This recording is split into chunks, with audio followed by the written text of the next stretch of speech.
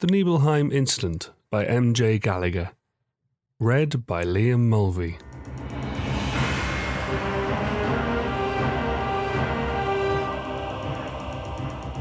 Prologue. 21st of September. Shinra Headquarters, Department of General Affairs. Tsung's eyes felt heavy as he stared at the monitor, watching the surveillance footage for the 100th time. The camera had been hidden on a pillar at the southeast corner of the church, constantly recording and sending the video feed back to the control room of Shinra Incorporate's General Affairs Department. Its angle captured most of the frail wooden pews, the old altar, and the main aisle, but focused primarily on the flower bed at the heart of the chapel. And there, in full view of its covert audience, the enigmatic leaders of Avalanche were trying to persuade Aerith to guide them to the promised land. Tsung knew the flower girl would reject their offer and escape the church with the help of his own colleague, but the image made him frown nonetheless. 6 weeks had passed since the incident, and still he was deeply troubled by the terrorist organization's attempts. It felt somewhat personal. On another day, Elfie and Fajito may have convinced her to join their cause, and years of his patient and meticulous work would have been lost. I cannot leave this to chance. She is too important. Aerith was an ancient, the lone survivor of a race that preceded modern humans. She and her biological mother Ifalna had once been research specimens of Professor Hojo, but carelessness had cost the company their prize captives, and Ifalna her life. The Investigation Division of the General Affairs Department, better known as the Turks, had been charged with locating the child and returning her to Shinra Laboratories. It was one of Tsung's first assignments, and he quickly achieved what others had not in several years of searching. He could vividly recall the day he attended the house in the Sector 5 slums, to ask the young girl to come with him. It was her destiny to lead the company to the Promised Land, a land said to be abundant in Marco and other natural resources, and one that could bring hope and happiness to the people of the planet. Not to mention immeasurable wealth to our directors. But, just as she refused Avalanche, Aerith had refused Tsung. She was a headstrong girl and among the most mysterious he had encountered while wearing the infamous black suit. Despite his recommendations, however, President Shinra had ordered the ancient be observed and protected, but no more. He sternly believed their Neo-Midgar program would have little success without her full and willing cooperation. It was Tsung's duty as a Turk to obey, and so he continued to wait for an opportunity to present itself. A sudden vibration in his breast pocket brought his wandering mind back to the present of the control room. Cursing himself, he paused the surveillance video and plucked the portable terminal from his suit jacket. It was early morning and he was in dire need of caffeine. But as he read the name on the telephone screen, a sense of foreboding washed over him. "Tsung here," he answered. "We have an emergency situation," came Chief Veld's husky voice, his tone the epitome of composure under pressure. "I've just briefed the executive, and the president demands action." Tsung was instantly alert, rising to his feet. "What's happened?" "One of our regional offices is reporting that the employees stationed at the Mount Nibel reactor have all vanished without a trace." "Vanished?" croaked the young Turk. "How?" "It's yet unknown," Veld replied grimly, "but it's serious enough to send soldier. The Turks are to scout ahead, though. Who do we have in the area?" "Heidi," said Tsung, quickly calculating the geographical variables. "She's currently at the airbase north of Cosmo Canyon." "Good. Dispatch her to the site at once." Sir, isn't that the facility where— It is. Veld cut him off, momentarily revealing a hint of apprehension. As the company's first Marco reactor, it holds a degree of historical significance. But that's not what has the executive concerned. I understand perfectly, confirmed Sung. Moving his fingers swiftly over the keyboard, he pulled the world map up on the main screen. A pair of pulsing red dots on the vast mountainous area of the western continent marked the reactor itself, as well as the local settlement of Nibelheim. We'll make sure the secrets of that place are not discovered.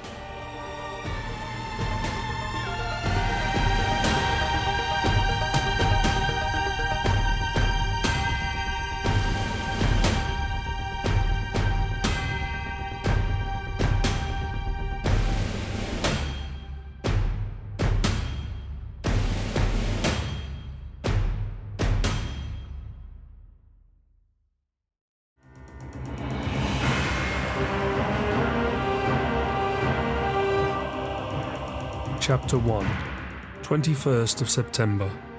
Shinra Headquarters, Department of Soldier. Embrace your dreams, and whatever happens, protect your soldier honor. Angeal had always made it sound so simple. Even in the early days of his soldier training, Zack's mentor had reinforced the principle. It had been cemented in Zack's psyche, the foundation on which every action, every mission, every decision to take or spare a life was based. Honor was the one thing that a soldier should never compromise, Angeal had taught him. You must be willing to die for it. Yet, Angeal had abandoned his honor in the end, and all that remained of his legacy was Zack's shattered credo. Is that how little soldier is worth these days? What do I have left to fight for? The express elevator shuddered suddenly, returning the young man to the present. He glanced up at the monitor above the door, watching the numbers increase as he ascended through the levels of Shinra headquarters. 22, 23, 24, 25. Time seemed to slow while he counted, adding to what had already felt like an eternity in this cramped silver box. For all the difference it might have made, he could have probably taken the emergency stairwell. Lowering his gaze, Zack caught sight of his reflection on the steel panels. He had not taken the opportunity to freshen up before heading for the soldier director's office, and noticeable patches of grime still clung to his bare arms, as well as the dark blue polo neck and baggy combat trousers of his uniform. Thick spikes of black hair fell clumsily to one side of his face, caked in dust from the city slums. Zack had spent the afternoon collecting scrap parts for Operation Midgar Full of Flowers, Wallet Full of Money. That was the adorable name his girlfriend had given their endeavour of building a flower cart and selling the lilies that miraculously grew in the Sector 5 church. He had been pleased with the results of his efforts, but Aerith seemed unnecessarily picky about the design of the wagon. Having been summoned back to HQ, there was not much more he could do right now. It's all about the flowers anyway. In truth, sad though he was to leave Aerith at the church, Sephiroth's call had come as a welcome surprise. But for a brief and recent meeting in Junon, he and Zack had seen little of one another since the events at Nibelheim. The company had eventually sent Zack on compulsory vacation in the aftermath of the assignment, presumably for his own mental health. The demands of his duties had limited his grieving, stalling his recovery from being forced to slay his mentor, and later 2 of his colleagues. Even now, after all these months, the deaths of Angeal, Esai, and Sebastian still felt raw. And I can hardly blame Sephiroth for avoiding me. Genesis and Angeal were his closest friends. With a resounding whir, the elevator began to decelerate, finally approaching the 51st floor. Eager to learn about the developments Sephiroth had spoken of on the phone, Zack fell into his usual habit of performing squats, quickly realizing the 6-foot greatsword on his back was something of a hindrance in such a tight space. Groaning, he stood upright, brushing a last wad of dirt from his bicep as the doors parted. The director's office for Shinra Incorporate's Department of Soldier was open plan for the most part, partitioned mainly by glass walls that bore various digital displays. Like much of the tower's interior, there was a grey, sterile look to the decor, broken only by the stark crimson diamond of the company's emblem. Zack had not attended the office in a while, but the faint scent of Lazard's aftershave still lingered on the air.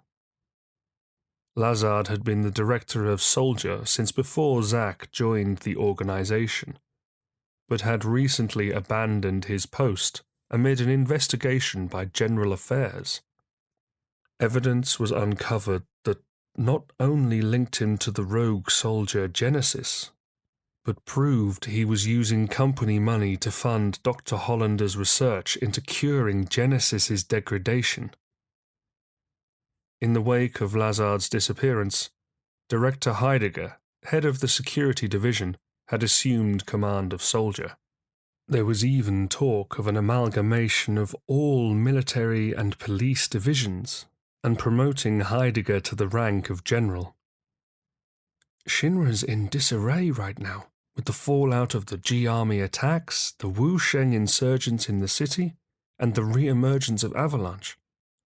Giving Heidegger more authority would be a disaster. I don't know what's worse, his incompetency or that stupid horse laugh. Following the corridor, Zack soon came to the central office of the 51st floor. A pair of stylish workstations dominated the broad chamber, vacant now that Lazard's computer and paper records had been confiscated. A library of reports and books covered one wall, and opposite it, the shuttered windows of private rooms.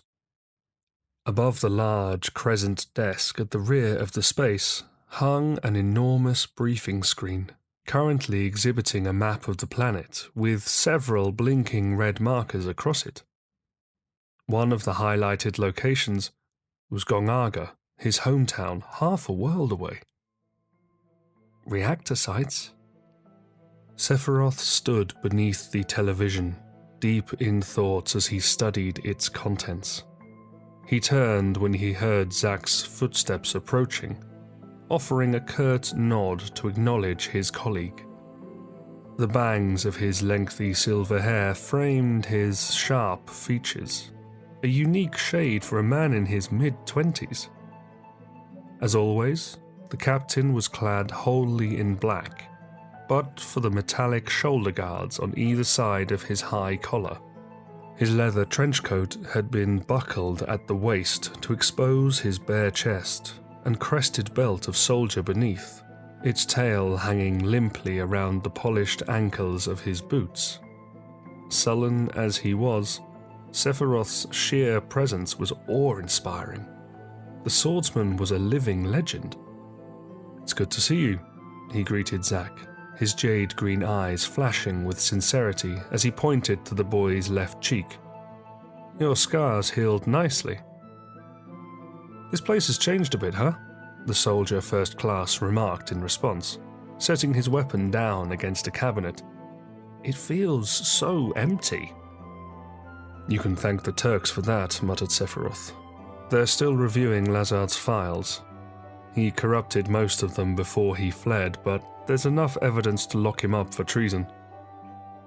Zack had always had a good relationship with the director, so learning the extent of his betrayal did not sit well. He frowned and gestured to the screen. So, what's the big emergency? An abundance of monsters have spawned near a regional Marco reactor, Sephiroth informed him. We received a distress call a few days ago, but it would appear the facility's workers have since gone missing. All of them? Sephiroth's expression was like stone, difficult to read. Local soldier operatives have vanished too. Huh? The company is dispatching a special soldier unit to investigate the matter. You or die, to be exact. Understood, mumbled Zack, folding his arms across his chest and turning away. The captain peered at him curiously. What's wrong? It's just... Zack paused for a moment, sighing. I thought you'd found something out about that other matter. At their last encounter, Sephiroth had intimated to Zack his suspicions that Genesis did not die at Nibelheim, and that throwing himself into the abyss of the frozen mines was a ruse. In recent months, Genesis's foot soldiers had been sighted all around the planet, seemingly searching for something. Sephiroth was convinced their theft of Hollander's anti-degradation equipment from Nibelheim, not to mention the successful breakout of the scientist from Shinra custody, was proof that his old buddy lived. The missing soldiers were the ones tracking Lazard, he replied grimly, leaning back on the desktop. They also reported strange pod-like devices at the reactor. Zack's jaw dropped, and he met Sephiroth's gaze. You mean... are they Hollanders? Probably, he speculated, his brows furrowing. We may find the fugitives there. Lazard, Hollander, and Genesis, finished Zack, lost for words. Could his theory really be true? If so, then Angeal... We should go pay them a visit, Sephiroth said as he straightened up, slowly pacing across the room, his long locks floating behind. Zack nodded, straining to keep the eagerness from his voice. Definitely. Then go gather your things, he instructed, stopping in front of the library to admire the collection. Our Turk contact is currently en route. We'll depart as soon as you and the men are ready. Roger that, beamed Zack, saluting his superior and grabbing his buster sword, making for the exit. Our orders are to inspect the reactor, Sephiroth called after him, halting the young first class in his stride. They say nothing of old friends. Zack glanced back over his shoulder, watching the captain stare absently at the books for a few seconds before lowering his head. Sephiroth had rejected the Nibelheim mission because he knew how it would end. This time, things were not so transparent. What are you going to do? Depending on how things play out, he answered pensively. I may have to abandon Shinra. But until then, I'll remain loyal to Soldier. As will I, answered Zack, leaving him to his thoughts as he started back to the elevator. Whatever happens, protect your soldier honor.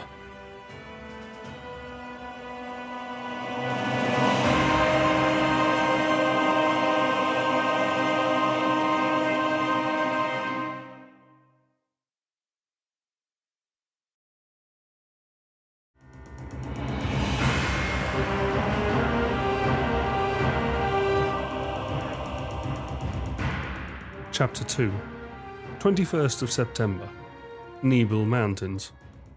The darkening storm clouds loomed on the horizon like a wall of silver, casting an ominous shadow over the plains to the north.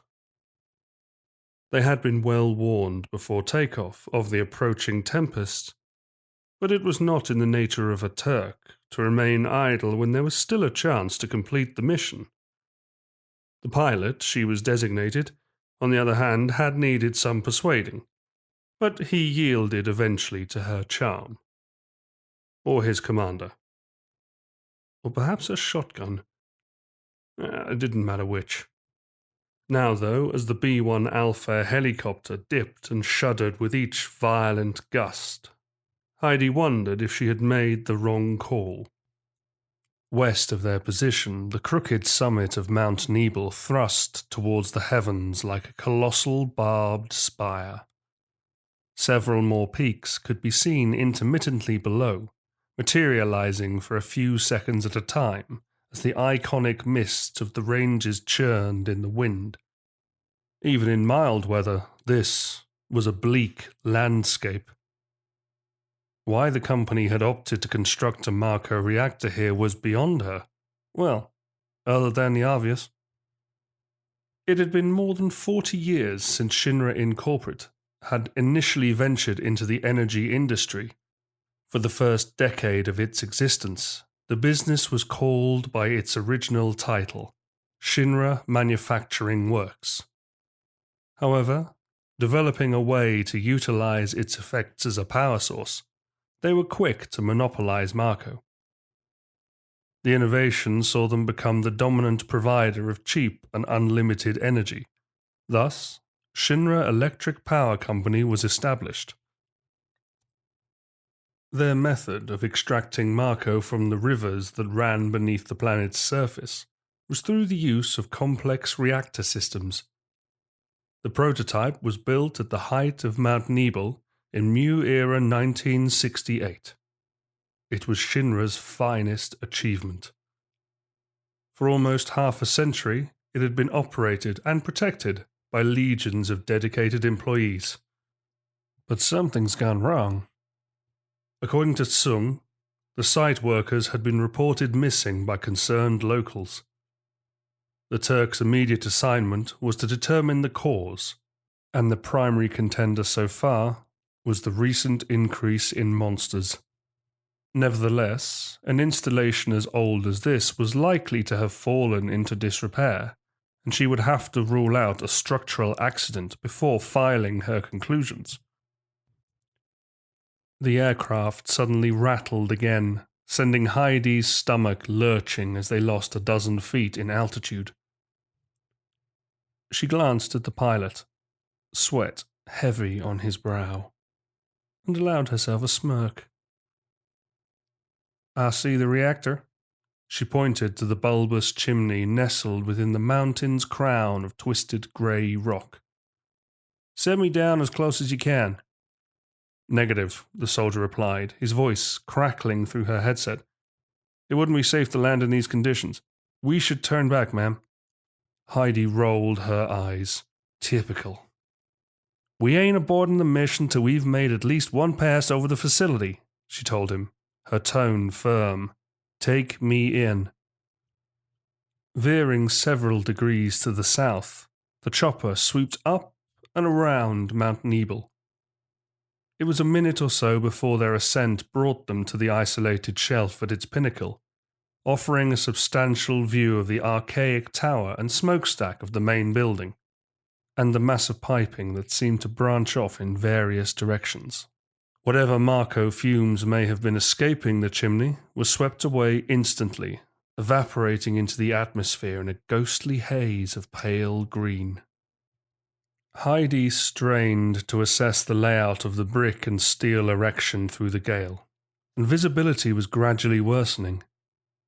Reaching into the breast pocket of her black suit jacket, she withdrew her personal terminal device.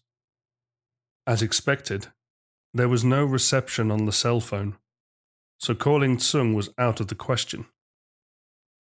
Considering her options, the Turk removed her headset and unfastened her seatbelt, clambering from the chair and out of the cockpit. "What are you doing?" the pilot shouted over the din of the helicopter's rotors. Drawing her long, sandy blonde hair into a ponytail and strapping the shotgun across her back, She gave him a playful wink. Improvising. At the rear of the hold hung a row of emergency parachutes. She grabbed the nearest one and slipped it over her arms, recalling what she knew of jumping from airborne craft.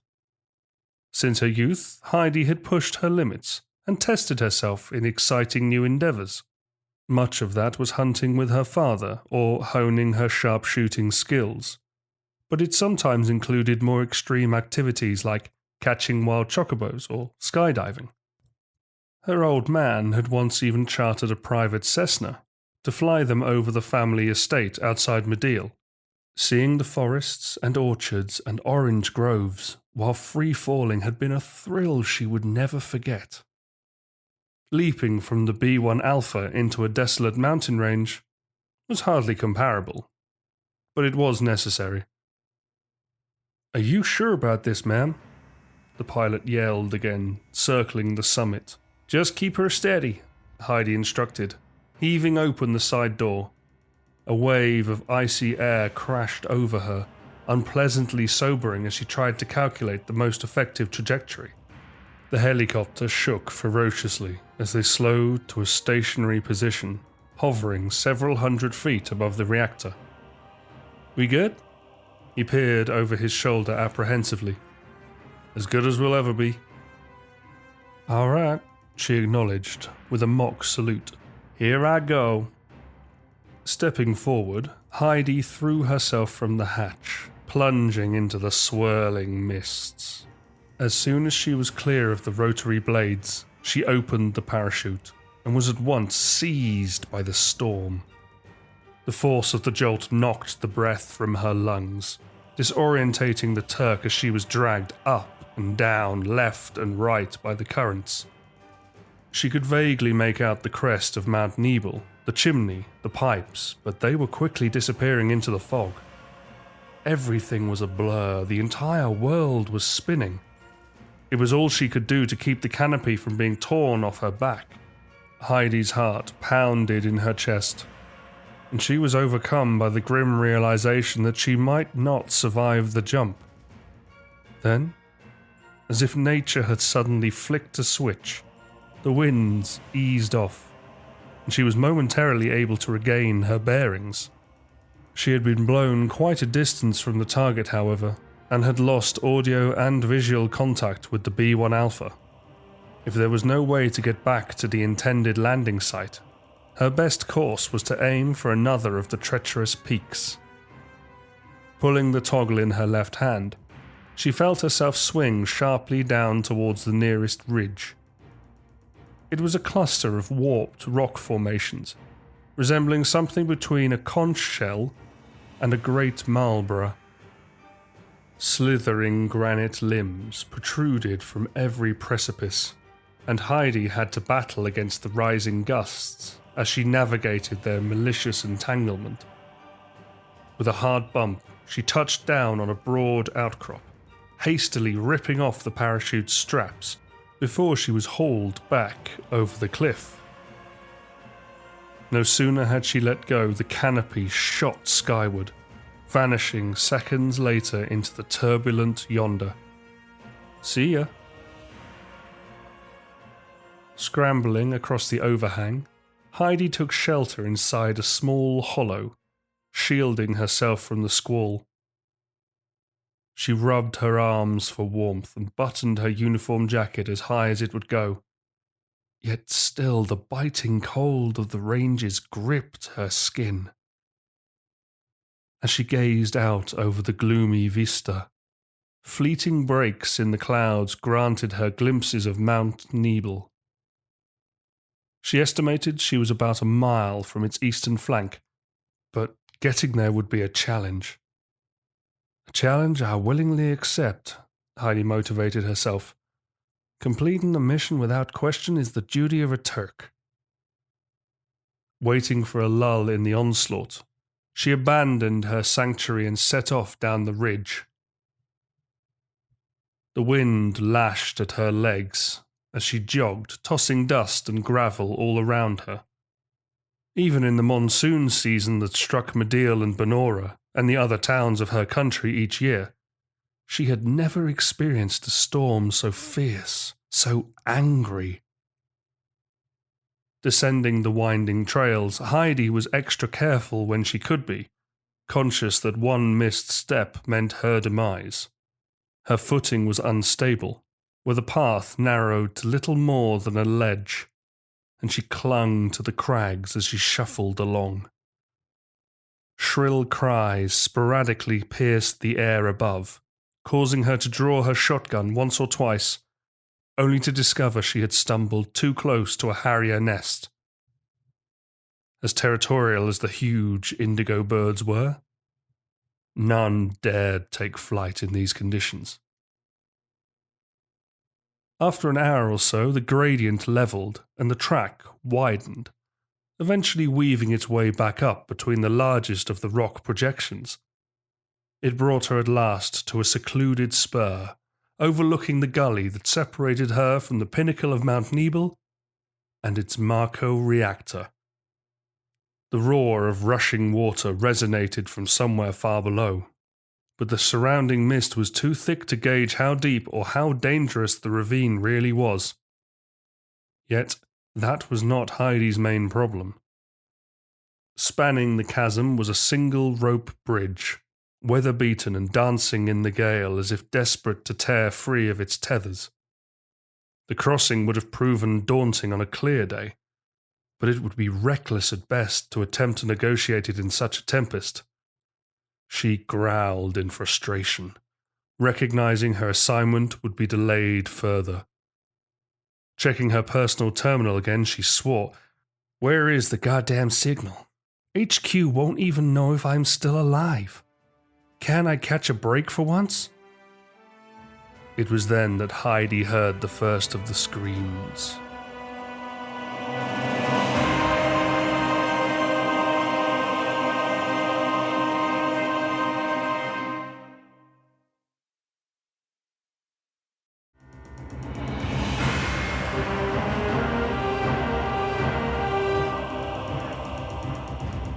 Chapter 3, 21st of September, Sector 6 Slums.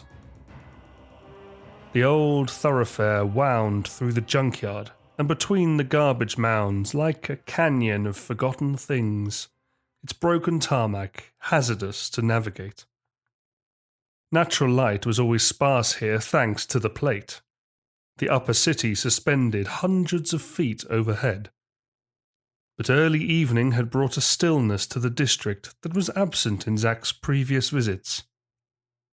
The air remained thick with dust and pollution, however, making it unpleasant to breathe. He could even feel the grime weighing on the spiked locks of his hair. A short way ahead, looming above the piles of debris and abandoned steel, was the immense concrete wall that partitioned Sectors 6 and 7. 50 feet in height and stretching as far west as the metropolis limits, it was veiled beneath a mosaic of graffiti, and beyond it towered the floodlit bodies of the support pillars. The enormous granite columns stood alone at the center of Sectors 7 and 8 respectively, engineered to bear the weight of the entire wards on the plate. Peaceful though the trail was, Zack maintained his vigilance. The slums of Midgar's lower city had not been without their troubles over the last year, and Sector 6 was no exception. Zack had personally led missions in these parts to locate and eliminate remnants of the Crescent Unit, mercenaries and revolutionaries loyal to the defeated Wutai Empire. Renowned for their espionage, the Wushen had infiltrated every level of society, and their influence was felt from the stalls of Central Market to high-ranking Shinra corporate officials. The foot soldiers of Avalanche and the GE Army were brash and clumsy by comparison, and those conflicts were far simpler to resolve. And that was all before he even had to consider gangs, bandits, or the weapons development department's faulty robotech still roaming the streets, unable to distinguish between soldiers and the swarms of dangerous insectoid vermin that infested the rubble. Zack hated how much the latter proved Genesis' theory right. Are soldiers truly that similar to monsters? Safety was the main reason he had always discouraged Aerith from venturing through the Sector 6 slums alone. He would blame himself if something happened to her. He was here with her now, though, and that was what mattered. A first-class escort was the best protection anyone could ask for, not to mention the deterrent of the Buster Sword on his back. She had written him a list of 23 tiny wishes, all of which added up to them spending more time together. He was delighted to oblige, even if on this occasion it was only for a little while. Until our next date, the list will remain secure in my pocket. So, when do you think you'll be done? Aerith inquired, snapping Zack from his musings. He glanced over at her as she pushed the flower wagon around a discarded section of piping, admiring the strength she possessed for such a dainty girl. At 17, a year younger than himself, she was shorter than Zack by a whole head. She was petite in stature, but her demeanour radiated warmth. Large, pretty green eyes peeked out from behind her fringe, while the rest of her plaited auburn hair cascaded her spine, tied back with the pink ribbon he had bought her as a gift the first day they'd met. She currently wore a knee-length blue and white striped dress, a personal favourite of his, adorned by one of her golden lilies. It was often said that it was impossible to grow flowers in Midgar, but for some reason they had no problem blooming in the Sector 5 church where Aerith tended them. Their beauty had always struck Zack as a business opportunity, but it had taken until recently to convince her that bringing joy to the people of the slums did not mean she could not also make a little profit. And so, the pair had built the flower cart over the last week, cobbling together what they could from scrap and tools they found lying around the chapel. Zack was quietly proud of the outcome, but Aerith had shown her fussy side by criticising its improvised look. Nevertheless, Operation Midgar full of flowers, wallet full of money, was now in full swing. It's quite an important assignment, he eventually answered her question, shrugging. I have to leave the city for a while. Aerith bit her lip, trying to hide her disappointment. When will you return? I really don't know. Oh. She hesitated for a moment, her eyes falling to the ground. Can I call you? Of course, Zack insisted reassuringly. And don't worry, the job will be a cinch. I'll be back in Midgar in no time. Aerith smiled at him affectionately, but said nothing more, instead focusing on the path ahead. They soon came to a small hamlet, comprised of a dozen or so shanty homes that circled a broad communal forum. A group of kids were kicking a ball around a makeshift pitch, using bricks for goalposts. The sight reminded Zack of his childhood in Gongaga, and the games he and his friends would devise to entertain themselves. When lives were simpler. North of their position, Zack could see the great dome of neon light that surrounded Wall Market. Located at the base of the central complex and wedged between the Sectors 6 and 7 partitions, the quarter was a haven for Midgar's criminals and undesirables. Rough bars, seedy brothels, and black market trading were just a few examples of what was on offer there. Overseen by the notorious underworld boss, Don Corneo. Crossing the forum and following the road, the debris suddenly parted to reveal a neglected children's playground known, ironically, as Green Park. The yard was complete with swings, a sand pit, and the curious addition of a rotund Moogle shell, with a slide curving from its yawning mouth like a tongue. Despite being surrounded by unnerving silhouettes of rusting machinery and collapsed buildings, there was a comforting aura about the spot. It was easy to see why this was Aerith's second favourite place in all the slums, and why she had chosen the park to launch Operation Midgar Full of Flowers, Wallet Full of Money. He had a real good feeling about their chances. Wheeling the flower cart through the gates and into the playground, Aerith parked it alongside the swings. Her brows furrowed. She took a step back to inspect the wagon, deliberating over their use of a walnut basket and old bicycle tyres. Amid the dull grey of the slums, her posies of lilies and tulips and sunflowers were an explosion of colour. "It's really cute," she decided at last, turning to face Zack. "I like it. Do you think we'll sell many?"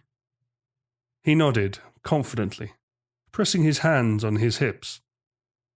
"I do, but just give it a little time. A lot of people will come, you'll see." "I don't know if—" Aerith cut off, her eyes lighting up as she glanced across the park. "Oh, a customer!" Zack spun to see a young man with dark hair and a body warmer crossing the yard from the opposite direction. His muffled singing and stumbling movements suggesting he had enjoyed an afternoon at some of Wall Market's finest establishments. Seizing the moment, he scurried towards the lad wearing his salesman grin. The customer stopped dead when he noticed Zack coming, a look of genuine terror spreading across his features. "Hey, you there. Want to buy some flowers?" The young man gaped in bewilderment, his gaze flitting back and forth between Zack's soldier uniform and the great sword he carried. "What?" "Flowers," Zack persisted, gesturing to Aerith and the cart. 10 gil a pop. The special one-day offer. You're not going to find a better price anywhere. I spent all my money at the Honey Bee Inn, he admitted, slurring his words a little. Reaching into his pocket, he sheepishly held up a flyer for the Gentleman's Club, complete with a gorgeous redhead in a skimpy bumblebee leotard. "I only have 5 gil left." Zack frowned. Okay. Wait here a minute." Leaving the boy dazed and confused, he sprinted back to Aerith to advise her of the offer. He found her giggling to herself, covering her mouth with her hand. Her auburn bangs framed her face beautifully, and it made his heart burst with joy to see her amused. "Well?" Aerith managed through her adorable titters. "The customer says he'll buy if you can go down to 5 gil. "Sure," she agreed cheerfully. "Any price is fine." "No, we have to be more aggressive than that," contended Zack. "I'll renegotiate for 7 gil. "Renegotiate with who?" Aerith erupted with full-blown laughter. "He ran away as soon as your back was turned." "What?" he gasped, frantically scanning the area. The lad could not have made it far, but there was no point in chasing him. Zack hung his head in disappointment. "I'm sorry, Aerith." "Why are you sorry?" she beamed, clasping her hands together. "I'm having such a wonderful time." "Because you're here with me." Buoyed by her words, Zack began patrolling Green Park and its adjacent thoroughfares for signs of passers-by. Dusk was slowly creeping upon the slums from beyond the city's eastern boundaries, and broken shafts of orange-pink light breached the underside of the plate at random intervals to cast mesmeric illuminations across lower Midgar. The colours reminded him of that fateful evening in Nibelheim, the way the sunset reflected on the snowdrifts and icy bay. "Angeal, I miss you." It was not long before another potential consumer appeared, this time in the shape of an attractive middle-aged lady. Spotting the flower wagon, she took an immediate interest in their wares. "Welcome! Welcome!" Zack greeted her enthusiastically, shepherding her across the sandpit. "Would you like to buy a flower?" "Wow, they're very pretty," she said as she neared, admiring the bouquets. "Of course they are." He continued his sales pitch, motioning flamboyantly. Aerith here tended to them with love and care. "Is that so?" the woman replied, nodding in appreciation. "Well, I think it would be fantastic to see these flowers growing all around the slums." "Yeah, that's mine and Aerith's dream," Zack waffled on, failing to note Aerith's expression change, her smile fading as she looked away. "Not just the slums either. We want to fill the whole of Midgar with flowers. If they were under an open blue sky, I'm sure they could blossom all over Midgar." By the time she had finished browsing, the lady had parted with 100 gil in cash and claimed more than a quarter of the wagon's contents. Repeatedly thanking her and waving until she had vanished entirely from sight, Zack felt himself fill with pride. Puffing out his chest and putting his hands on his hips like a superhero, he turned back to Aerith, but was surprised to find her downbeat. "What's wrong?" he queried, placing a comforting hand on her arm. "Remember what I asked you before?" she began, her voice softening as she peered up at him through sad eyes. "About whether the flowers might like going to the city above?" Zack was unsure what she was saying, or if it was just another of her quirks. She had once told him she was scared of visiting the plate because of how close it took people to the heavens. He had often wondered if there was more to this irrational fear than she let on. Perhaps something from her past. "Are you still afraid of seeing the sky? When you come back from your assignment, can we go sell flowers in the upper city together?" she asked, almost pleadingly. "I won't be afraid if you're with me." "Yes, I'll go with you," he answered sincerely, desiring nothing more than to make her feel safe. "That's a promise." "Thank you, Zack." Aerith took his hand in hers, gazing up as the kids from the hamlet came charging into the park. Patting down the creases in her dress and adopting her best business-like face, she cleared her throat. "If you'll excuse me, we have more customers." Chuckling to himself, Zack watched her approach the children with exaggerated gusto, gaining their instant affection the way he had witnessed her do so many times before.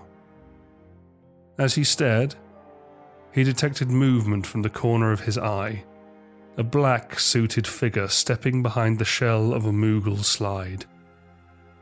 His heart sank.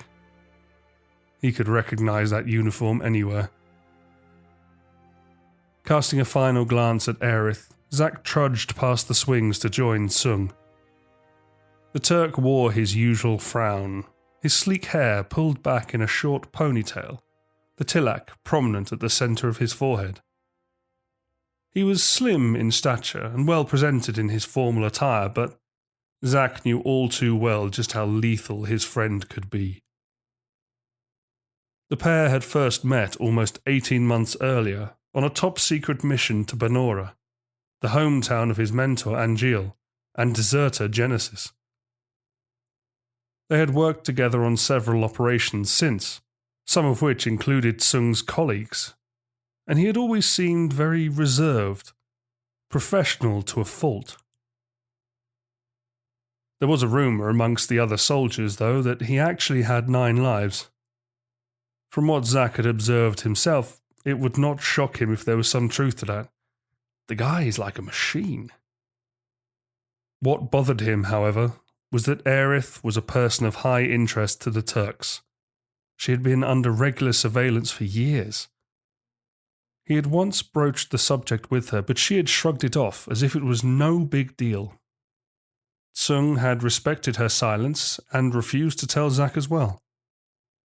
The whole thing had been a mystery to him. until Cisne let slip a few weeks earlier. Turned out, Aerith was a survivor of the ancients, thought to be the last of her race. She really is one of a kind. Spying on us again? Zack challenged him, folding his arms. You're not planning on kidnapping my girl while I'm out on a job, are you? Don't worry about Aerith, Tsung responded coolly. Protecting the subject is part of our mandate. Zack rolled his eyes. You make it sound so honourable. I've known Aerith since she was a young girl, said Tsung, momentarily shifting his attention to the crowd around the flower cart. In those few seconds, an expression flickered on his face that Zack had never seen before. Something akin to guilt or regret. I was watching over her before you even joined the army. That's why you're the only person I can depend on. Zack sighed, recoiling as Tsung let out a sardonic snort. What? What's so funny? No reason. Shaking his head, the Turk checked his watch. You know Sephiroth's waiting for you at headquarters, right? Yeah, Consul's already mailed me. Your team's almost ready for departure, he told Zack. The sooner you set off for Nibelheim, the better. I've already lost contact with our scout. Roger that, accepted Zack, retreating to say his goodbyes.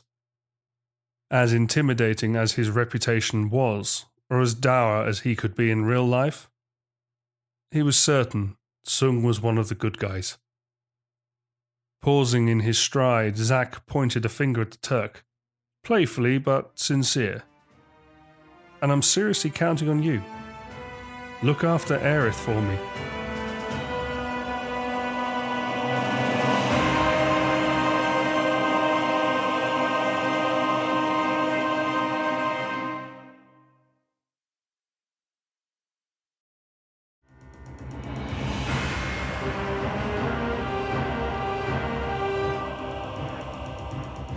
Chapter 4, 21st of September, Nibel Mountains. Tifa's hair lashed about her face as she stumbled along the mountain trail, fending the long black locks off with one hand, and holding her cowgirl hat firmly on her head with the other. The roar of the wind was deafening at times, and was even playing tricks with her mind. Once or twice, she could have sworn she heard a helicopter somewhere amid the whipping mists.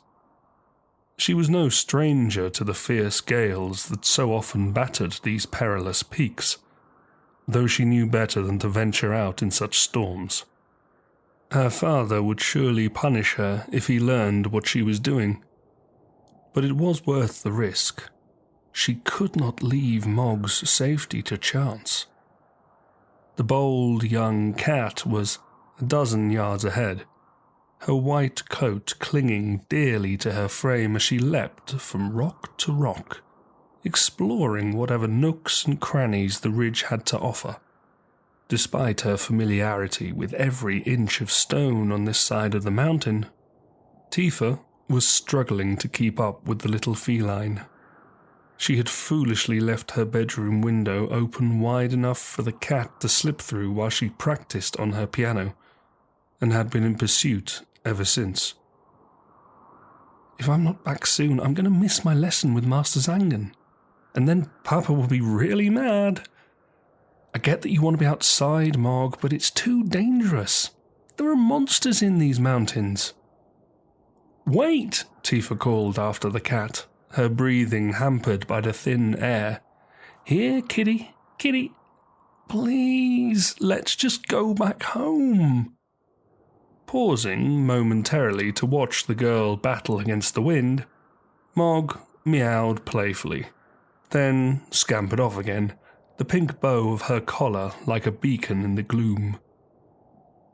Tifa let out a frustrated cry, trudging forward on the incline. Under her skirt, the skin of her exposed thighs were beginning to turn numb in the biting chill, but her muscles burned with fatigue.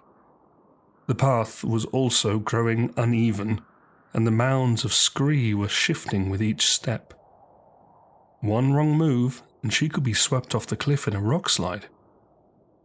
Papa would never forgive me if I had another accident. After another 100 feet or so, the track levelled out to form a small shelf that followed the precipice westbound. A wall of dark granite loomed above her on one side, and the mists disappeared into the depths of the ravine on the other. Somewhere below, the river frothed and churned, its torrent fed by the network of springs within these peaks. Edging her way around a bend in the path, Tifa spotted Mog a short distance ahead. "Hey, I told you to wait!" The snow-white feline made no attempt to flee as her owner approached, and Tifa was quick to recognize something was wrong. Mog's heckles were up, her shoulders hunched, ears flattened against her head. She was hissing and spitting venomously. Her eyes narrowed, her focus set on the shadowy hollow further along the crag. Why is she... Tifa screamed as a deathclaw emerged from the cave, its skeletal features snarling at her cat. The creature moved upright on two sturdy legs, with a snake-like neck that extended from its armored torso as it surveyed its prey with a beady gaze. 8 large arms flailed hungrily on its back, each boasting a foot-long pincer. Illustrations of the fiends in her schoolbooks had always terrified Tifa, but to encounter one was the stuff of nightmares. She had been stupid to come onto the mountain herself, and now it was too late. Mog hurriedly retreated from the threat, cowering behind the girl as the Deathclaw used its pincers to grope its way along the precipice towards them. When it suddenly hurled itself from the rock, Tifa screamed again, frozen to the spot in fear. Her mind raced in a desperate bid to recall what Master Zangan had taught her, but it was not obvious how her martial arts might fend off such a brute. Fangs born, the Deathclaw lowered its head, preparing to charge. Tifa adopted her best defensive stance, light on her toes, letting her cowgirl hat fall behind her shoulders, its straps tugging against her collar. She raised her fists and glared at the monster, not once allowing her gaze to falter. Accepting the challenge, it began to advance. "Mama, help me!" Tifa's third scream was barely a whimper compared to the explosion of sound above her, and the next few seconds seemed to pass in slow motion. The shotgun blast blew half of the pincers from the Deathclaw's back, causing it to howl in agony as it tumbled to the ground. Dark blood sprayed across the stone, the creature writhing and thrashing as it fought to face its assailant. Tifa watched in awe as a woman leapt from an elevated ledge, landing deftly between herself and the foe, unloading another volley of shotgun pellets into its midriff. The Deathclaw was launched backwards in a violent burst of smoke and armoured flesh, its body twitching as it slumped against the cliff. "Please, stand back," instructed the stranger, pulling a handful of shells from the jacket pocket of her black suit and reloading the weapon. Aiming the barrel at its drooping head, she cautiously approached the monster, kicking a stone in its direction to test its response. "Yep, this one's definitely a goner." Thank you," Tifa managed, hastily bending down to scoop up Mog before she ran away again. "Are you all right?" asked her savior, turning away from the Deathclaw. Holstering her automatic shotgun, she made her way over to the shaken girl. She was younger than Tifa had first realized, perhaps in her mid-20s, and prettier too, with long, sandy blonde hair tied in a high ponytail, and bangs that hung wildly on either side of her face. Her formal clothing was distinctly out of place in such an environment, but it was clearly no hindrance to her firearm skills. Tifa's words caught in her throat as the stranger stopped several paces away, her heart still thumping in her chest. I think so. What are y'all doing up here anyway? The stranger posed, assessing Tifa with curiosity. My cat, she replied, sheepishly, gesturing to the little feline. I've been chasing her for hours, trying to get her back, but that thing... In her arms, Mog purred softly, ignorant of the distress she had caused. You went after her? The woman gasped. Don't you know what lives in these mountains? Of course I do, Tifa spluttered defensively. Everyone in Nibelheim does. The old legends say no one has ever crossed Mount Nibel and survived. So I've heard, the lady humoured her, frowning as she checked her cell phone. There's also the Mako reactor. Normally, I would have made y'all wait here while I went ahead to investigate the facility. But the storm's getting too dangerous. I guess I'll have to take you back to town. Tifa was in no mood to argue. Sure.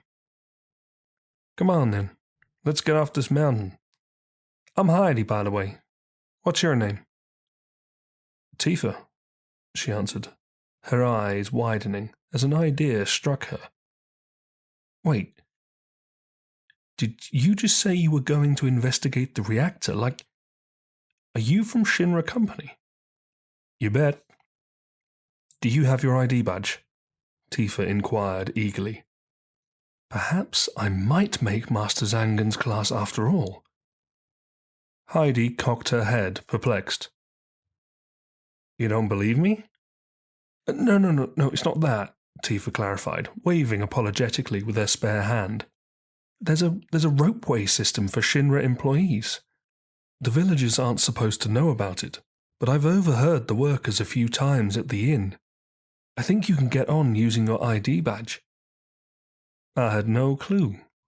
My boss never said a thing. Heidi studied her for a moment, then grinned. You know where it is? I do, yeah. Then lead the way. Ensuring Mog was safely secured under her arm, Tifa did as requested, and together they began back down the cliff trail.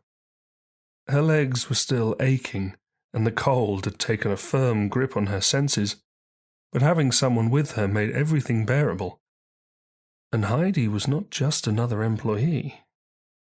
She was a badass from the Shinra Company unlike anyone Tifa had ever met. The embodiment of what she hoped to become with her martial arts tutelage. The ropeway station itself was only a short distance from where Heidi had felled the Deathclaw. Following the ridge to the north face of the peak, they were soon brought to a dated wooden platform whose only shelter was a creaking canopy of weather-worn timber. A gondola was waiting for them in the bay, swaying on its track of suspended metal cables. Despite being aware of their existence, Tifa had never set eyes on any of the ropeway cars before, and was immediately discouraged by what she saw. She had expected a luxury compartment of Shinra's typical standards, but the gondola in reality resembled a hanging prison cell. Its exterior comprised of thick steel panels and reinforced windows. The only item that seemed remotely modern was the security panel behind the cabin's doorway, a state-of-the-art card reader. Bingo, Heidi declared cheerfully as she swiped her badge over the reader, the resultant bing indicating that the hatch could now be slid open. Talk about employee benefits. The air inside the car was stale, the type of smell Tifa associated with the cellars in some of Nibelheim's older houses. Frayed leather seating dominated the space, with room enough for half a dozen people. Allowing Mog to slip from her grasp and inspect the cabin, Tifa dropped into one of the chairs, watching Heidi examine the aged control terminal. With a shrug, the young woman shifted a lever from the summit position to base, and a loud clunk on the door told them they were locked inside.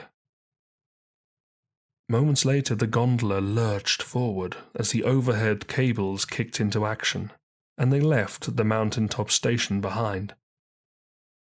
Beyond the rattling glass windows, an ominous vista of grey clouds and gnarled sub-peaks spread out in every direction.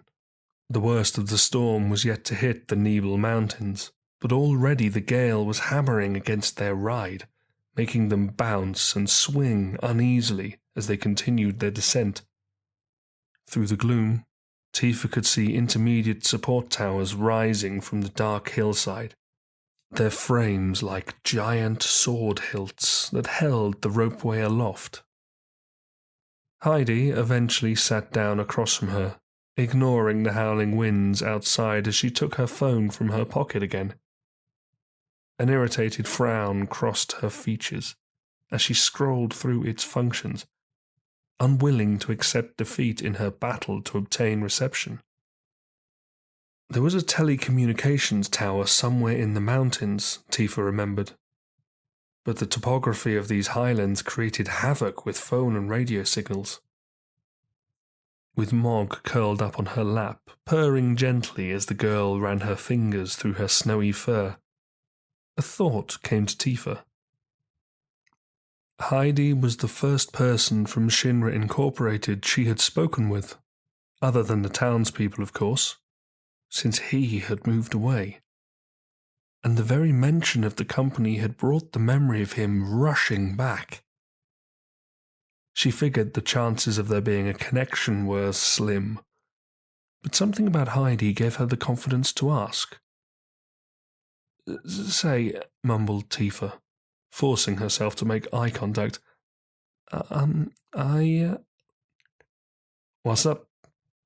Heidi was much better at this, chuckling to herself in amusement as Tifa tried to find the words. "It's just... I kind of have a question." "Go ahead," she replied with a nod. "Do you... Tifa hesitated. "Know a boy called Cloud?" "Cloud?" Heidi raised an eyebrow. "I met someone by that name on a mission once. Quiet kid, spiky blonde hair." "He a friend of yours?" "We grew up together," Tifa explained, feeling a flutter in her stomach at the idea Heidi may have actually encountered Cloud. "He left the village 2 years ago, saying he was going to join Soldier. Before he went, we made a promise to each other. It seems silly now, but it meant a lot to me at the time."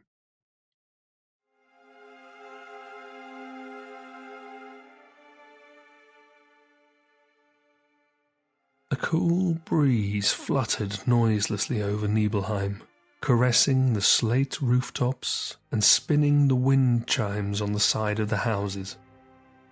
The late evening sky was aglow with a plethora of constellations, each as beautiful and complex as the next, opening the gateways to the cosmos. Tifa shivered as she ran, her short blue dress barely protecting her from the chill. I should have grabbed my jacket before sneaking out, but Papa might have noticed it was gone. As she neared the old water tower, she saw the lights of the stores and taverns around the square had already been dimmed. Only the street lamps and starry heavens now kept the town from being plunged into darkness.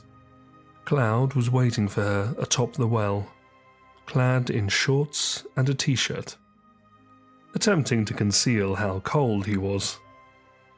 Scampering across the plaza, her long plaited pigtails bouncing behind her neck as she ran, Tifa tried to calm her nerves, but her heart beat fiercely in her breast. Cloud was not the first of her schoolmates to summon her to a secret rendezvous, but he was certainly the first that mattered. "Sorry I'm late," she panted, leaning on the frame of the water tower while she caught her breath. Observing her with those deep azure eyes, Cloud knelt down and helped her onto the wooden ledge. Together they sat at its corner. "You said you wanted to talk to me about something?" "Come this spring, I'll be leaving for Midgar," he announced, clearing his throat. A wave of nausea washed over Tifa, as if she had been punched in the gut. Terrified of letting him see how she really felt, she did her best to put on a contemplative expression. "All the boys are leaving town," she responded after a while. "I'm not like them," Cloud snorted contemptuously.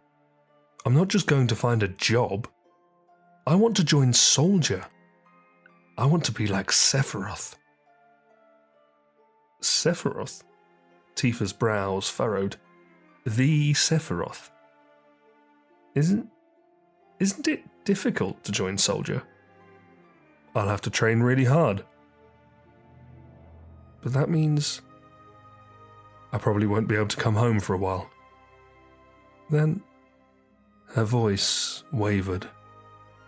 She turned her head from Cloud's, fighting back tears, and slowly clambered to her feet, wandering a handful of paces around the structure. "Will you be in the newspapers if you do well?" "Well, I'll try," he stammered, confused. He peered at her inquisitively, but she pulled her face away again, hiding the single tear that trickled down her cheek. "Tifa, let's make a promise," she whispered. "Huh?" "If you get really famous and I'm ever in a bind, you'll come rescue me, right?" "What are you talking about?" "Just promise me that whenever I'm in trouble, my hero will come rescue me. I want to at least experience that once." Cloud gaped at her in astonishment. After a few seconds, Tifa looked back at him and smiled. She knew how much he longed to be special. To be called someone's hero would mean the world to him. Blushing slightly, she raised her gaze to the heavens. Cloud did the same, and together they watched a shooting star pass gracefully over the deepening purple sky. "All right," he agreed. "I promise."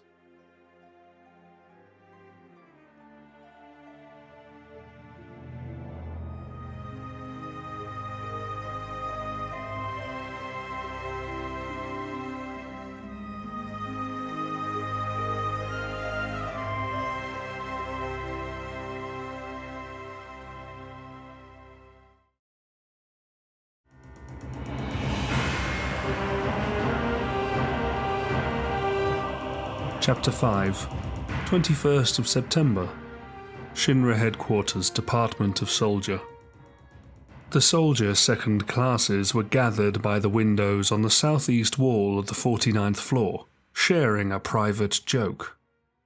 Their laughter reverberated across the sunken lounge area, whose leather sofas and holographic tables were vacant at this time of evening. Cloud was starstruck as he watched the group from the corner of his eye, admiring the deep purple of their uniforms, the broad swords on their back, and the bravado that oozed from their every action. He longed for a chance to join this elite force of the Shinra army, to be recognized as a hero. His dream was yet to come to fruition, though, and the failure bothered him far more than he dared admit to his colleagues, far more than he dared admit to himself. 2 years had come and gone since Cloud had abandoned Nibelheim for the gleaming lights and towering skyline of Midgar. Enrollment had promised so much. Even a fresh-faced 14-year-old kid from the sticks could make a difference in the war. The conflict was over now, and try as he might, he was no closer to passing the soldier exam. The older guys of his security division squad often encouraged him to keep his chin up, work at his training. But it was no use. He was just not strong enough. I might never be. Despite regularly signing himself up for the special missions, he had only been invited to the 49th floor, the soldier department, twice before. Once for an assignment escorting a company scientist from the slums, and once in preparation for the raid on Nibelheim. Neither job had gone as planned, and Cloud had been lucky to escape with his life on both occasions. Was he the common denominator? Was it his weakness that had caused everything to go wrong? Cloud shuddered as he recalled the events in the permafrost region. How he had so carelessly confronted the rogue soldier Genesis, then failed to apprehend Dr. Hollander. The stench of the Marco fumes from the Medeo excavation site still lingered in his nostrils, haunting him. Beyond the windows, an unobstructed vista of jade-green reactor smoke was doing little to remedy that, billowing from the chimneys on the peripheries of Sectors 4 and 5 of the upper city. The dancing vapours mesmeric against the darkened sky. The muffled drone of a helicopter suddenly breached the lounge, and a black BO-9 helicopter swooped by outside, no doubt carrying a member of the executive to the helipad atop headquarters. Talk had been circulating the barracks of a looming inspection by the vice president, and Cloud wondered if the craft bore the enigmatic Rufus Shinra. We're both around the same age, but the president's son lives in a totally different world. Until he joined the army, the only teenage boys Cloud knew were the ones from his hometown. Many of them had made the same journey to Midgar in search of fame or riches, or simply just an improved standard of living. He had repeatedly ignored their invites to reunions or other such get-togethers, though. They had not been his friends in Nibelheim, so he had no reason to pretend they were now. I've probably been in schoolyard fights with most of them. In truth, there was one person he did care about from that crowd, but she had remained behind in the village. He pondered if she ever thought of him, or of the promise they made. If he could be anybody's hero, he would be Tifa's. Cloud glanced up as the helmeted second class, the guy who had introduced himself as consul, parted from the group and crossed the sitting area. Trotting up the steps to the main hallway, he gave the young infantryman a casual salute. Cloud responded in kind, watching him disappear towards the elevators. Several feet away, his fellow security division volunteers, Red and Laguna, muttered something sarcastic under their breaths. There had long been a rivalry between the departments, and the pair were seemingly of the traditional opinion that soldiers were not to be shown respect. That said, he had overheard their earlier banter about having to escort some delegates from the Coral region last month, specifically mocking the rowdy dark-skinned giant that had been among the party. Maybe the humour was just their version of camaraderie. Like Cloud, both Red and Laguna were clad in the law enforcement uniform of a grainy blue tunic and combat trousers, with metallic pads on their shoulders and knees, and a belt and braces ensemble that allowed them to simultaneously carry a truncheon and an automatic rifle. The garments hung loose and heavy over the lean physiques of the two, their short-haired heads swallowed by hooded collars. But behind their jovial facades lurked shrewdness and experience. Cloud knew little of the men, only that they had weird accents and were veterans of these missions. To them, he was just a rookie. Perhaps his take on Red and Laguna's attitudes did them a disservice, though. The trio had been made to wait on the team leaders for quite some time, so their impatience was justifiable. Frowning, he checked his watch. 19:59, almost exactly an hour late. Hearing the dull resonance of boots on the polished floor, Cloud peered towards the adjacent corridor, expecting to see Kunsel again. He gasped, however, as a soldier first class rounded the corner, the long black spikes of his hair drawn back from his chiseled features, save for one that hung lazily over his right eye. In that moment, his nerves about the assignment began to ebb away.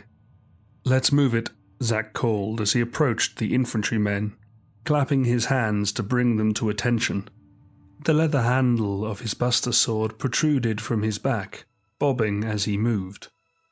Cloud had witnessed the great blade in action during the G Army's recent raid on Junon. It was a weapon of rare beauty and required a wielder of immense strength and skill.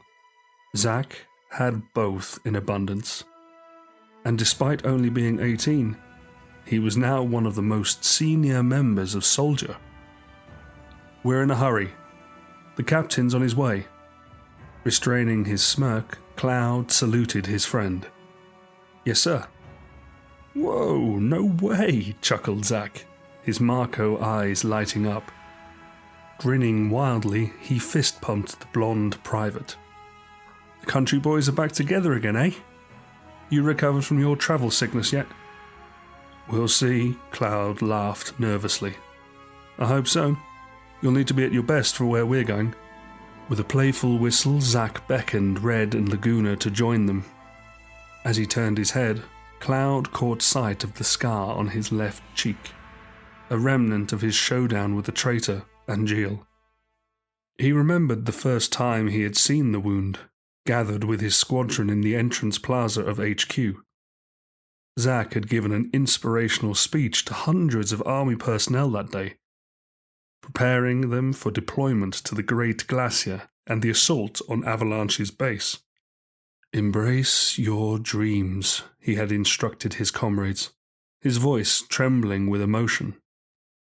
"And whatever happens, protect your honor." Cloud would never forget those words. They had given him courage when all seemed lost. He hoped he would one day find a way to tell Zack how much they meant to him, but it was a little embarrassing. "Maybe I could just write it down?" "Did I hear you say the captain's joining us?" Laguna's question snapped Cloud back from his musings, and he moved to make room for his colleagues. "That should be him now," replied Zack, stepping aside as the sound of hastened footsteps reached them. All three infantrymen at once stood to attention as the captain of Soldier emerged from the hallway, the tails of his black trench coat bounding at his ankles. He was tall and slender, with much of his muscular torso exposed, and strode with an aura of authority. Cloud had never seen his childhood hero so close in real life, enchanted by his majesty and iconic silver hair. He really was every inch the legend that his reputation suggested. "Sephiroth?" "Our transport to Junon is waiting," the captain said in a low, cool voice, his piercing gaze sweeping over the trio. "Let's get going. We have a long journey ahead of us." "Where are we headed, sir?" Red asked in his gruff, outlandish accent, lowering his salute. Sephiroth studied the man for a moment, the details of his sharp face betraying no emotion. "Nibelheim." Cloud's jaw dropped. It was the last place on Gaia he had expected to hear. His mind reeling, he watched dumbfounded as Sephiroth spun on his heels and set off in the direction of the elevators, Red and Laguna marching behind. Smiling knowingly at his young friend, Zack leaned over and patted him on the back. The force of it was enough to make Cloud stumble forward, dazed, his heart racing. Nibelheim, he repeated to himself in silent disbelief. I'm going home.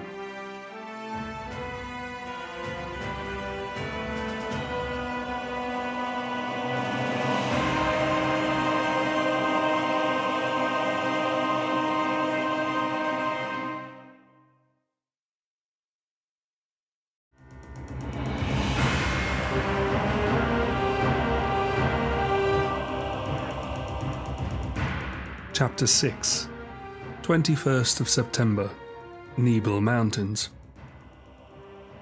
Listening to Tifa's memory of that night at the water tower, Heidi was struck by an odd feeling. The Turk had never been one for believing in fate or destiny, yet here she was in a cramped cable car, suspended high above the Nibel Mountains, chatting to this young girl about her friend Cloud's decision to join Soldier. The same Cloud whose life Heidi had saved 6 months earlier. As she spoke, Tifa's eyes had sparkled dreamily, seduced by the naive notion that this hero would one day return to rescue her from the perils of these peaks, or the monotony of their rural hometown. Heidi did not have the heart to tell her Cloud was no soldier. He was a grunt in the Shinra army, the very bottom of the military food chain. But that's not to say he isn't a hero. She had previously encountered the boy on an assignment in the Midgar slums. He was escorting a Shinra scientist by the name of Rayleigh, while Heidi was tasked with protecting a data disk she was transporting. Their convoy had been ambushed by the Avalanche Ravens, and it had taken some improvised swordplay from Cloud to fend off his assailants after the Turk had come to his aid. For a kid whose weapon was the Security Division's standard-issue rifle, he had shown an impressive degree of natural talent with a blade. I wonder if he ever put that into practice. Outside, the wind howled as it battered the ropeway, the suspension cables creaking noisily, while the carriage swayed hither and thither. The ride itself was like something from the old horror movies Heidi used to watch with her father, dated and clumsy, and ready to plunge them into danger at any moment. Had it not been for the card reader on the control terminal, she might have assumed the car was too archaic to be Shinra-made. Another violent jerk drained the last of the colour from Tifa's face, and she began petting her cat a bit more anxiously. She was an attractive little thing, the Turk had decided, with waves of long dark hair that fell across the largest brown eyes Heidi had ever seen. Clothed in matching boots, miniskirt, and waistcoat of tan suede, supplemented only by the medallioned belt, hip pouch, and cowgirl hat, she was severely underdressed for this altitude.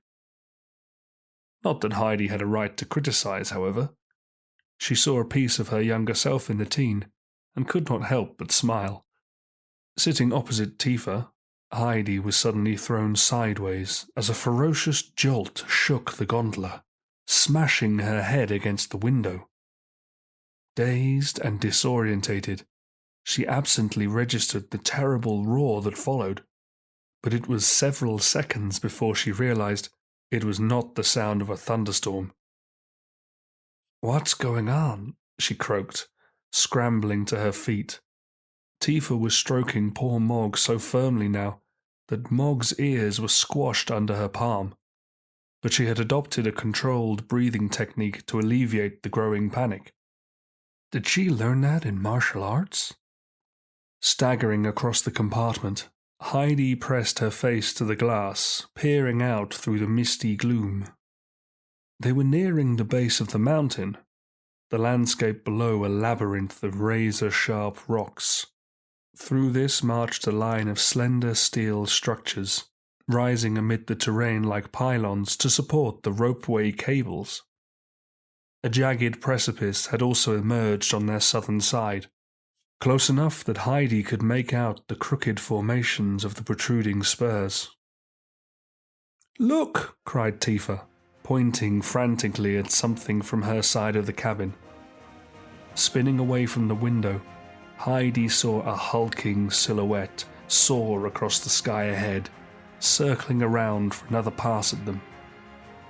Through the fog, it was difficult to assess any detail or just how far away the creature actually was. As it made its second approach, a brief parting in the clouds offered them a glimpse of a horned snout and emerald green scales. "Minerva save us! That's a dragon." The monster hurtled towards the car like a missile, its enormous, beating wings generating a tremendous amount of wind force. Veering at the last moment to avoid them, the surge sent Heidi crashing to the floor. The dragon screeched horrendously as it lost control, unable to recover its trajectory before careering through the nearest support pylon. "It's hit the tower," gasped the Turk, her stomach somersaulting as the gondola dropped a few feet in the air. Tifa screamed.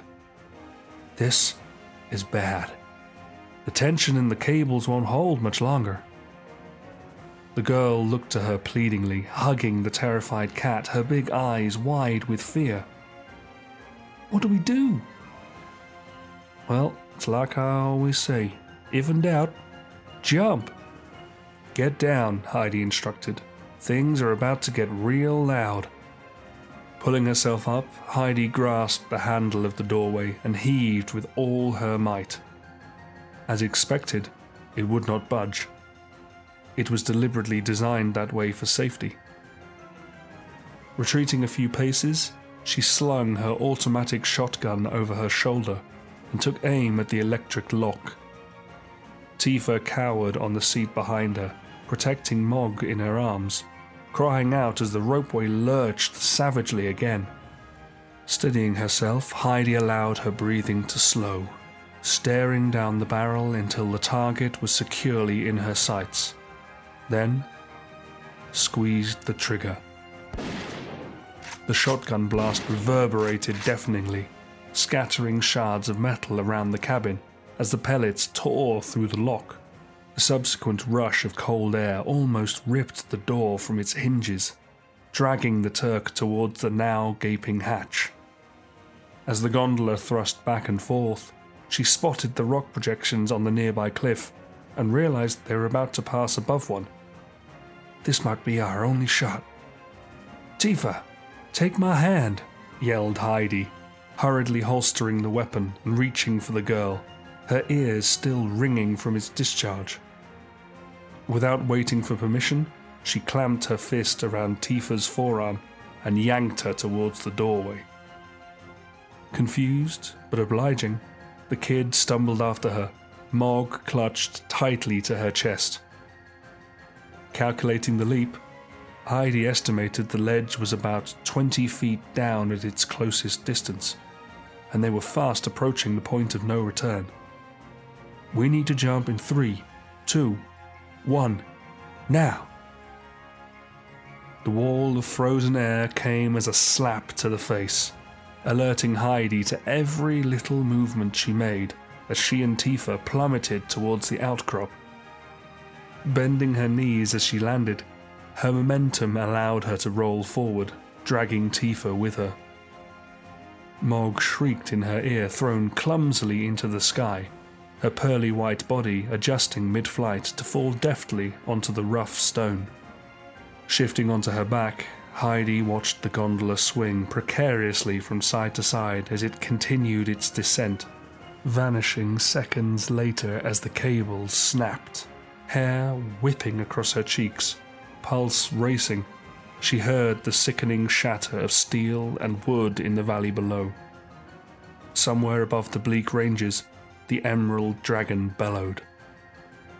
"Well, That wasn't quite the easy trip down the mountain I'd anticipated, she sighed. What in seven hells will we do now? Mog? Tifa groaned at her side. Her elbow was badly grazed, but she seemed otherwise unhurt. Mog, where are you? Answering Tifa, the little feline scampered across the spur, meowing loudly and rubbing herself emphatically against her boots. Sitting up, Heidi chuckled at the sight, brushing the dirt from her trousers. Lightning cracked on the horizon, illuminating the dark clouds of the coming thunderstorm. The building gale howled in response, its icy fingers clawing at her face. Thank goodness you're all right, she called to the teenager. That was a close one. Tifa gulped, gazing over the edge of the precipice. What about you? I'm fine, but we should really get off the mountain before any more unwelcome guests show up. Heidi stood, evaluating her surroundings and inspecting her shotgun's ammunition chamber for damage. We'll just have to hack. Don't worry, I'm an expert on these trails, Tifa told her, smiling sheepishly as she picked Mog up again. The village isn't too far from here anyway. An expert, huh? Heidi shrugged in acceptance, suddenly feeling a vibration in the breast pocket of her suit. Taking out her personal terminal, she saw Sung's name appear on the screen, along with a dozen missed call notifications, and was thankful to finally have a signal again. Gesturing to the device, she gave Tifa an apologetic wave. Hold on a sec, it's my boss. I better take this. Heidi. Sung's voice crackled down the phone. Are you there? I'm here, sir. What happened? He sounded more concerned than angry. She had always appreciated that about Sung. As ruthlessly professional as he was, he cared for the well-beings of his Turks. The helicopter pilot said you were blown off course. Where are you? I'm in the footholds above Nibelheim, Heidi reported, casting another glance into the valley as lightning forked again. The storm's growing too fierce.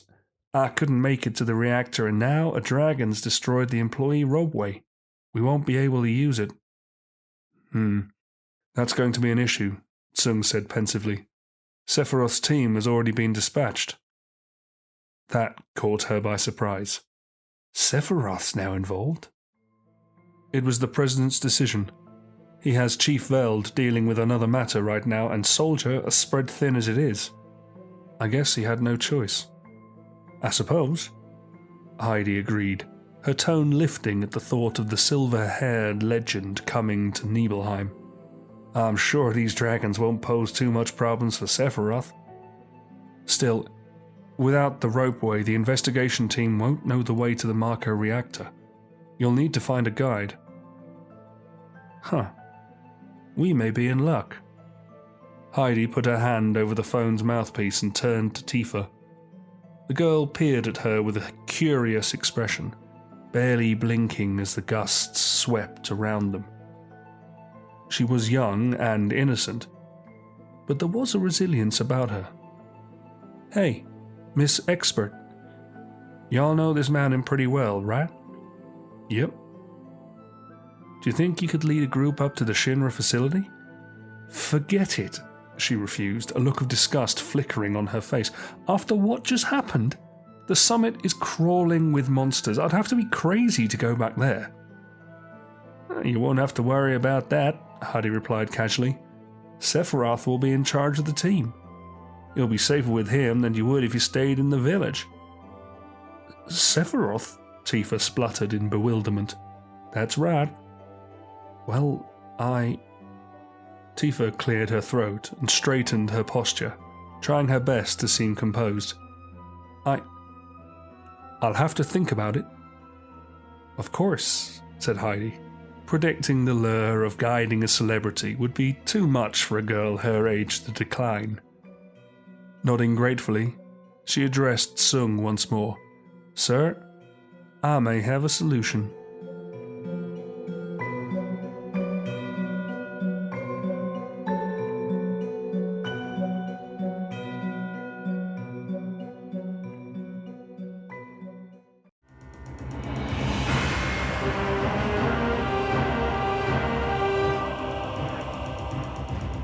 Chapter 7, 22nd of September. Shinra Headquarters, Department of Science. Inadequate, useless, reprehensible. Professor Hojo glowered at the guard hounds in disgust, frowning as he pushed his full moon spectacles up the bridge of his nose. 3 of the vicious canines paced the glass cage, circling the corpse of the brother they had slaughtered in the night.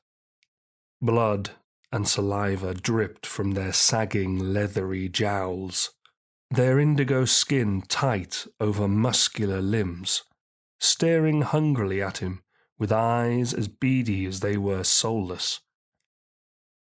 Wretched specimens! How can I possibly study the hunting behaviors of a pack bred in captivity? Turning away from the hounds, Hojo wandered slowly between the state-of-the-art confinement tanks, skimming over the chart on his clipboard. A chilled mist hung in the air, swirling about his lab coat as he moved. The room itself was cavernous in size, and not unlike the hull interior of a cargo ship, with a vaulted ceiling of reinforced steel that spanned the entire west flank of the 67th floor. Dozens of wooden crates and boxes were piled among the capsules, every one labelled with a biohazard symbol. Some of them were just for show, others for ease of access. The rest had contents his fellow directors might consider unethical. As he walked, Hojo paused at several of the tanks to inspect their inhabitants. Sahagins, Deathclaws, Bombs, Aramans, and many more creature variations made up the zoo that was his sample chamber, each with their own distinct cries and aggressive tendencies. Infused Marco tolerance and cross-species genetics were at the forefront of his current ventures, yet, as educational and satisfying splicing and dicing could be, there was something amiss. Perhaps Fajito was right, Hojo pondered, his shoes scuffing on the grated flooring as he began towards the service elevator. Maybe I do need a new challenge, a new subject for my brilliant mind to dissect. The young scientist had shown audacity by infiltrating the building with his avalanche goons back in June. His organization had previously stolen top-secret soldier files from that fool, Dr. Rayleigh, and developed their own brand of genetically modified combatants. Presented with the regenerative capabilities of these so-called ravens, Hojo was impressed enough to grant the boy an audience, and the subsequent offer of employment was admittedly tempting. Why limit yourself to soldier enhancement when we can unlock the secrets of a mightier power? Fajito had proposed, promising an endless source of funding from a very influential sponsor. Are you loyal to Shinra or to science? However, in the end, despite all his courtesies and compliments, Fajito's ambition and preachiness had proven tiresome, and their meeting was cut short by the greatest research specimen of them all. Sephiroth. His inclinations of grandeur don't even scratch the surface of how truly unique he is. A thunderous roar reverberated from the restricted unit as he passed, guttural and fierce, causing the other creatures to shy away from the cage walls. Hojo chuckled in amusement, fully aware of just how much sample FO745 terrified them. FO745 was an abomination, a grotesque hybrid of the planet's most foul monsters, and one of his favorite pets. If only the executive would allow me to test him against a few soldier pawns. The combat data collected from the monster investigation program is of little value. I need something I can work with. Another recurring problem was the depleted lifespan of the hybrids, an inherent side effect of genetic cocktails. Marco infusion was a temporary solution in certain cases, but his interest now lay in alternative measures. It had been highlighted to him that the mountain cats native to Cosmo Canyon, those which participated in the sacred rites, boasted incredible longevity, with historical rumors of males living for 500 years. A visit to Bugenhagen may be in order. Approaching the lift, he pulled the steel shutter aside, the metal shrieking in protest. Compared to the tower's stylish main elevators, it was cramped and unremarkable inside, but satisfactory for quickly moving between both floors of the science department.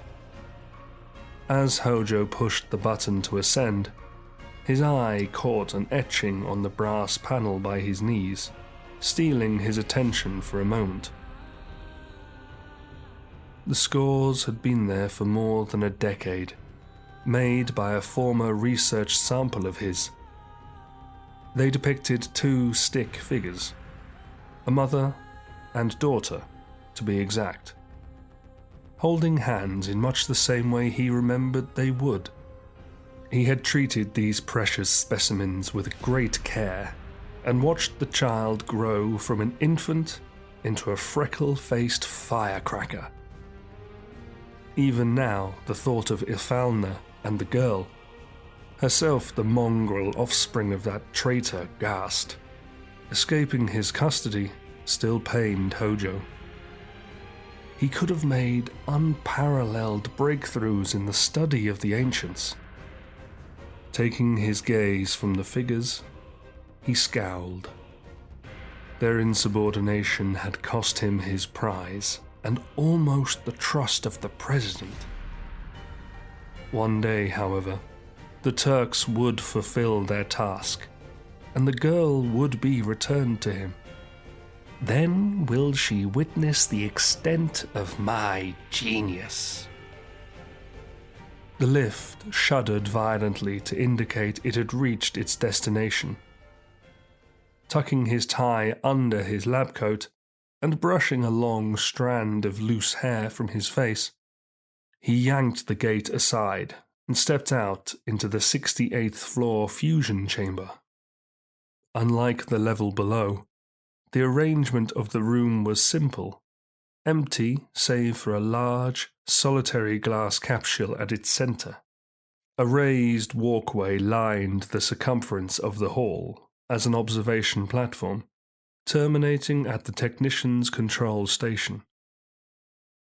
The space had until recently been a hive of activity, with the company's construction teams endeavoring to repair the damage caused during the G Army's assault on headquarters. Genesis Faraga magic had ripped a hole through the west side of the building, destroying millions of guilds worth of departmental equipment in the process. Had it not been for the inconvenience to his research, the entire episode might have amused Hojo. Genesis had allied himself with a second-rate scientist with no hope in curing his degradation. Which is the biggest failure, I wonder? Hollander or Project G? A youth in a tailored black suit waited for him by the rotund container, speaking in hushed tones on his personal terminal. From a distance, Hojo was unable to make out the lad's features, but the short ponytail behind his head was unmistakable. Tsung, deputy chief of the Turks, was among the most capable and calculating individuals he had ever encountered, willing to lay down his life for the cause without a moment's hesitation. A perfect model of loyalty to Shinra Incorporated, embodying just about everything Hojo despised. Sung hung up the cell phone when he saw Hojo approaching. "I see Veld has sent his lapdog to brief me," the scientist called sardonically, making no effort to show haste. "The chief is currently unavailable," Sung replied, glaring at him through dark brown eyes. "As requested, I'm here to provide an update on the situation at Nibelheim." "Well?" "The region is currently engulfed by strong gales, with the storm forecast to last for the next 24 hours. The Turks have been unable to reach the Mount Nibel facility, but a plan is in place for Sephiroth's team to investigate it upon arrival." Hojo raised an eyebrow. "Sephiroth?" "He'll be landing at the Cosmo airbase soon," reported Sung, "though the unit will have to make the journey to Nibelheim by road. All local aircraft have been grounded until the storm passes." "I see." "Professor..." The Turk's tone suddenly changed, assessing Hojo in that suspicious way he so often did. "I appreciate the Chief has already asked this, but is there anything we need to know about your work at the reactor? The accessibility of your more clandestine experiments, or your laboratory at Shinra Manor? Is Sephiroth likely to find anything at all that may be damaging to the company?" A jeering smile began to creep from the corner of Hojo's lips, and it was all he could do not to cackle at the question. Shaking his head, he wandered off, leaving the boy standing at the heart of the fusion chamber, perplexed and oblivious to the fact he had unwittingly set in motion a very real threat to the organization he was duty-bound to protect. Only the truth.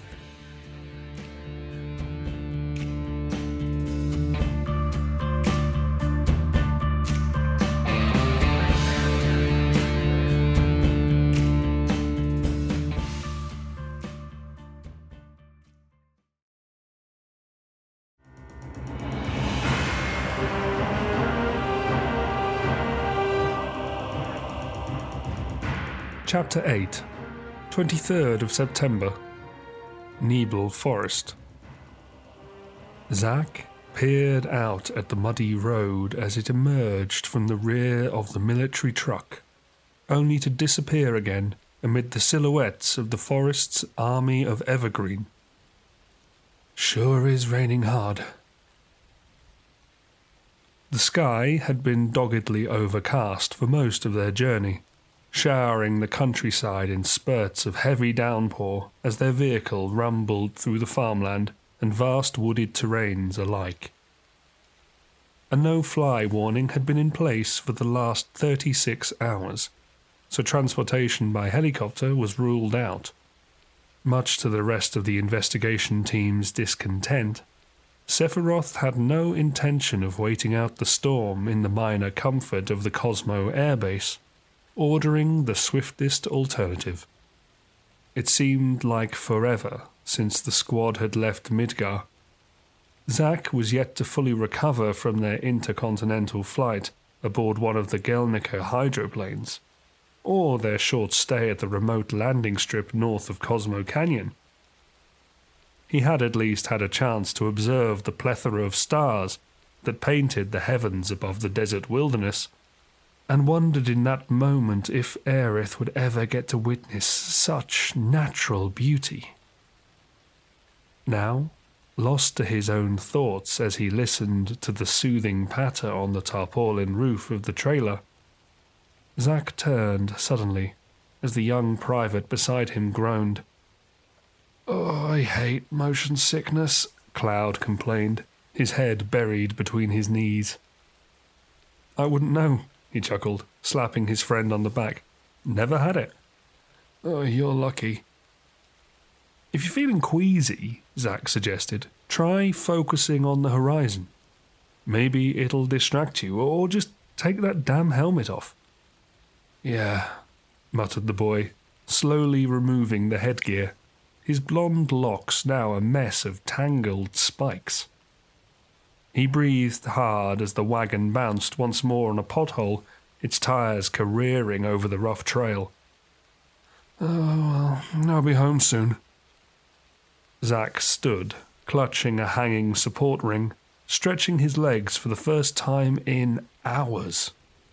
The hold shook around him, rattling under the weak suspension. At the front of the truck, Laguna could be seen beyond the glass partition of the cab, concentrating on the weaving road before him. Red was asleep in the passenger seat beside him. As far as security division guys go, those two are pretty cool.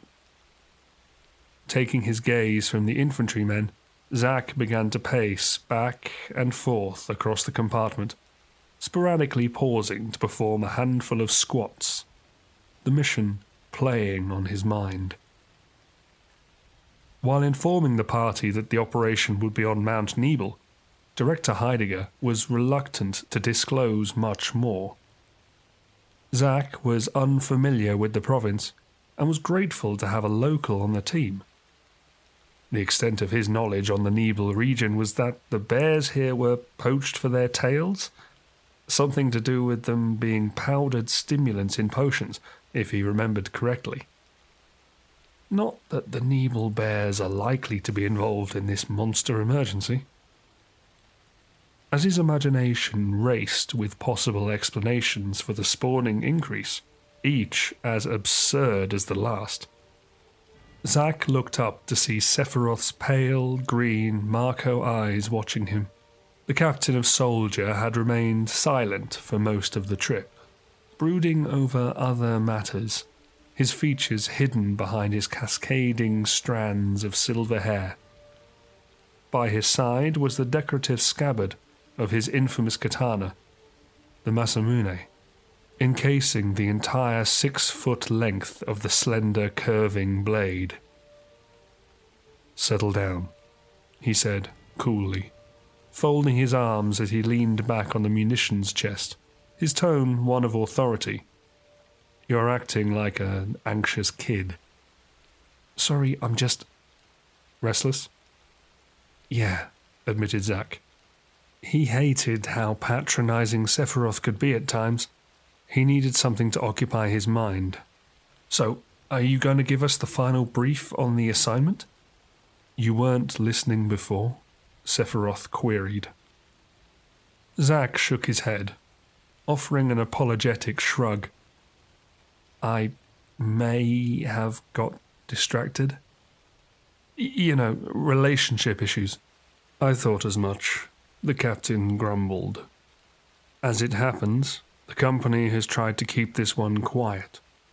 But you should at least be aware it isn't a typical mission." "What do you mean?"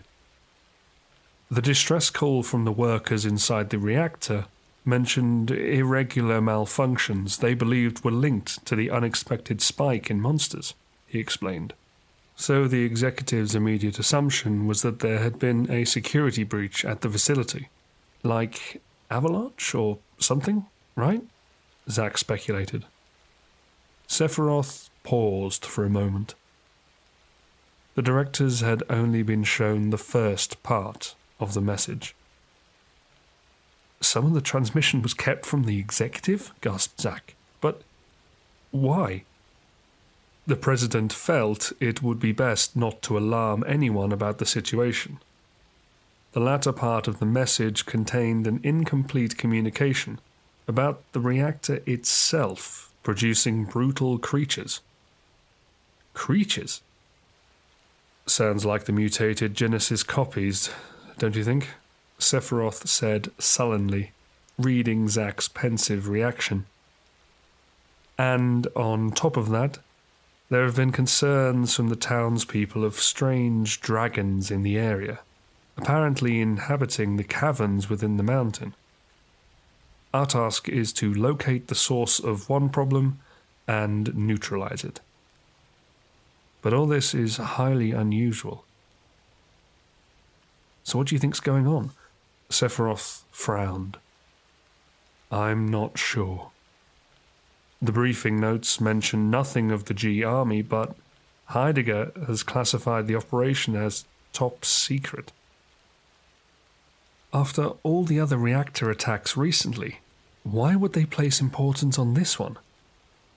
The soldiers tracking Lazard last reported sightings of him in the Nibel region, he reminded Zack. That's why we were brought in. They haven't been heard from in weeks, and the trail has gone cold. It suggests the circumstances are more serious than the company first anticipated. What about our contact? Did they confirm any of this? The Turks were sent to scout ahead, but they've discovered nothing new. And the workers? Well, that's just it. Sephiroth hushed his voice to keep his sensitive response from reaching Cloud's ears. It seems every last one of the reactor's employees is unaccounted for.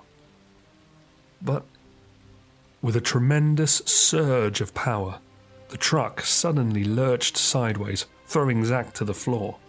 His head smashed hard against the plated steel, taking him a few seconds to regain his bearings and make sure Cloud was okay.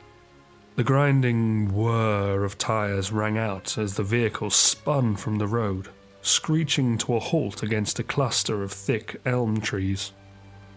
Sephiroth rose slowly to his feet, unflinching as the wagon rocked violently a second time, his cold stare burning through the torn tarpaulin.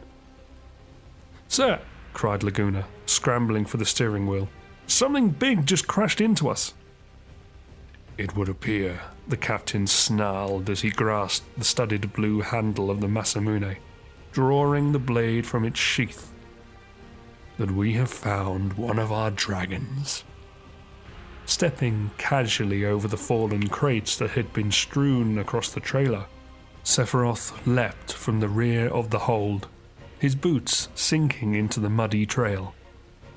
Zack pulled himself up and, snatching the Buster Sword from the magnetic disc on his back, hurried to join his commander.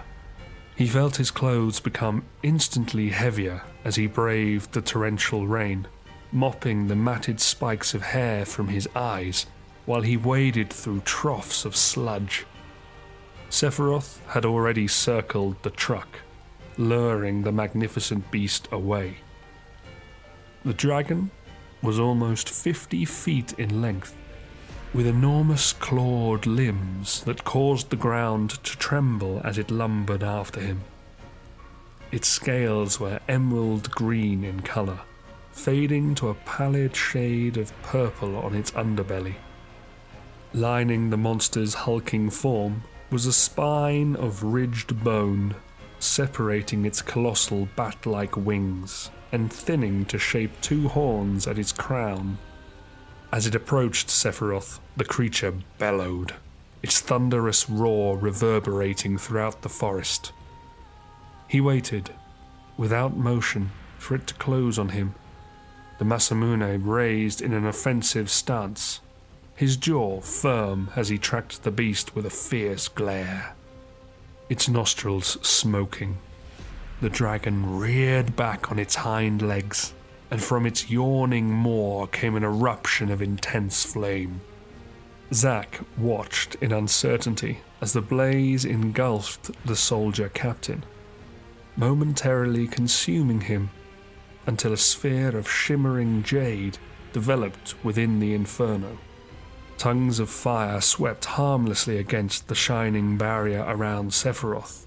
His arm held aloft as the shield materia created a solid wall of impenetrable magic. For a few seconds, the brute continued its futile onslaught, the scorching breath at last retreating. Sephiroth lowered his hand, the faint glow of the materia in his forearm diminishing, completely unscathed by the blast. The parted fringe of his silver hair clung to his cheeks as the deluge became ever harder, his gaze dark and menacing. With a flash of movement, he was upon the startled animal, his sword slicing effortlessly through its stomach, spilling its intestines across the sodden earth. The beast howled in agony, flailing wildly in an attempt to protect itself. Leaping high into the air, he lunged at its neck, dragging the katana across its throat. The dragon gargled as blood caught in its gullet, and as it fell to its knees, Sephiroth showed no compassion for the dying monster, the tails of his black coat whipping ferociously in the gale as he returned without expression to the truck.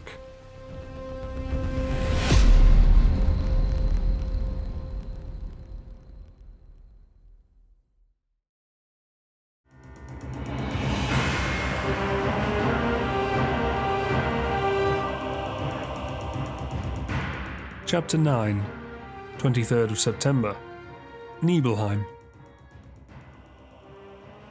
The remainder of the investigation team's journey through the Nibel forest was without further interruption. They arrived late in the afternoon on the outskirts of Nibelheim, a short hike from the entrance to the main thoroughfare.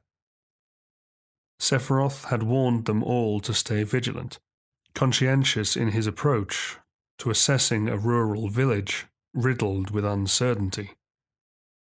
As soon as the truck pulled up at the side of the road, the soldier captain unlatched the wagon's barrier, dropping gracefully onto the grassy knoll.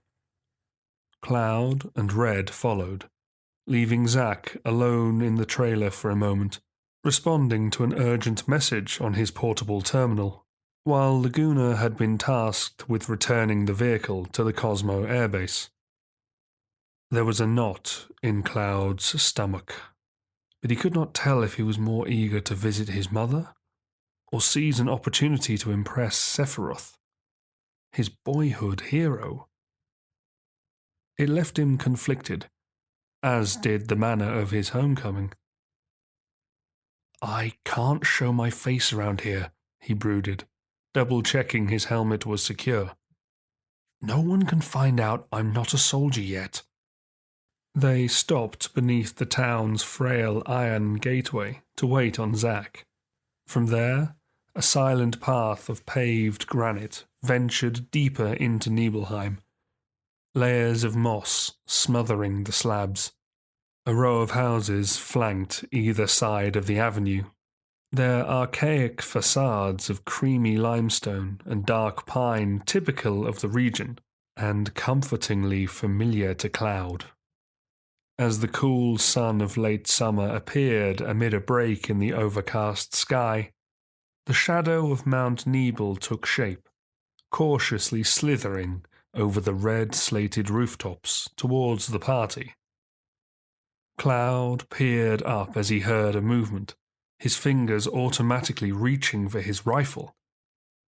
A dated pickup motor tricycle lay rusting in a small garden by the edge of the boulevard, its decrepit exterior sheltered from the world by a white picket fence. From behind the vehicle, the source of the disturbance skulked into view. It was a young girl, one who caused Cloud's heart to stop in his chest. Tifa was as radiant and as beautiful as she had been the night he last saw her, her long black hair billowing about her pale cheeks. Fighting to prevent the wind claiming her cowgirl hat, she studied the unit with curious, yet somewhat sad eyes, paying particular heed to Zack as he trotted up at their rear. "How does it feel?" Sephiroth asked suddenly, turning to Cloud and stealing his attention from Tifa. The boy gaped at him in bewilderment. How does what feel?" "Zack tells me it's your first time back here since you joined the army. Is that right?" "Yeah," mumbled Cloud. His gaze passed beyond the commander, watching helplessly as Tifa darted off down a back street. He wanted to call out to her, but the shame of his failures was crippling. What would I even say? I'm not famous. I never made the newspapers. So, how does it feel? Sephiroth repeated, his tone oddly forceful. I wouldn't know. I have no hometown. Zack frowned and scratched his head, but what about your parents? I was told very little about them, Sephiroth answered coldly. My mother's name was Genova. She died right after she gave birth to me. And your father? He... Sephiroth sighed, chuckling callously to himself as he clenched his fists. Why am I even talking about this? Saying no more, he started along the pathway, not once looking back. The three tailed him without sound, sharing brief glances of unease as they pondered what memories had triggered such a reaction. According to the rumours, Sephiroth had not been himself since the untimely desertion of Director Lazard, leaving the soldier hierarchy in disarray. He was considering quitting the company, and now this? What's gone into him? The thoroughfare guided them north through the village, gradually inclining between the buildings. The old oak shutters of the windows and doors had been bolted closed on many of the homes, their hinges clattering in the gusts, the resonance broken only by the eerie chimes of swaying bells.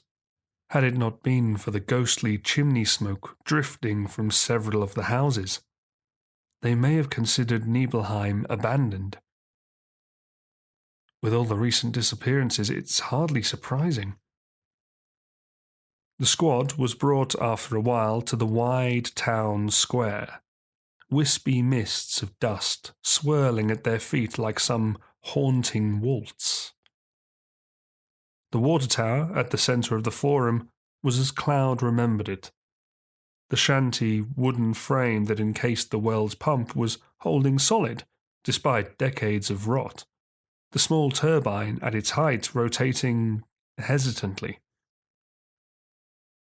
Various stores and traditional shops marked the circumference of the area, their signage grimy and tattered, as if they had lacked care for a time. To their immediate left loomed the grand frontage of Gramps Inn, the epitome of Nibelheim's limestone and timber architecture. It had become a local landmark in previous years for the splendour of the three-bedroom annex that extended above the main portico, somewhat spectacular among the duplication of the neighbouring structures. The place is strangely quiet, Zack observed, surveying the deserted square. Too quiet, agreed Sephiroth. Everyone must be staying in their houses, afraid to come out because of the monsters. Maybe it's us they're afraid of, muttered the captain, his nose twitching. The stench of Marco is pretty bad here. Crossing the short distance to the tavern, they came to an abrupt halt as its twin doors swung open, both soldiers hastily drawing their swords. A female Turk strode from the entrance, her sandy blonde hair bouncing behind in a ponytail as she approached the party. She was small in stature, the black suit jacket of her uniform taut around her slim figure. With a smile and flicker of her sparkling hazel eyes, she quickly saluted Sephiroth. Zack laughed in astonishment. Well, if it isn't old Shotgun herself. Hey, Zack, beamed the girl. How are ya? I'm good, he said, flashing her a charming grin. And you? It's been a while. A long while, added Cloud. As the Turk peered over at him, he momentarily lifted his visor and was met by an expression of shocked recognition. Huh? Stammered Zack, glancing confusedly between the two. You guys know each other? We worked together once before, Heidi recalled absently. stunned by the boy's presence. It had been 6 months earlier when the pair were part of the assigned security to an important company scientist. Of his infantry squad, Cloud was the sole survivor in a calculated avalanche attack. Had it not been for the Turks' heroics, he too may have perished at the hands of Fajito's ravens, but not before testing his own bravery. "I owe Heidi one," he confessed, abashed. "Still using that rifle, huh?" she remarked in response. "What a pity. You proved to be a handy swordsman in a tight squeeze."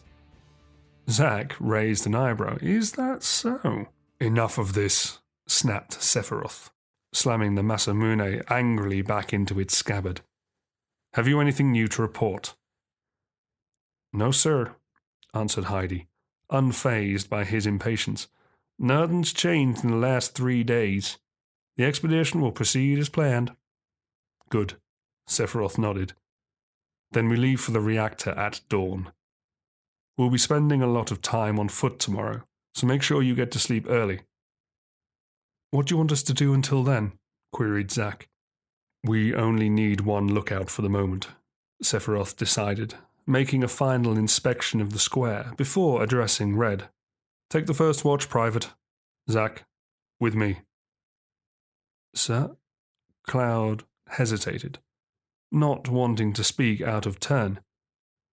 "You have my permission to visit family and friends, if you so wish," Sephiroth granted in anticipation of the coming request, starting towards the doorway of Gramps Inn.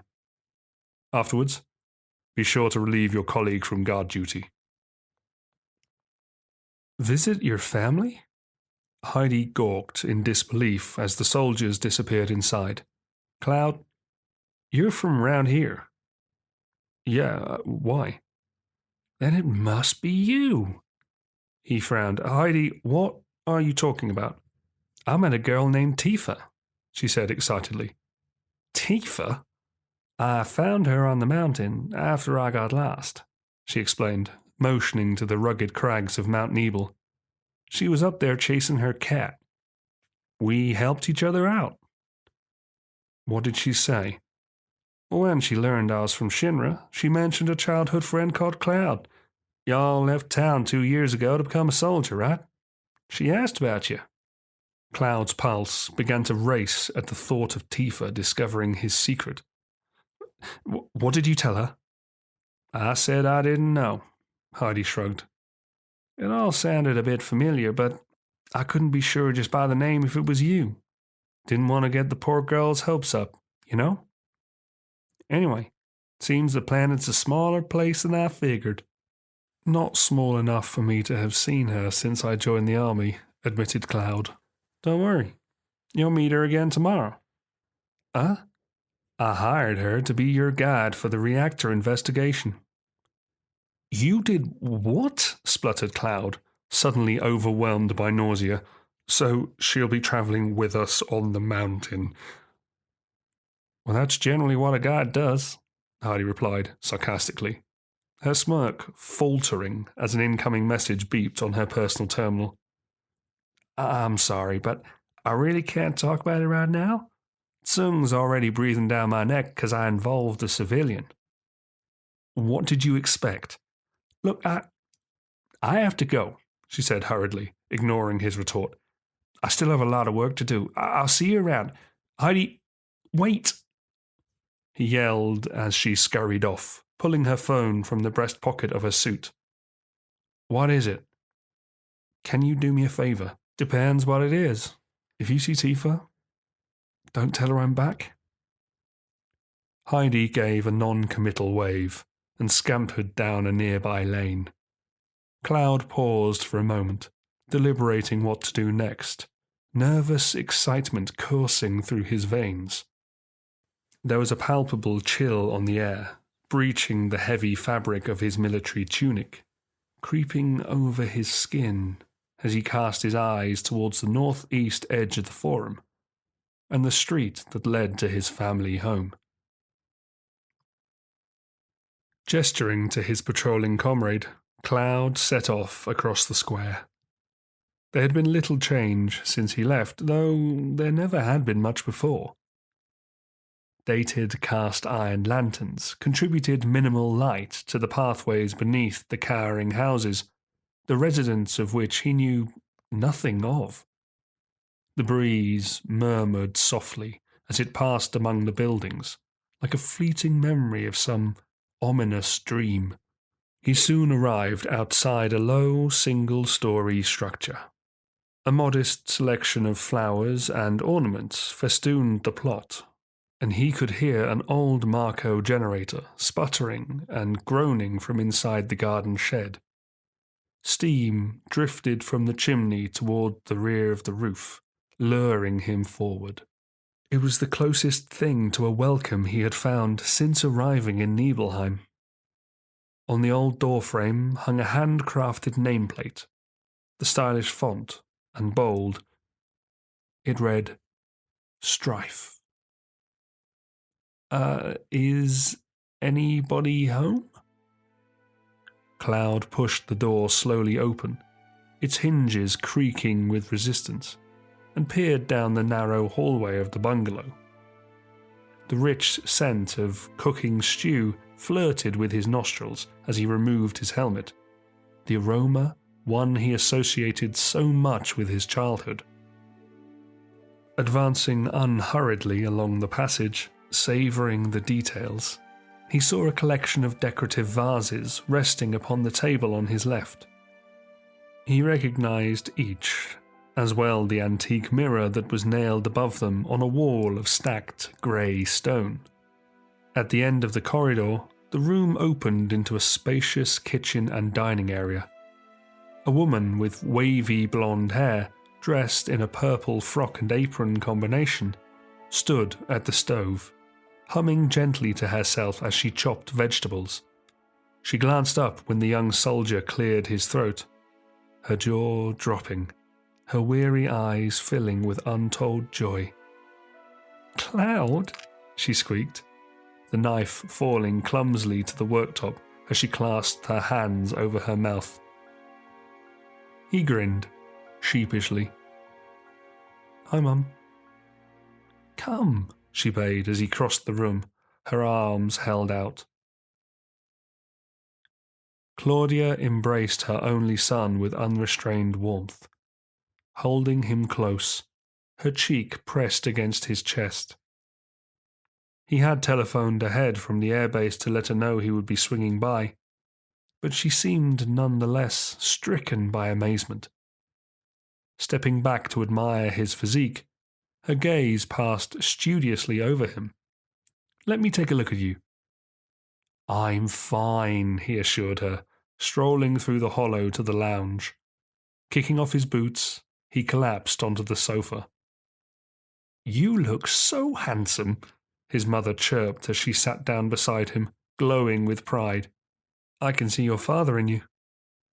"And this is a security division uniform, is it?" "Yeah." She brushed the spiky locks from his face. "I can't believe how much you've grown." "Mum, stop it," he moaned, turning away. Cloud's body sank into thick cushions, reminding him of the comfort it had given him as a boy. Everything about the house triggered a memory, from the natural smell of the furniture fabric to the dull creak of the wooden floorboards with each step taken. There came a sudden hiss from the next room as the stew gradually began to bubble in the pot. With this, Claudia rose to her feet and, enjoying one last glimpse of her son, vanished into the kitchen. "The girls must never leave you alone," she shouted, over the clattering of pans. "Not really," he replied, nonchalantly. "To tell the truth, I'm worried about you, Cloud." She sighed, emerging again from her cooking. He glanced up to see her expression had grown serious, a hint of genuine apprehension seeping into her tone. "I'm all right." "There are a lot of temptations in the city," she maintained, biting her lip. "I'd feel a lot better if you just settled down and had a nice girlfriend. Mum, I'm only 16. you should have an older girlfriend, one that will take care of you. I think that would be your perfect type. Look, I'm not interested. Are you eating right? She persisted, altering her angle of interrogation. He rolled his eyes. As much as her overprotectiveness bugged him at times, he understood she meant well by it. His missions with the army had seen him engaged in heated battle with enemies in Midgar and Junon, and even as far afield as Nibelheim in the permafrost region. His diet was the least of his concerns, but his mom did not need the specifics of that. Yeah, he responded vaguely. The, company nutritionists are great. She grunted, her features skeptical. You can't cook, right? I've been a nervous wreck wondering how you were doing. Would it kill you to call me every once in a while? Honestly, I'm fine, he insisted. Cloud, look at me, she said, wandering back over to the sofa, reaching out to him. I know you can't tell me what's going on, but I'm really glad you're home. Me too, he answered sincerely, taking her hand in his. Don't ever forget, she whispered, leaning forward to kiss his forehead. No matter what happens, I'll always be your mother.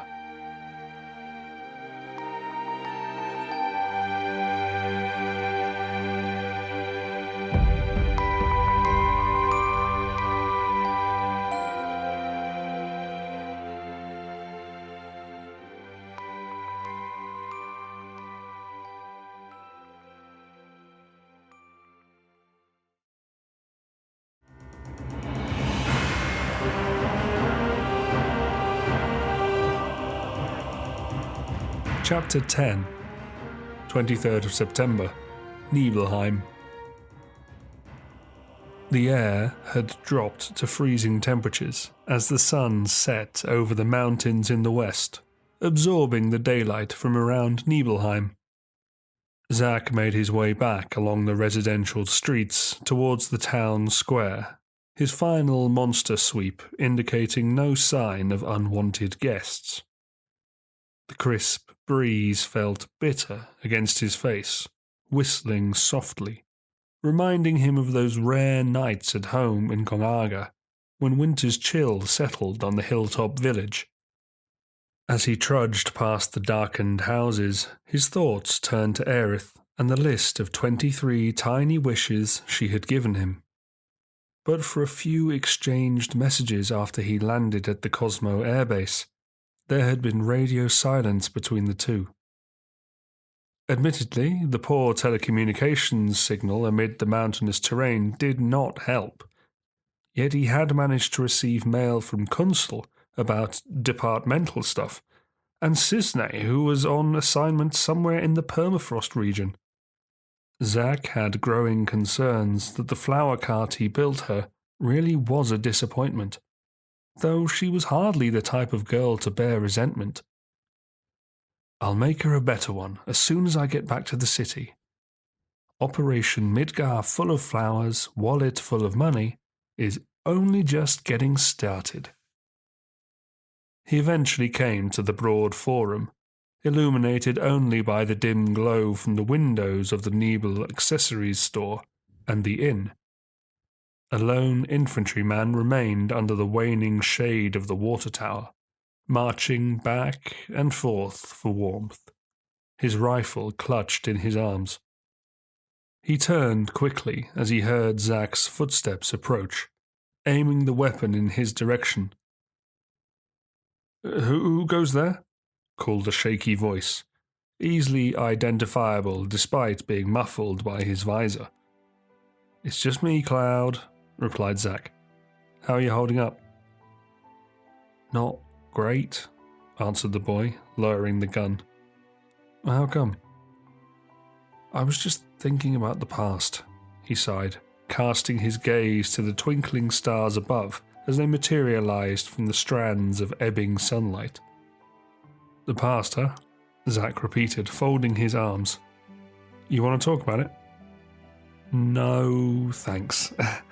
My mind just started wandering a bit." "You're probably tired." How did things go with your mum? Pretty good, Cloud said, a content smile crossing his lips. She makes the best stew. You should come over sometime. Count me in. I gotta go now, though. Sephiroth is expecting my report. Lucky you, Cloud responded, shivering in the cold. It's so boring being on watch, and I can't help but feel nervous, you know? A monster could show up at any second. All you have to do is raise the alarm. That's all right for you to say, he grumbled sarcastically. You're excited because you're here to solve the mystery at the reactor and prove yourself a hero. What about me? My job is to clean up your mess. Don't act like such a baby, teased Zack. Why don't you do some squats to keep yourself warm? Or practice the victory pose I taught you? Again, the kid rolled his eyes. Why are you constantly going on about image? Do soldiers always have to be careful about what other people think? Why'd you ask? You know how badly I want to be in Soldier, don't you? Then, maybe I'll tell you later, Zack joked, patting his friend playfully on the back. But for now, just sit tight. That's your job, ain't it? Besides, you're almost finished for the night. I'll see you when your shift ends.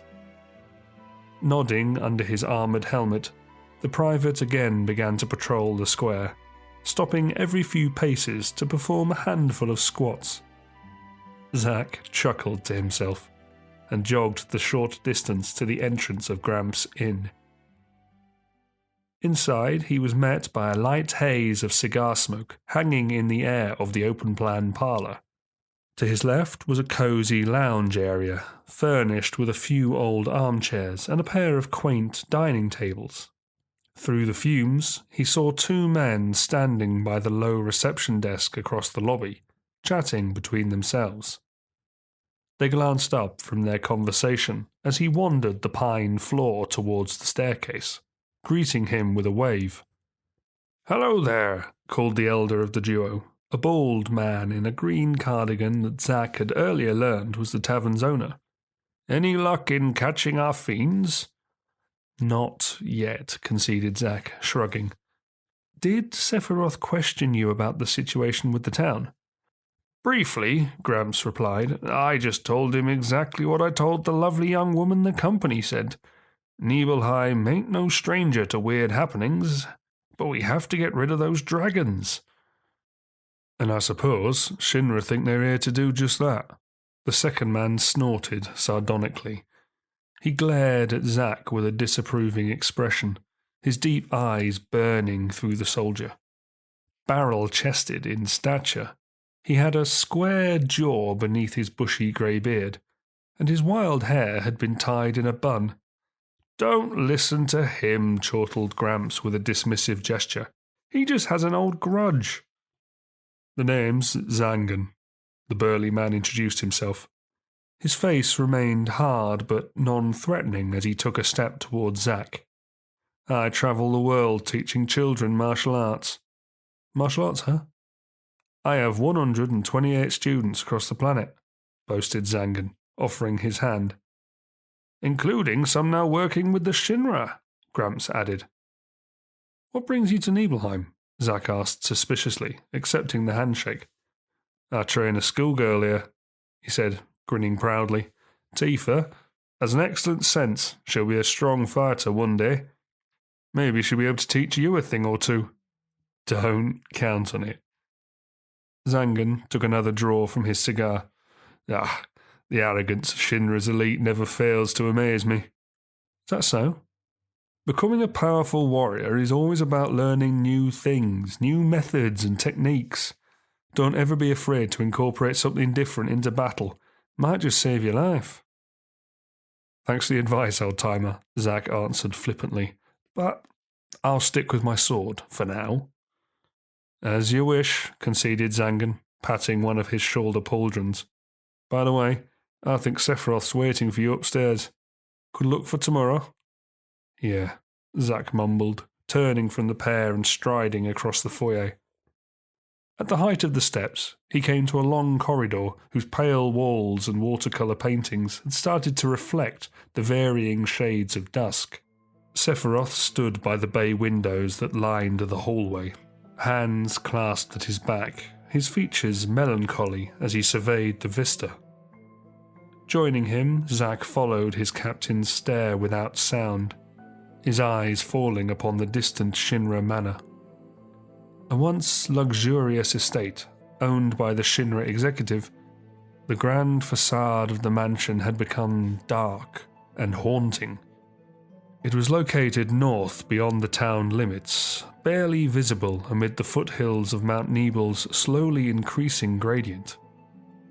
The building itself seemed to give a foreboding impression, its neglected red brick exterior and lifeless windows as silent as a cemetery, left to wither and die in the long, sad passage of time. The perfect spot for Lazard to hide out? "What are you looking at?" Zack inquired after a while. "This landscape," Sephiroth said quietly, lowering his gaze. "That mansion. I feel like I know this place." "Maybe you were here as a child?" "Unlikely." Frowning pensively, Sephiroth shook his head. He wore a curious expression on his sharp face, one that Zack had not seen before. "No, it doesn't matter. I must just be tired. Speaking of which, we have an early start tomorrow. You should try and get some sleep soon." "I'll do my best," Zack muttered under his breath, absently twisting the leaves of the herb in the windowsill plant pot. "As long as that creepy picture in my room doesn't keep changing. I swear I'll get to the bottom of that mystery." "The Turks have hired a guide to take us into the mountains," Sephiroth informed him, peering once more at the towering peaks that dominated the skyline. "I'm told she's young. I hope we can rely on her."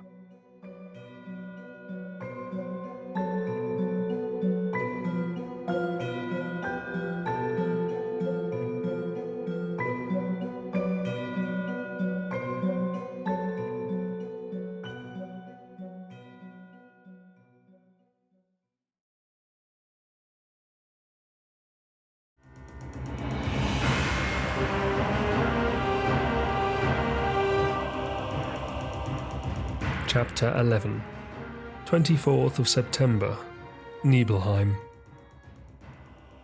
Her mother died on a Tuesday morning. The air had been crisp and the sky bright, filled with the birdsong of the needle-kiss. Several people she vaguely recognized had visited the house, offering words of condolence to her father as they said their last goodbyes. The illness had spread rapidly in the final months. At 8 years old, Tifa had barely noticed the increased fatigue and the shadows that lined her mother's features. All she knew was Mama's smile, and after that Tuesday morning it was gone. There was an old legend in Nibelheim that said a person's spirit would pass beyond the mountain when they left this world, following the winding trails high into the heavens until at last they crossed its peaks, fading into the afterlife. It was a beautiful sentiment, one Tifa had loved since she was a child.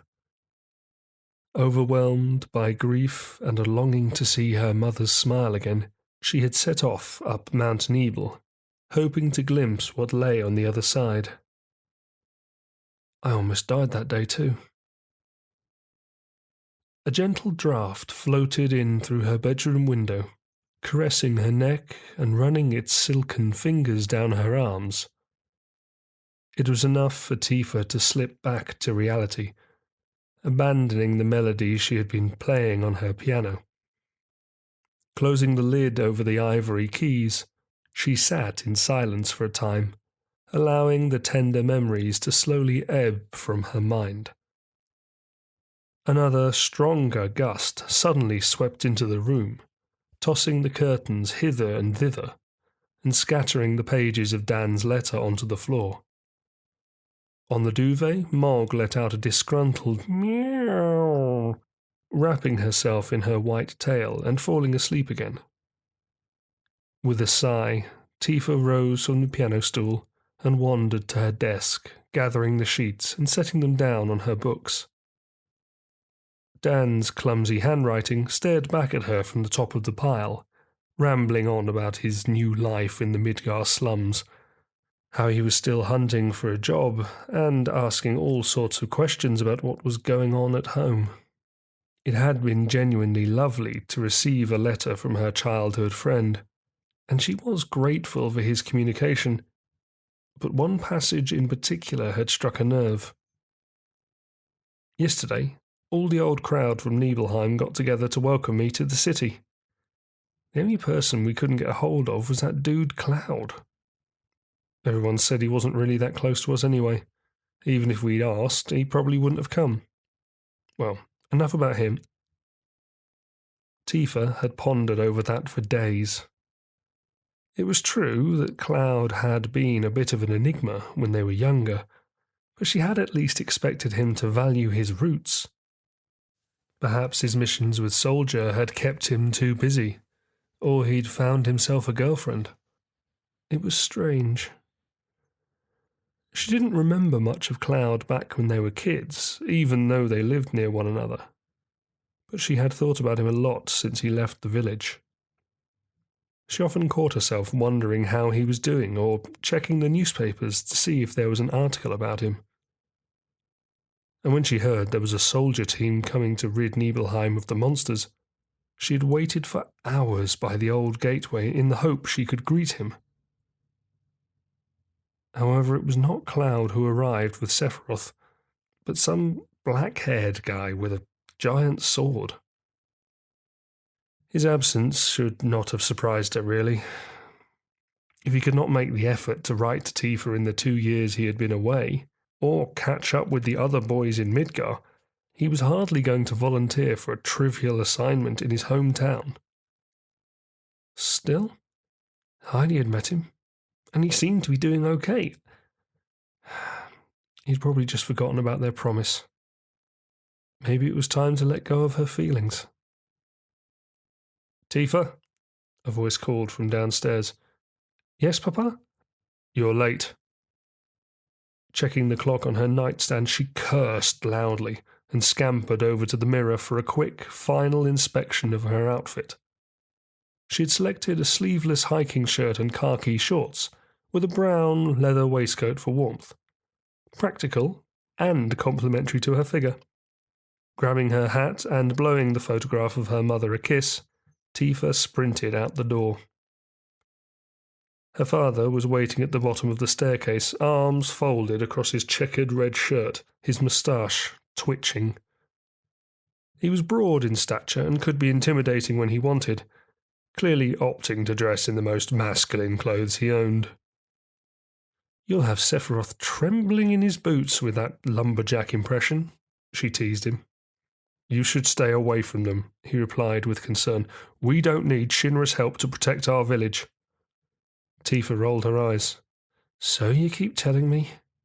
You sound just like Master Zangan." "If I thought that you'd one day get roped into something this risky, I'd have made mountain climbing off limits." "Stop worrying."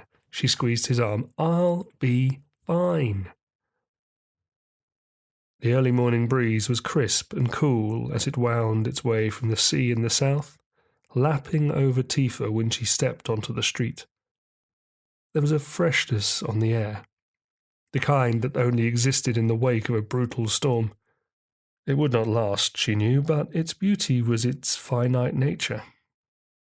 The wind chimes played their chaotic melodies as she and her father made their way to the town square, where they began north in the direction of the meeting point at Shinra Manor. Climbing the gradual incline that led into the foothills, they passed the old orchard where Tifa and her friends so often played when they were kids. She noted what little fruit remained on the trees inside was withering in the autumnal temperatures, and their canopies had turned a pretty tone of russet. Opposite the grove, a thin trail diverged from the road, snaking its way towards the meadows in the west. It was flanked on both sides by magnificently coloured flowers, and shaded in parts by low branches still laden with broad leaves of green and gold. It was not long before the mansion's rooftop emerged above the rocky knolls and gradient of the track, its crumbling red brick walls creeping ominously into view. Tifa recalled how some company employees had lived and worked there when she was young, but the children of the town had always shared stories of how the manor was haunted. There was an unnatural aura of despair that surrounded the grounds of the estate. She hated the sight of it, and generally tried to avoid the pass on the outskirts of Nibelheim in which it was nestled. The Shinra investigation team waited by the rusting wrought iron gateway, the party consisting of Sephiroth and the other soldier, as well as a brace of armed infantry. Heidi was nowhere to be seen, which struck Tifa as odd. Instead, the son of the Nibel accessories store owner, Mayday, another childhood friend of hers, was hovering round them like a bad smell, carrying his large flashbulb camera. Beneath the shadow of the nearby precipice, Sephiroth paced the path impatiently, a severe glower upon his brow. He glanced up as he heard their approaching footsteps. "It's about time." "Sorry I'm late," Tifa called apologetically, panting as she joined them. "Don't let it happen again," Sephiroth growled.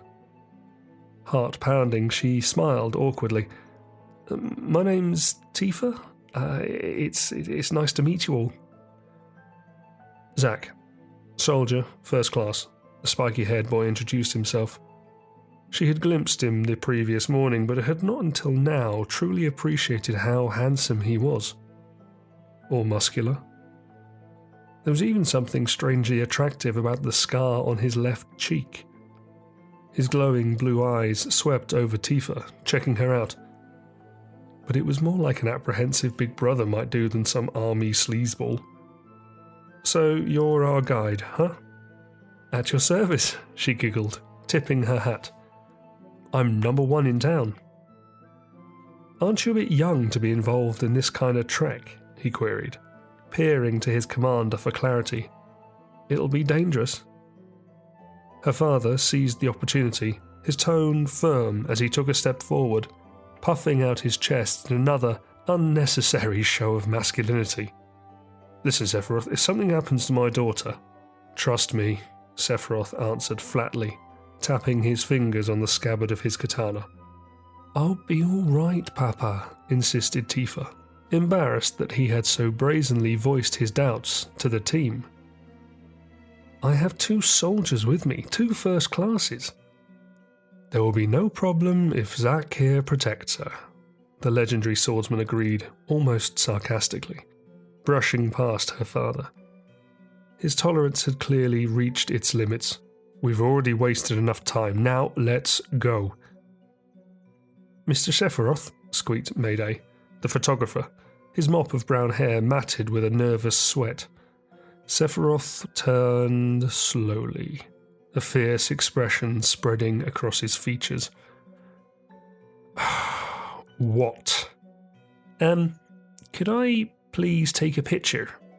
Mayday asked feebly, pulling the camera from around his neck and holding it out for them all to see. Sephiroth clenched his jaw, his Marco eyes flaring, but said nothing. "I'm such a huge admirer of yours. I'm part of your Silver Elite fan club. Just one photo, as a memento. Tifa, you 2, together with both soldiers." Excited to be included, she beckoned them to a spot in front of the mansion's gates. Sephiroth trudged over to her, shaking his head in frustration. Clutching her hat to prevent it falling off, Tifa posed gleefully between the soldiers, the sullen Sephiroth on her left, and a cross-armed and nonchalant Zack on her right. Quickly adjusting the lens of his camera, Mayday gave them a thumbs up, and with a blinding flash, took the photograph. "Great, thank you," he beamed, unable to take his gaze from his hero. "I'll give each of you a copy once I get them developed." Take your time, Sephiroth muttered, starting for the mountain.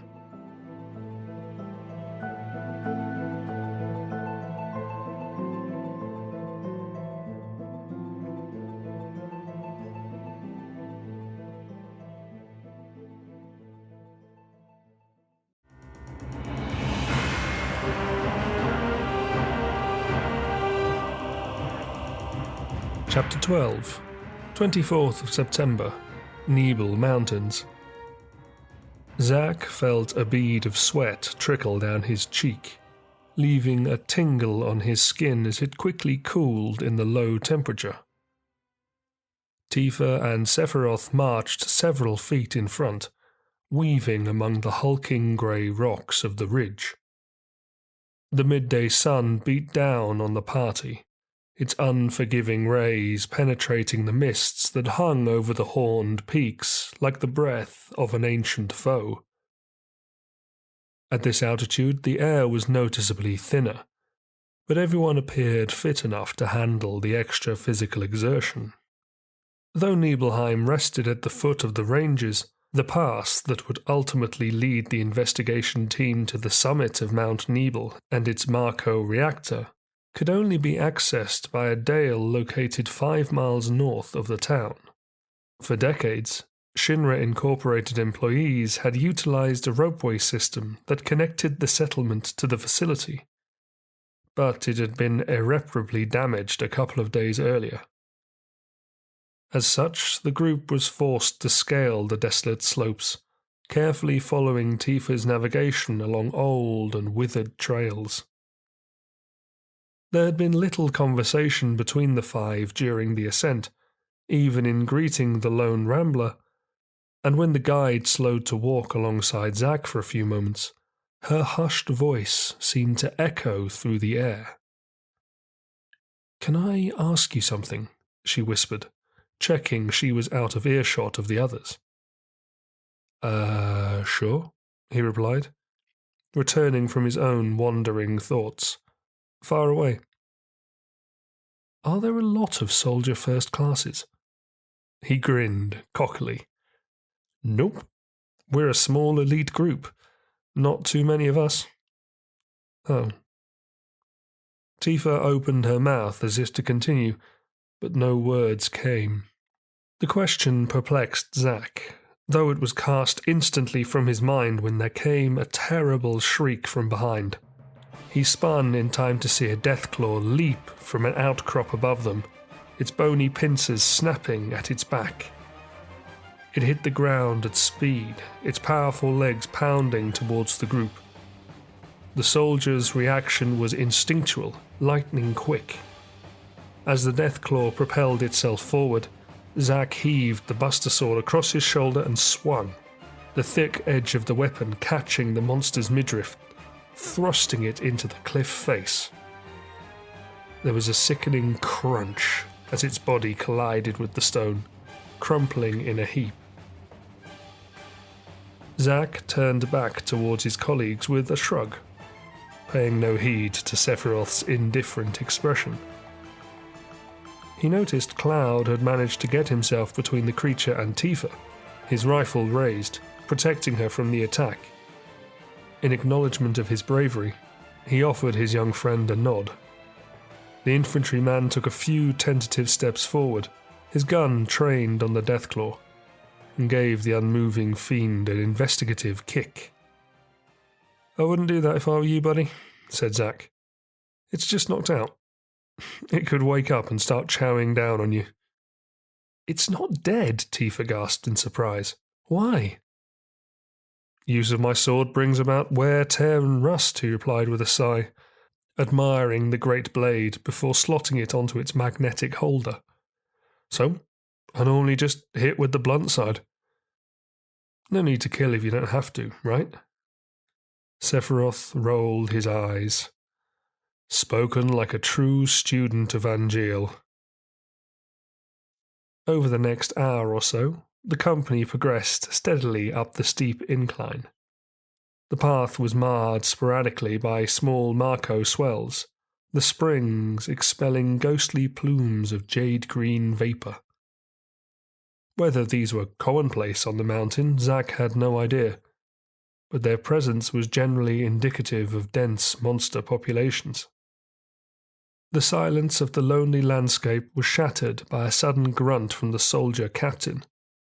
Zack glanced up, seeing him stop to inspect the crown of the adjacent mountaintop, shielding his eyes from the sun. Tracing Sephiroth's gaze, he could make out a series of enormous pipes protruding from varying points on the precipice, and what seemed to be the immense chimney of the Marco reactor, concealed within the walls of a vast, isolated shelf. Twisting tentacles of treacherous rock enclosed the natural stronghold, reaching into the sky like malevolent fingers. Amid these strange formations, a single hollow had been cut, and from it an old rope bridge extended to the trail a short way ahead. Taking their time to shuffle one by one along the spur, the party came at last to the slender crossing. As they gathered by the wooden posts, securing the bridge to the ground, Zack felt a wave of unease pass over him, peering warily into the misty gorge below.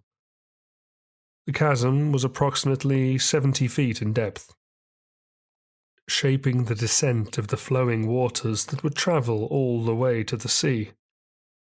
Smirking to herself as she read his frown, Tifa casually placed her hands on the frayed ropes. "You better watch your footing," she warned. "The path gets harder from here on in. We'll need to cross in single file." The bridge groaned agedly as she stepped onto the first of the planks, swaying under her movement. Sephiroth went next, his undeterred focus on the opening at the walkway summit, followed closely by Zack, Red, and Cloud. The latter's breathing was anxious and quick as they proceeded, unnerving if nothing else, echoing on the rising fog. Harriers circled overhead, surveying the intruders the way the avian scavengers were best known to do. As the group approached the center of the bridge, an unexpected shudder sent each of them scrambling for support. Zack swallowed hard as the tensions of the wires rapidly began to slacken, and froze when there came a horrific tearing sound from behind. Spinning to see the ropes break free of their foundations, he felt himself grow weightless, hearing Tifa scream as they plunged into the ravine. He hit the icy torrent at speed, gulping down a mouthful of water as he cried out in pain. Gasping for oxygen, he kicked with all his might, fighting his way blindly to the surface. His lungs ready to explode, Zack burst from the river, temporarily disorientated.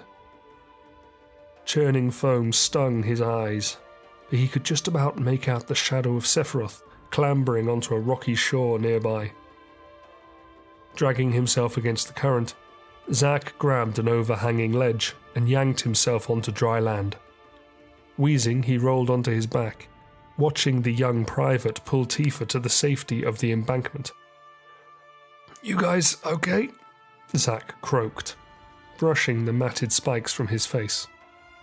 The others gradually rose to their feet, wringing the water from their drenched clothes. Tifa and Cloud gestured to say they were fine, the boy attempting to unclog his rifle. Red was nowhere in sight. "Everyone seems to be all right," reported Sephiroth, assessing a lone ingress further along the river. The murky hollow the only obvious outlet from the shore. "Can we get back to where we were?" Tifa nodded, her teeth chattering. I think so. These caves are intertwined like an ant farm. It shouldn't be a problem to get us to the reactor and even down the mountain this way." "Good," he said. "We can't afford any more setbacks. We must continue on." "But Sephiroth..." Tifa paused, scanning the area around them. "Isn't there someone missing?" "I know it sounds callous," he exhaled, shaking his head. "But we really don't have time to search for him. I'll notify the Turks of the situation. Beyond that, we can only hope for the best. Now come on, you're the guide, so lead the way." Hesitant in her step, as if she wanted to dispute Sephiroth's order, the girl trudged towards the underground passage, shivering as her shirt and waistcoat absorbed the chilling bite of the air. The ingress opened into a low stone corridor that began their ascent into the mountainside. Though thin strips of distant light pierced the cavern walls through fissures in the ceiling, briefly illuminating the otherwise black pathways, Sephiroth chose to keep a flame of fire magic burning so as to warm and dry the company. The climb was long and laborious, drawing them into the insect-infected labyrinth of Mount Nibel, the gradient proving a challenge even to the trained legs of the soldiers and Tifa. Eventually, the tunnels widened to form colossal chambers of shimmering rock. Waves of pale greens and yellows rippled on the smooth faces of towering limestone columns, bathed in bursts of concentrated sunlight, the hues merging harmoniously. The sound of trickling waterfalls reached their ears as they came to a stretch of crooked stalagmites submerged in small glassy pools, laying a veil of serenity over the surroundings. "What is this place?" Zack asked Tifa, mesmerized by the natural splendor. "I'm not sure," she answered. "I just refer to them as the mysteriously colored caves." "It's the Marco," explained Sephiroth, his voice breaking the tranquility. "The stained walls are a byproduct of the fumes. This mountain is particularly abundant because the Marco rivers run so close to its heart. That's why the first reactor was built here." "This is actually the deepest I've ever been on the north side," Tifa admitted. "I know the passages here lead straight to the reactor, but when I used to come up here with my cats, I would feel so at peace that—" "Enough," Sephiroth interrupted sternly. "You're not here to reminisce. We must carry on, and if you no longer have the knowledge to guide us, then I will." "But—" Tifa spluttered in protest, turning to Zack to seek his support. Setting a comforting hand on her shoulder, he shrugged, his expression dissuading her from arguing the matter. Pushing briskly past them, Sephiroth strode with determination along the path, his firm glare instructing them to follow with haste. For almost an hour they trekked further into the enriched caves, too hurried to properly admire their beauty, constantly battling against the incline as they circled the inner boundaries of the mountain. Tifa cursed the commander under her breath as she slogged aside Zack, fleetingly mumbling her disdain for his ignorant attitude towards her. Approaching the summit under Sephiroth's direction, the four could feel the temperature drop significantly, and the drifting clouds began to penetrate the passageways. Darkness had vacated the network, replaced by great spears of daylight that thrust into the caverns. Summoned by the building swell of golden sunshine, at last the tunnels parted to reveal an enchanting sight none had expected, melting even their leader's hardened demeanor. Sephiroth marveled at the expanse, his words almost inaudible. "I don't believe it."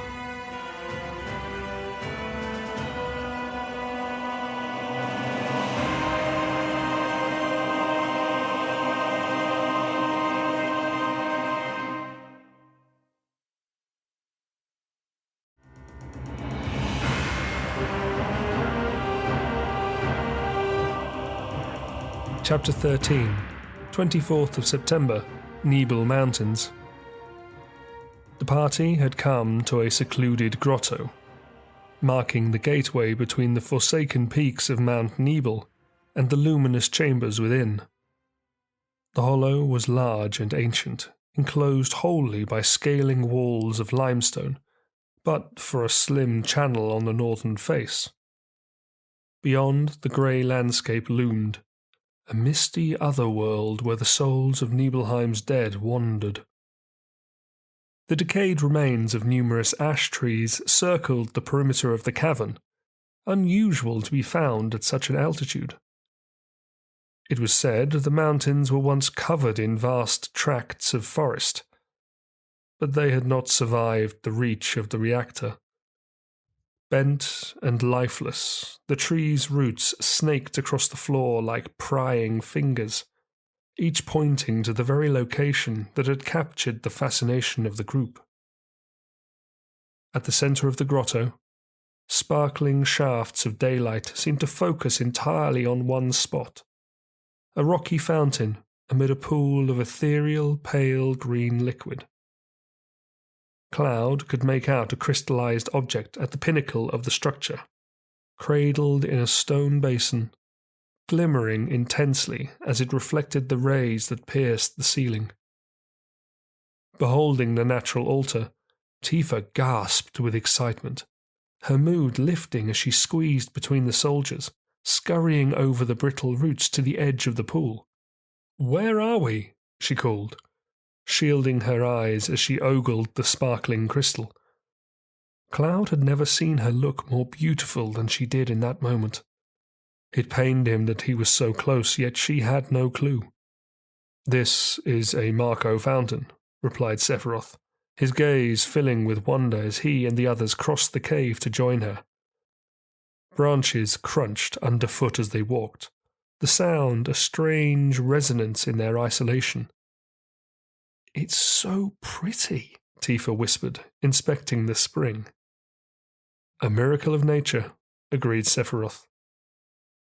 "But if the reactor continues to suck up Marco energy," asked Tifa, her tone sinking as she nodded towards the withering ashes, "won't this dry up too?" "Eventually," Sephiroth sighed grimly. "Fortunately for Shinra, most people on the planet are willing to allow such things to fade from existence, just so they can lead the easy life the company's electricity provides. If it's any consolation, the fountain will be one of the last parts of the mountain to die." Why is that?" queried Cloud, deliberately deepening his voice to avoid suspicion from Tifa. "I can't be too careful." "Although it seems relatively small, this crystal contains an enormous amount of Marco within," explained the captain.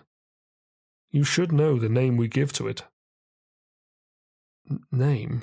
Cloud muttered, staring hard at the quartz.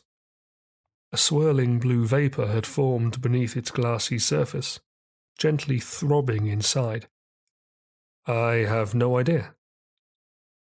"Materia," Sephiroth revealed, a thin smile broadening on his lips as the infantryman looked at him with surprise. "Huh?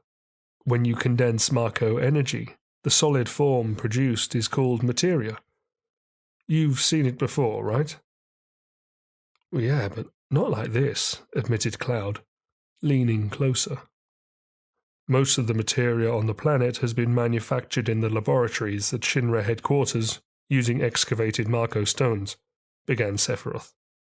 "The researchers of the Weapons Development Department have learned over the years how to produce and modify its properties using specialized compression capsules. This is where the huge arsenal of materia and range of magic available to Soldier and the Security Division come from. It's very rare to see materia in its natural state, so I can understand your confusion. In fact, this is the first time I've ever seen it with my own eyes. Materia has to be created synthetically because certain delicate conditions must be met in order for it to form. Otherwise, the Marco will take decades to crystallize on its own. There are a few known places around the world where this actually occurs, though. For example, in fertile areas of the southern continent, such as Medial or Benora, you can find small swells in the ground where the Marco rivers have breached the surface to form tiny pools. We passed something similar on our way up the mountain trail. These are spots where, if left undisturbed, materia will mature over time. Come on, man, Zack teased, slapping his friend playfully on the back. Didn't they teach you this stuff at the academy? I guess not. On that note, Why is it that when you equip materia you can use magic? Zack asked the commander, recoiling as Tifa let out a sudden burst of laughter. Sephiroth scoffed, brushing the long bangs from his face as he shook his head in mock disgust. What? What is it? Tifa prodded him mischievously. You're a soldier, and you didn't even know that? The knowledge and wisdom of the ancients is held in the materia, said Sephiroth. Anyone with this knowledge can freely interact with the land and the planet, calling upon its powers as they once did. Thus, when you equip a materia orb, the knowledge contained within it will act as a conduit between you and the planet, unleashing its magic, or so they say. Magic, Cloud murmured thoughtfully. A mystical force. Someone once told me never to use such unscientific terms, remarked the captain. It shouldn't even be called magic. I still remember how angry he was. Who? Cried Zack. I've never heard that. Sephiroth rolled his eyes with distaste. Professor Hojo. He was an inexperienced man back then, assigned to take over the work of a great scientist. Forever a walking mass of complexes. But no matter. Let's just keep going. We've dwelled too long here. Gesturing towards the narrow exit, a short way from the fountain, he wordlessly bade his comrades to resume their ascent. With an air of renewed enthusiasm and a spring in her step, Tifa took charge of the party, the heels of her boots echoing between the high walls as she led them through the ingress. The passage brought them to a cliffside ledge that looked west across the dark, crooked spires, and the verdant grasslands that lay beyond the ranges. A gravel incline made its way along the north face of the mountain, winding beneath a series of huge, rusting pipes that arced from the precipice and plunged into the crevasse below. The four remained wary as they scaled the crumbling path, moving in single file, the gusts whipping at their backs. They arrived finally at the summit of the track, coming to a broad shelf overshadowed by Mount Nibel's tallest peak. Only the monolithic smokestack of the Mako reactor was visible at the center of the space. The body of the facility was buried deep within the mountain. It had been constructed decades before with slabs of grey brick, and little had changed over the years but for its weather-beaten exterior, particularly the faded paint of the massive Shinra logo at its crown. Steel piping extended the entire height of the main shell, and to a small isolated structure on the far side of the shelf. It complemented the bronzed metalwork of the bulky tower base and the stairway to a secured entrance. As the company ventured towards the installation, their attention was fixed on the nests of the scavenging harriers tucked among the chimney's domed crest, and the indigo-feathered birds themselves as they soared without purpose around their settlement. The ground smoothed the flat rock when they neared the tower base, the strange crunching sound all the more startling as it erupted underfoot. Above them there came a shrill cry from the harriers, each swooping from their flight and rising again in an alert formation. Sephiroth slowed as he watched the birds, and swiftly drew the Masamune from its sheath, his silver head jerking sharply to scan the area, waving the others back. Zack was quick to adopt a defensive stance, while Cloud moved immediately to protect Tifa, puzzled by the captain's apprehension. More than a week had passed since the mysterious disappearance of the reactor workers, and it seemed the presence of the group had simply caused agitation among the harriers. Opening his mouth to see clarity on the command, Cloud felt his muscles tense, the faint tremor of the earth unmistakable. Thin wisps of smoke began to float into the air from the darkened corner of the site. Beyond the building, something had stirred, releasing a roar that pierced their ears like a klaxon. Sephiroth held his sword aloft as the dragon emerged from the shadows, its beady stare trained on the black-clad soldier. The creature was of the same species but much larger than the brute they had encountered in Nibel Forest, its emerald scales caked in the dust and grime from its resting place.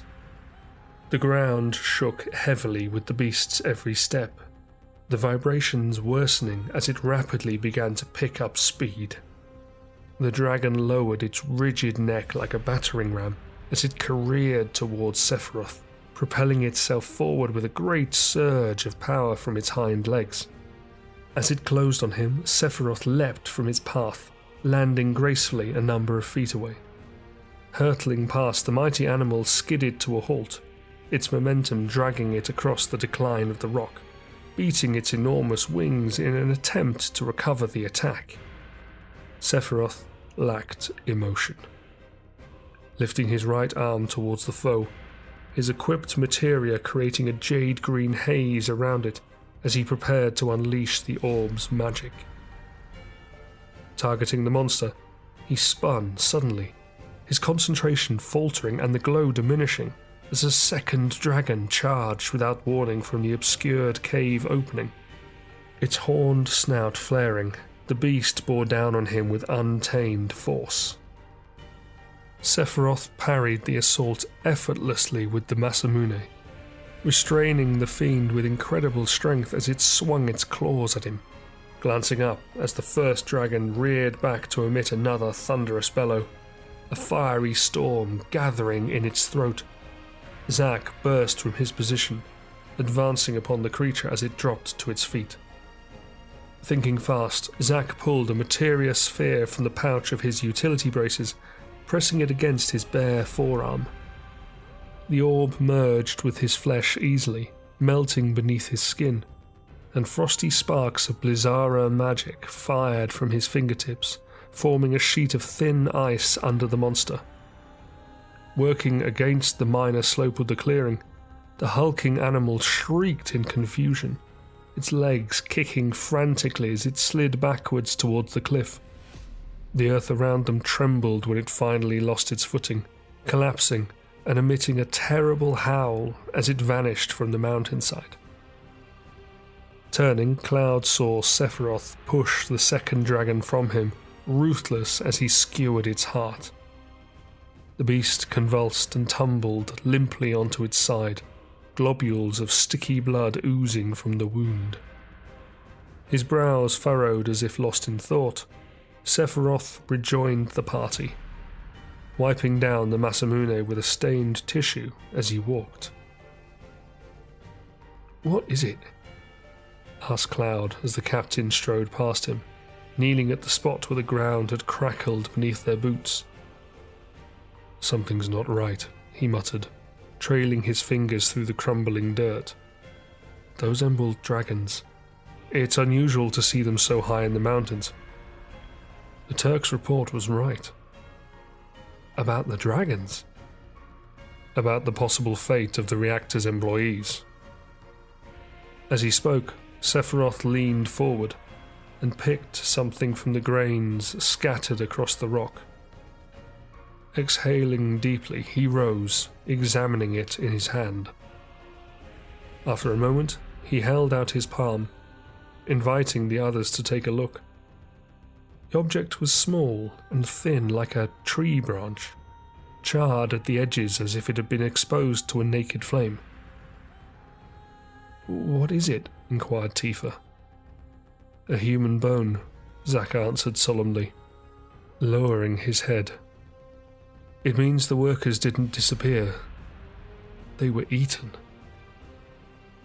"But," stammered Tifa, holding a hand to her mouth as her expression turned to grief, that's awful."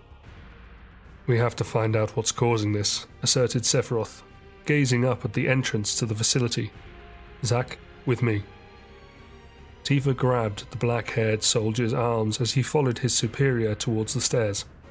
"What about me?" "You two wait here," he instructed. "Don't worry, you'll be safe enough." "But I want to go inside," pleaded Tifa, gripping tighter, her large brown eyes burning into his. I want to see what's going on. Zack shook his head, gently pulling away. I'm sorry. It's a restricted building, Sephiroth stated firmly. Non-Shinra Incorporated personnel are not permitted inside. This place is full of the company's industrial secrets. I can't let you go any further, but stay here until we get back, ordered Sephiroth, nodding to Cloud.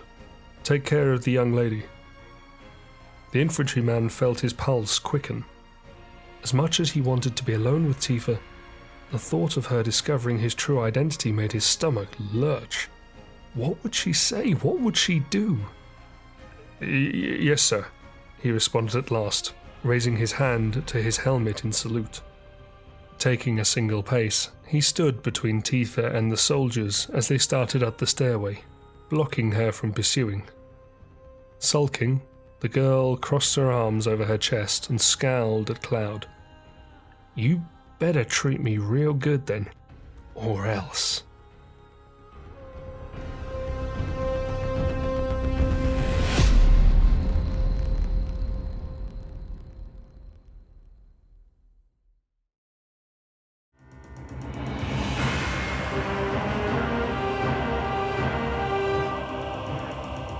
Chapter 14, 24th of September. Mount Nibel Marco Reactor. Reaching the entrance to the reactor, Zack and Sephiroth discovered the electric security gates were lifeless, parting easily. The doors opened into a broad corridor whose walls had become stained by prolonged exposure to Marco fumes, leading the soldiers to a cold, stone stairwell. Lit by what few bulbs had survived the facility's abandonment, the steps descended a great number of levels. The scraping of their boots echoed in the near silence, eventually replaced by a distant rumble of machinery as they advanced deeper into the subterranean heart of the building. After a short time, they came to the base of the stairs and to another passage bound for the reactor core. Zack noted the interior appeared significantly more archaic than its Midgar counterparts, as if no attempt at restoration or redevelopment had been made. Rounding a corner, the two were enveloped by an intense heat, forced to screen their faces from the gases that drifted from the cavernous belly of the complex. A metal observation deck extended before them, overlooking the power plant's internal workings, and the pale green rivers of liquid Marco far below. Outdated machines and filtration equipment scaled the sweeping brick walls, coated with rust, their grinding cogs and greasy pistons creating the image of a world without Shinra's modern technology. Huge funnels came and went across the area, the largest of which plunged into the rivers, piping much of the extracted energy into a discrete room 1 floor beneath them. The ingress to the chamber was nestled amid the reactor's control terminals, and seemed oddly out of place among the pressure valves and antique computers. A walkway protruded from the head of the platform, accessible from their position by a lone ladder. There's something off about this installation, Zack concluded, watching Sephiroth clamber down the rungs, his leather trenchcoat clinging to him in the humidity. Mopping sweat from his eyes, he followed, hurrying to keep up with his determined captain. Approaching the platform, Sephiroth stopped before one of the terminals, caressing his chin as he examined the readings on the pressure gauges. 4 valves were placed above the panel, each distinctly color-coded in reference to which part of the reactor system they related. Can you see what's causing the malfunctions? Asked Zack, analyzing Sephiroth's empty stare. The reactors are being managed poorly nowadays, he responded in a pensive voice, and the older plants are becoming increasingly damaged due to wear and tear from excessive Marco consumption. In this case, the pressure levels in the main reactor are far too high. It seems to be making the Marco surge through the pipes and put extra strain on the compressors, causing them to fail. Can we reverse the effect? I'm not sure, said Sephiroth. But I think it explains the sudden increase in dragons around the mountain. Zack peered at him inquisitively. You serious? Many creatures on the planet are attracted to places where Marco is rich and plentiful. An increase in Marco would inevitably see an increase in these animals. So if we lower the pressure in the reactor, Zack deduced, nodding in comprehension, we should be able to halt the malfunctions and put an end to the dragons. In theory, yes. Sephiroth hesitated. But there's something else. Yeah? You see these 4 gauges? He pointed to the small screens under each of the valves. They represent the flow of Marco inside the core. So, doesn't it strike you as odd that there's very little circulation in the 3 main generators, but maximum diversion to a 4th location? This one marked condensation chamber. What do you think it means? Pondered Zack. It tells us someone has decided the Marco has more use there, Sephiroth replied, and that this person has scant regard for the consequences. Apparently, the input can only be reduced from inside the chamber. Something's not right about all this. How so? The Marco that permeates the Earth is no mere energy source. Where does this substance, whose existence is unfathomable by our science, originate from? What is its purpose? Is it just electricity to power light? No, it's not. Marco energy is far more than that. These facilities are a mean of generating profits, but Shinra learned the secrets of the Lifestream's true potential long ago. The Soldier program or the Ancients project are just the tip of the iceberg. I expect some of the company's most classified work goes on down here, and I doubt we have to continue very far to find out what it is. I don't get it. Straightening up, Sephiroth glanced over Zack's shoulder to the doorway behind them, and again slipped the Masamune from its scabbard. Zack turned, frowning as he too inspected the broken security lock. The thick iron cleaved in half. An eerie red glow filtered through a narrow gap from the room beyond, luring them into the darkened unknown. Taking a breath, Sephiroth stepped forward. "Watch out," he said as he hauled the door aside. "It appears this isn't just a reactor."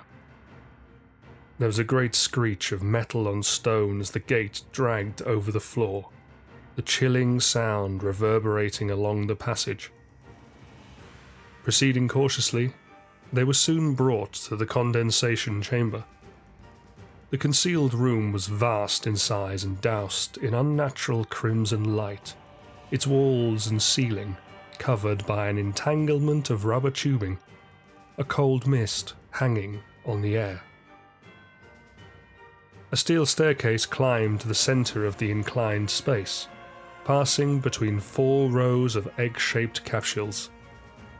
The pods were 10 feet tall and seemed strangely alive as pipes fed Marco into them, illuminating the glass pane on each.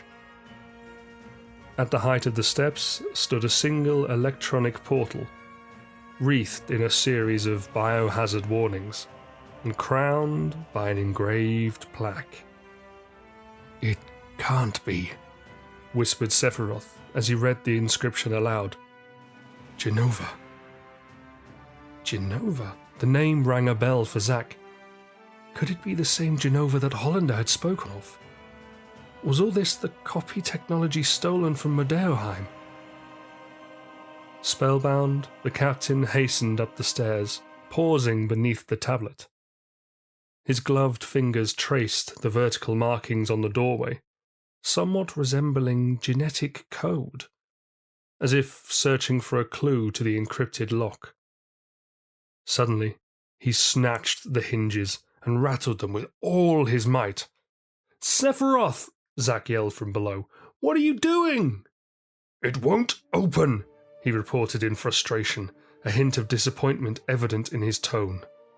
Retracing his steps, Sephiroth slowly began to study the individual pods around him, his expression growing more sullen. The labelled plates bore a series of digits arranged into dates and advanced chemical formulae, clearly designed to hide the secrets of their contents. Murmuring to himself as he trudged down the stairs, his eyes glazed and his mind distant, he gave the faintest of gestures towards a control panel on the wall behind Zack. "We should be able to reduce the Marco flow from there," Sephiroth advised, coming to a halt at the first row of containers. "Zack, see if you can release the valves." Striding over to the monitor, Zack found himself gazing at a three-dimensional plan of the room. The screen flashed under a layer of flaking white dust, a curious addition to the sterile chamber, but he thought nothing of it. Coloured sensors on the display were measuring the levels of energy pumping into the respective capsules. Careful to adhere to the instructions, he systematically entered the commands on the keyboard, watching as the sensors gradually returned to normal pressure. There was a droning, mechanical hum from above, followed by a hiss as the azure glow of the pods started to fade. With this, Sephiroth hoisted himself up onto the nearest of them and peered through the porthole. He dropped back seconds later, his jaw clenched, shaking his head. "What is it?" gasped Zack, darting up the steps to join his superior. "What's in there?" "Now I see. Hojo," Sephiroth growled, ignoring the question. "But even by doing this, you'll never achieve the greatness of Professor Gast. Zack, my suspicions were wrong. This isn't Lazard and Hollander's equipment." "How do you know?" Zack drew back as Sephiroth glared at him through dark and brooding eyes. "These pods are not like what we saw at their base in Midgar. It's a system that condenses and freezes the extracted Marco." A wry smile flickered on his lips. "That is, when it works correctly. Now, what does Marco energy become when it's further condensed?" "Materia, right?" "That was the original purpose of these machines," Sephiroth revealed. "To manufacture materia during the war. However, Hojo has since modified them and put something else in there. Take a look." Stepping aside, Sephiroth motioned for Zack to investigate the capsule. Hesitant, he pulled himself up to the round pane, shifting his weight onto the rubber tubing for support.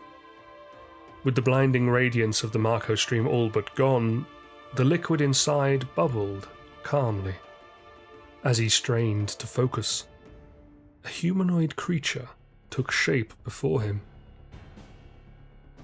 The thing's gaunt features were disfigured and skeletal in form, its crystallized skin reflecting the crimson light of the room. Leaning closer, Zack ogled the silvery face of the wild-haired being through the glass, losing his grip as it suddenly grinned at him, wicked and taunting. He landed hard on the ground, quickly scrambling to his feet in a fearful daze. "What the hell?" he sputtered. "What is that?" "Most members of Soldier are humans that have been showered with Marco," Sephiroth said quietly, his breathing heavy. "Its power is used to enhance their abilities far beyond normal capacity. The infusion process is what gives you the gleam in your eyes, your superior strength and agility, and your body's tolerance to pain. You are different from others, but still human. But they have been exposed to an abnormally high degree of Marco, much more than you. Some kind of monster?" Monsters are plants and animals that have absorbed too much Marco, deliberately or otherwise, and it has disrupted their genetics. Guardhounds, for example, are derived from the Bandersnatch wolves that used to roam the Midgar wastelands. Some were created in the science department's laboratories, but others mutated because of the toxins in the soil. You've seen how aggressive those beasts can get. If such a physical and behavioral alteration can occur in an animal due to overexposure, imagine what it could do to humans. You mean these are people? Marconoids would be the accurate term, Sephiroth responded, his voice detached. Abominations spawned by Marco. They must be the brutal creatures mentioned in the distress call. I guess the reactor workers discovered the link between the malfunctions and the dragons, and came through here after someone had broken inside, aiming to shut down the flow. Only they found something far more sinister. That the company was producing these things, stammered Zack, suffocated by the growing realization. Exactly, agreed Sephiroth. And Professor Hojo is responsible for it all. Mutated living organisms transformed by Marco energy. That's what these monsters really are. They're much less human than normal soldiers like you. Like me. Zack repeated, frowning. The insinuation echoed what Genesis and Angeal had preached before their supposed demise. Are you saying you're different? No! Sephiroth roared, his scream an eruption of emotion and anguish. His lips trembled, his eyes filled with tears of rage. Clamping his fist around the long blue handle of the Masamune, he began slashing it crazily through the air. Sephiroth! Cried Zack, leaping from the platform as his deranged captain sliced chunks from the surrounding capsules. With a deep, mournful wail, he lowered the katana, his shoulders sagged, his back to the teenage soldier. Genova, these abominations, he sobbed. Was I created this way too? Am I the same as these monsters? Am I the same as them? You saw it. All of them were human. Human, refuted Zack. No way! Ever since I was little, I've always felt I was different from the others, Sephiroth confessed. That somehow I had a special purpose. Even after I met Genesis and Angeal, but not like this. Zack opened his mouth to reply, but stopped, noticing the green haze gathering around Sephiroth's right arm. In that instant, there was a tremendous pulse of invisible energy, crumpling metal and ripping tubing from its foundations. Zack was thrown violently backwards against the control panel, slumping to the floor. He looked up to see his commander at the epicenter of the blast zone, the pods closest to him deformed and leaking, his maddened stare locked on a now shuddering container on the level above. There was a deafening whistle, a steam burst from its damaged seal, the compressed gas forcing its way out. With an almighty crack, the outer shell broke apart, clattering noisily onto the walkway. From the vapors emerged another silvery figure, its naked body dripping with an oily substance. The Marconoid was over 6 feet in height, with powerful limbs and razor claws, attached to the capsule by wires across its torso. Paralyzed by muscular atrophy, the monster toppled forward, tugging the cords and stripping its flesh, spurting synthetic liquid in all directions. It let out a high-pitched shriek that resonated disturbingly throughout the condensation chamber. But as the last wire was yanked from its back, the Marconoid collapsed into a fetal position, unconscious. Heart racing, Zack glanced anxiously to Sephiroth as he slowly brought his hands to his face. A minute of suspenseful silence passed until at last the captain of soldiers spoke, his words sending a chill down Zack's spine. Am I even human? No such luck, old friend. A familiar voice answered him from the passage outside. Zack and Sephiroth turned in unison, blades drawn, listening to the approaching footsteps. Despite their growing suspicions in recent weeks, it still came as a shock to hear their former comrade, and it would have been unwise not to perceive him as a threat. You are indeed a monster, the greatest one born of the Genova project. Genesis wore a sly smirk as he entered the room, carrying his long-sword rapier, his single black wing tucked behind his left shoulder. In the months since his defeat to Zack at Nibelheim, the rogue soldier appeared to have aged by decades. His wavy locks of auburn hair were now distinctly streaked with white, while the skin over his high cheekbones seemed taut and sickly. The entire upper half of his scarlet trench coat was sprinkled with the same flaking dust as on the control terminal. His degradation was worsening, his body failing him. He must have been waiting for us here, but why? So, you are alive then? Zack greeted him tentatively. I suppose I am, Genesis snorted, and stroked the peeling skin on his jaw, leering at the young man as if he were a stranger. If you can call this living. What is the Genova project? Sephiroth inquired bluntly. Genesis regarded his old peer as if he had dreamed of this moment for an eternity. It was the term used for all experiments relating to the use of Genova's cells. My mother's cells. Sephiroth's expression twisted in disgust. Poor little Sephiroth, Genesis goaded him. You never actually met your mother. You were only ever told her name, no? I remember the story well. I can only imagine what fantasies you've conjured in your mind, but Genesis, no, pleaded Zack, watching the captain shake his head in denial. Genova is as much a monster as we are.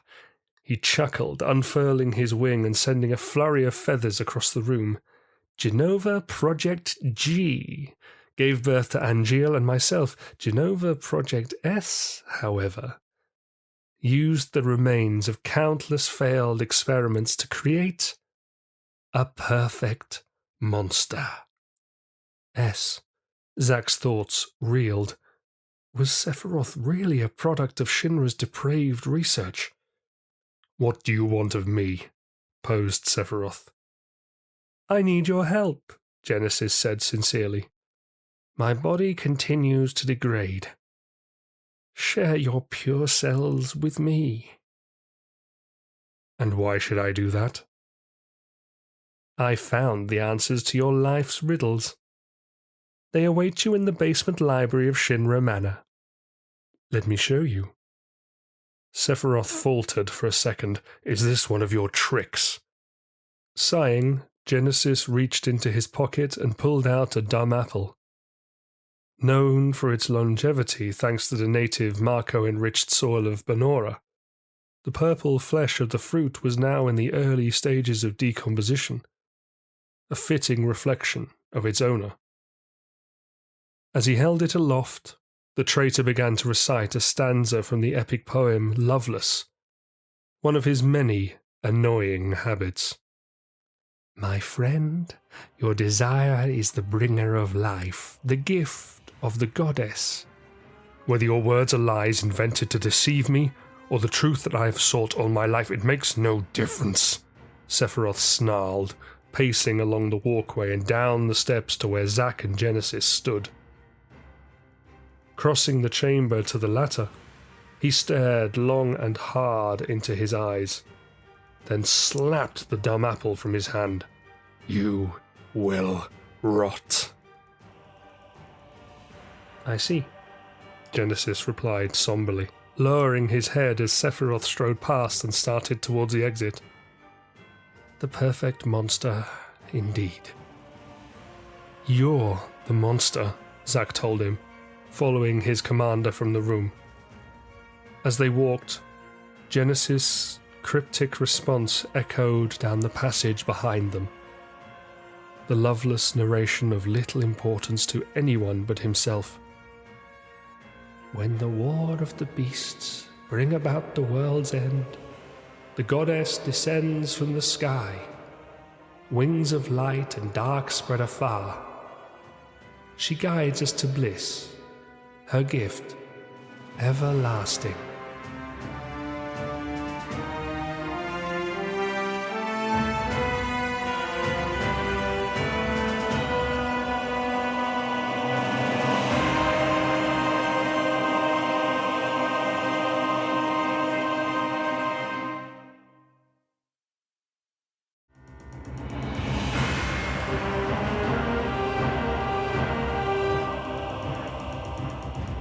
Chapter 15, 24th of September, Nibelheim.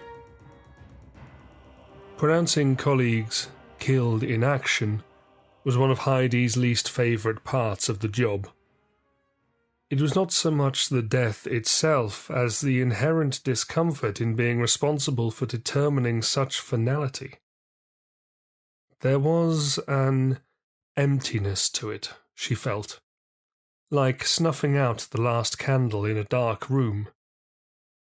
The native peoples of the Medial archipelago viewed dying as a journey of beauty and calling, where the life stream would welcome you into its bosom. Heidi had never had the luxury of such fanciful beliefs. Today was no exception. Her search for Red's body had yielded next to nothing. For 6 hours she had prowled the banks of the river, following its merciless current as far as the coast. What little evidence she had found took the form of ripped clothing and shattered fragments of his visor, indicating he'd been trapped by sunken reeds or smashed against the rocky shore, or both. He had almost certainly drowned in the struggle, and eventually been washed out to sea.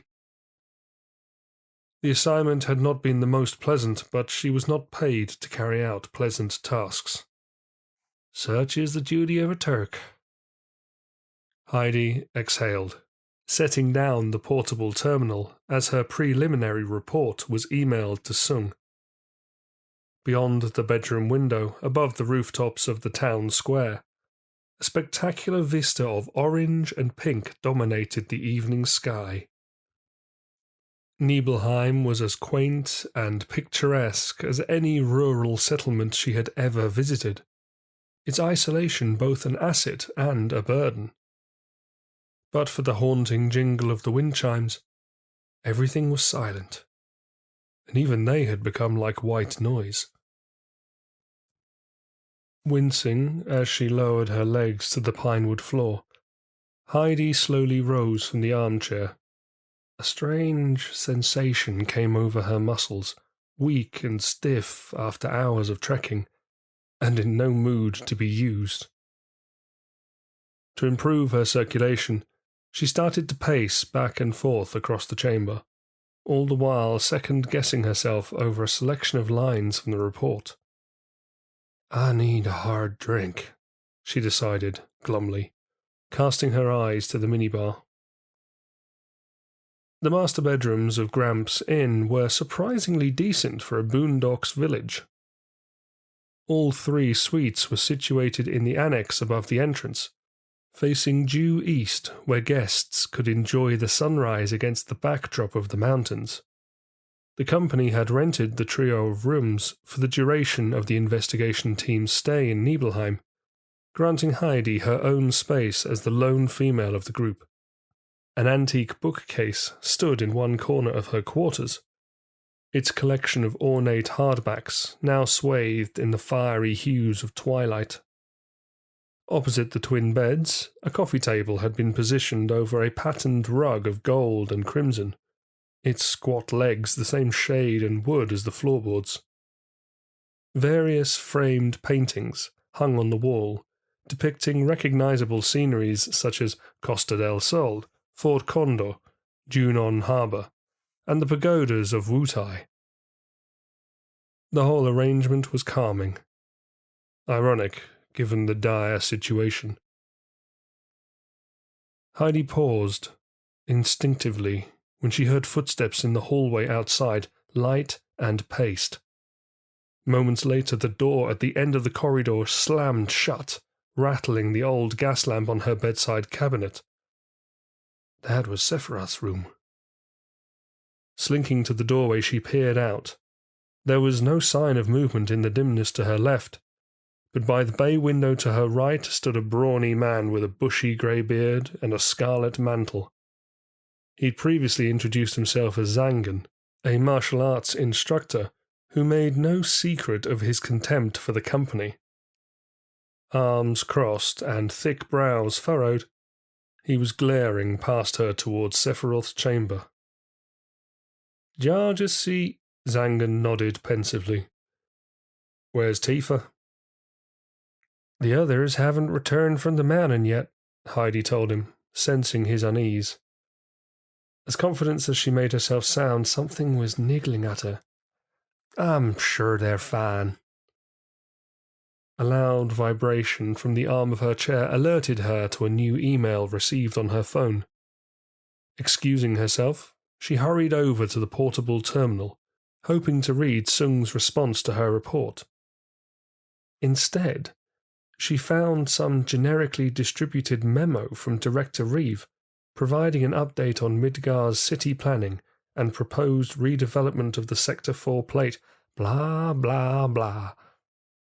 Watching from the window, it was a further 2 hours before she spotted shadowy figures crossing the town square in the direction of the inn. They were immediately recognizable as Zack, Cloud, and Tifa, but there was something wrong in the way they were moving. Alert, Heidi grabbed her shotgun from the coffee table and darted from the bedroom.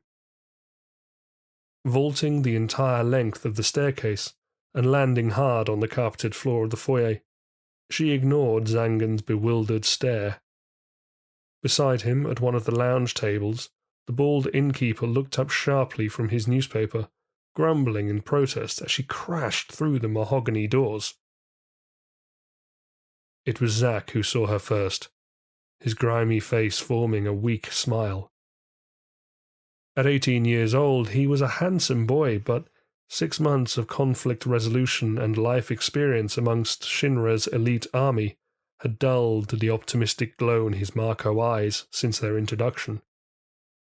They had first met on the frozen plains of the Great Glacier in an operation to destroy Avalanche's northern base.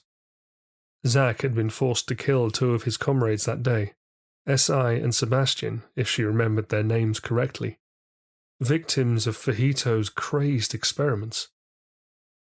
Heidi had helped him bury them in the snow. Just as he had that day, Zack carried a greatsword on his back, the gilded carvings on its hilt gleaming with the colours of dusk. To wield such a mighty blade was child's play for a warrior as enhanced as he, but right now he seemed to bear it like a crippling load.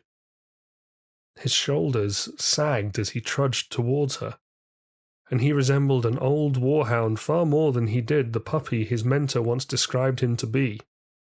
Cloud hobbled alongside him, leaning on Tifa as a crutch. A wave of guilt washed over Heidi when she realized the girl probably had no idea she was supporting her childhood friend, for his features remained concealed beneath his heavy metallic helmet. Arriving at the inn, Tifa allowed the young infantryman to slump against the limestone wall of the building, and began to stretch her arms to relieve the aches. Anonymous as he was to her, Cloud's body language screamed of shame. Observing him for a moment, hands on his knees like he was ready to vomit, Heidi turned to Zack. How did things go with the Where's Sephiroth? Asked the soldier. Oh, he's upstairs, she replied, gesturing towards the annex. Stormed into his bedroom a while ago. What's wrong with him?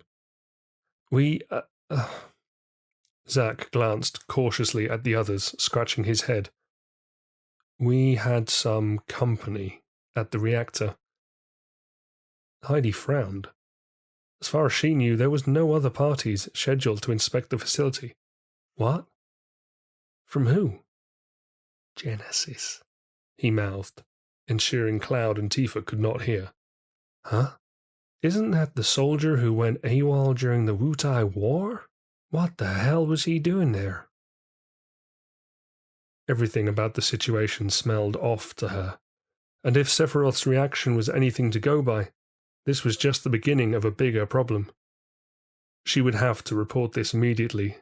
Genesis being alive, never mind his presence at the Mako reactor, was classified information. With all the rumors of G Army and avalanche attacks around the planet, it was only a matter of time before Mount Nibel was targeted. Is something the matter? Queried Tifa, straightening her cowgirl hat and putting her hands on her hips. Her gaze passed inquisitively between Zack and the Turk. For her age, Tifa was pretty astute. Heidi liked that about her. Sorry, Zack shrugged apologetically. We can't tell you. Tifa rolled her eyes. Why am I even surprised? And what about him?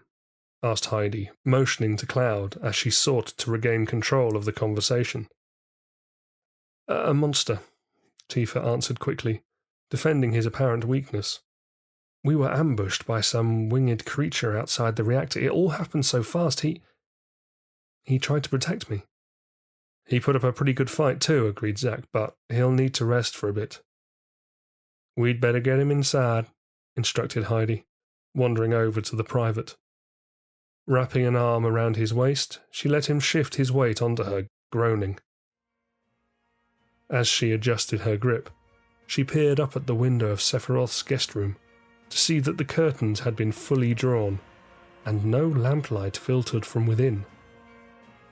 Such strange behavior was just one more thing she would have to bring to Sung's attention.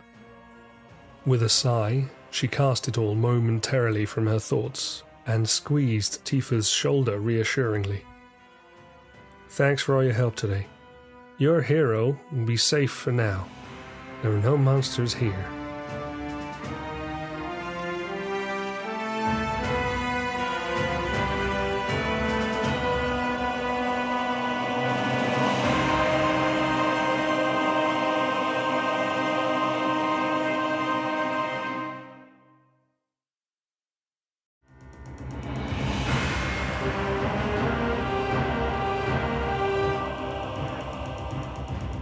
Chapter 16, 24th of September, Nibelheim.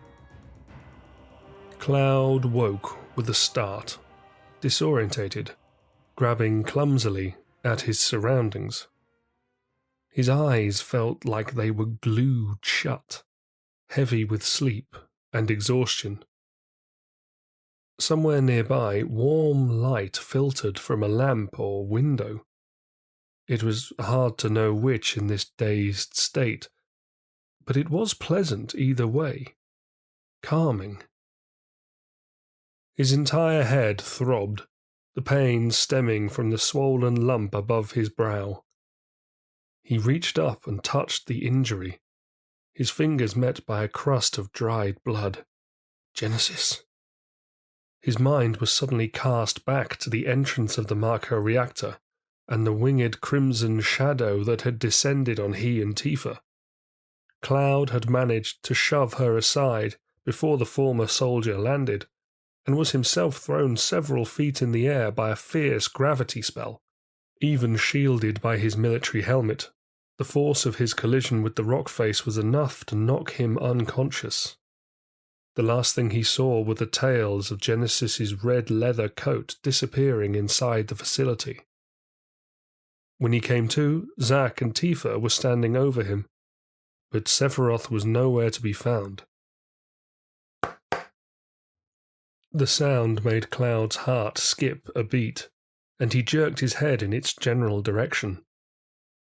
As his eyes adjusted to the radiance of the guest room, he realized the knocking had come from the hallway outside, but not on his own door. His thoughts jarred like a broken cogwheel, clunky and strained, and he listened intently for further clues to the source of the disturbance. "Sephiroth?" Zack called a few seconds later, his voice laden with frustration. "Come on, man, open up!" Silence followed. More banging. Angry muttering. Silence again. Cloud groaned and rolled onto his side, nursing his forehead and his dignity. He had wanted so badly to show his worth on this mission, to protect Tifa and to impress his hero Sephiroth. Genesis had made short work of that idea.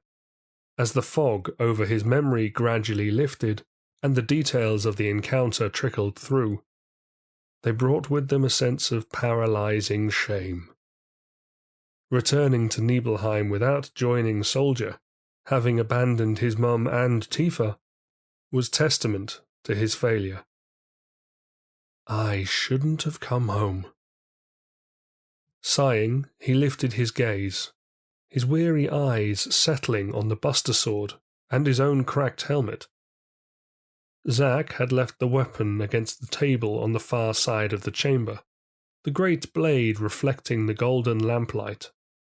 Through the curtains, Cloud could see the dark rooftops of the town square, and guessed he had been asleep for several hours.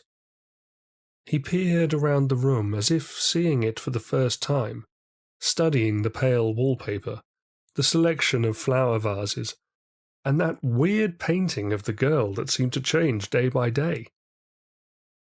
Only when he glanced towards the two empty beds, their scarlet and green tartan blankets undisturbed since that morning, was he struck by another sinking feeling. Red. "So, you're awake," Zack observed from the doorway, slipping inside and closing it behind him. The spikes of his hair were matted to his face, and he traipsed sluggishly across the bedroom, dropping onto the adjacent bed to face Cloud. He looked fatigued. "How are you?" Grimacing, Cloud dragged himself into a seated position against the wooden headboard, hugging his knees.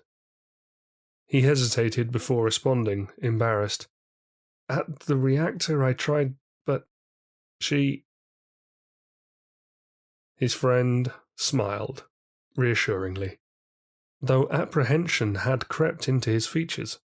"Tifa's safe, don't worry." Cloud nodded, lowering his eyes. "If only I were a soldier." Zack began to chuckle cynically, drawing a questioning stare from the infantryman. He remained quiet for a moment, absently tracing his fingers over the polished ash surface of the bedside unit. "Soldier is like a den of monsters," he said at last. "Don't go inside." "What happened?" "I don't know, man." Zack exhaled, allowing himself to flop backwards on the bed. "I thought I did, but—" "Did Genesis say something?" Cloud persisted, trying to ignore the pain of his injury. He knew the answer was probably above his pay grade, but after everything the pair had gone through trying to capture Genesis and Hollander at Nibelheim, he hoped Zack might give him a free pass. "He and Sephiroth used to be buddies, right?" "Genesis is insane," Zack mumbled vaguely. "He's trying to mess with Sephiroth's head." "Is that why he's barricaded himself in his room?" Looks like it," Zack conceded. He paused for a minute, his attention trained exclusively on the ceiling. "By the way, do you know Tifa?" "How could he... Is this a trick?" The query had caught Cloud off guard. There was nothing he could do to stop his cheeks turning red. He considered lying, but Zack would just see right through him. Instead, he turned away, gulping. Sort of. Have you talked to her? No. Zack sat up on the bed, assessing Cloud with a curious expression. I'm sensing some unresolved issues here. Didn't you guys grow up together? It's complicated. Yeah, I'm no stranger to that one, Zack snorted in amusement. Reaching into the pocket of his uniform combats, he took out his portable terminal and started flicking through its applications. With a playful grin, he tossed the phone onto Cloud's bed and gestured for him to pick it up. Have a read. Perplexed, Cloud opened up the first message.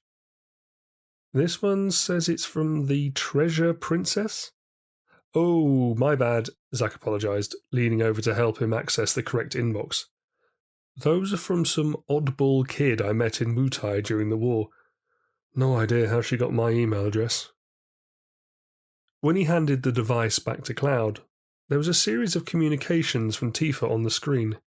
A momentary pang of jealousy gripped Cloud, but he tried not to show it. Zack had a girlfriend back in Midgar. He knew, and he trusted his friend. Skipping over the white cat she used as a profile picture, Cloud began to scan the text. Subject: Is he all right? Is that guy all right? I'm a little worried. It looked like he got hurt pretty bad. I'm glad you were there. Thank you, Zack. I'd heard of Soldier and how tough they are. I hope we can talk a little bit more about Soldier next time I see you. There's something I want to ask. Subject: I can fight too. I don't get Sephiroth at all. Is anyone in Soldier like him? Oh, and are there any blonde guys in Soldier? That's so dreamy. Any girl would love to have a blonde soldier protect her when she's in a pinch. Well, it's no good just waiting for my knight in shining armour to show up, so I've started learning how to fight myself. My teacher says I've got a knack for it. Subject: Don't tell anyone.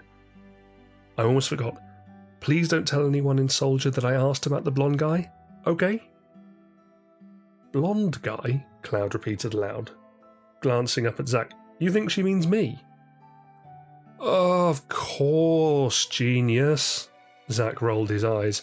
How many blonde boys does Tifa know who went off to join Soldier? You should do something. Be her knight in shining armour. I can't. Why? I told you, it's complicated. Frowning, Zack met his gaze. Try me. Cloud lowered his head again. With everything that had gone on over the last 2 years, he had been too ashamed to talk about his past. Moving to Midgar was supposed to be his big break, his fresh start. He was going to be a war hero like Sephiroth. Instead, all it had brought him was a harsh dose of reality and self-doubt. Tifa's the reason I left Nibelheim, he began after a while, his voice scarcely above a whisper. It's because of her I was so desperate to join Soldier. What happened? Asked Zack. When we were kids, Tifa always used to hang out with this threesome, Dan, Well, and Mayday. They were all so childish, laughing at every little stupid thing. I used to think I was different. I wanted her to notice me. Then when I was 8 or 9, Tifa's mum got real sick. I knew when the time came she would need someone to be there. I figured if I was strong for her, maybe she would take notice. The day her mother died, she decided to climb the mountain. The townspeople used to say no one could cross to the other side alive. I guess it was a story to keep the kids from playing on it. Tifa wasn't scared though. Her friends turned back, but she kept going. I was the only one who followed her. I don't know which path we walked. All I remember is that Tifa somehow missed her step. I ran to her but didn't make it in time. Both of us fell off the cliff. I just scarred my knees, but Tifa was in a coma for a week. We all thought she wouldn't make it.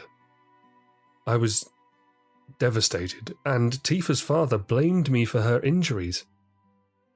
Even after she recovered and told him the truth, he wouldn't let me near her. Jeez, Zack remarked, brushing a drooping lock from his face. That's rough. It wasn't great, admitted Cloud. He hugged himself closer, rocking gently on the bed. The recollection had stirred emotions he had long suppressed, and the loneliness and confusion of that period was slowly coming back to him. As the months went by, I kept thinking, if only I could have saved her. I was so angry at Tifa, angry at life, angry at myself for my weakness. I lost control. I'd get into fights as often as I could, not even caring who it was with. I was a small kid, skin and bones. In hindsight, I probably did it to prove I was just as tough as the older schoolboys. It drove Mum crazy. My father died when I was a baby, so I didn't have any male role models. She was my only family. I hate that I never properly considered how my actions affected her. It was around that time I first heard about Sephiroth. I'd watch the TV reports and read the newspapers to keep track of the war.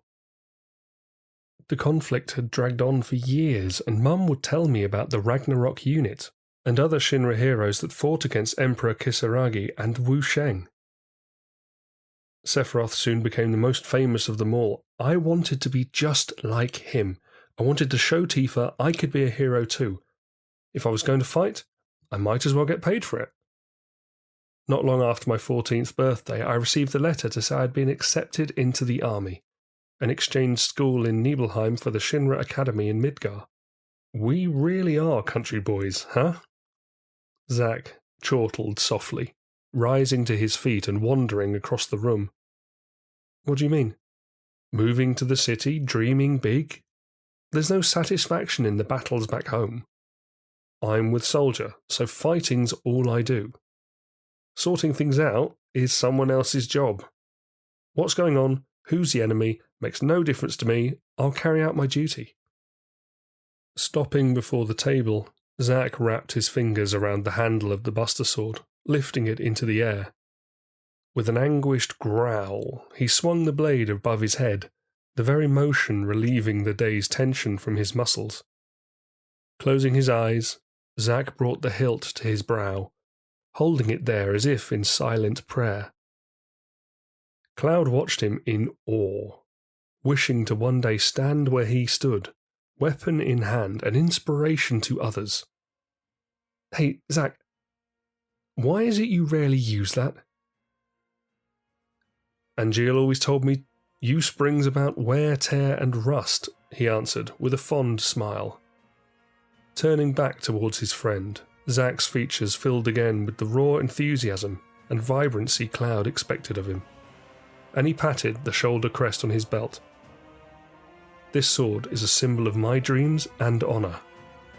No matter what happens, I must protect them. Thank you for reminding me, Cloud. I hope one day you will embrace your dreams too.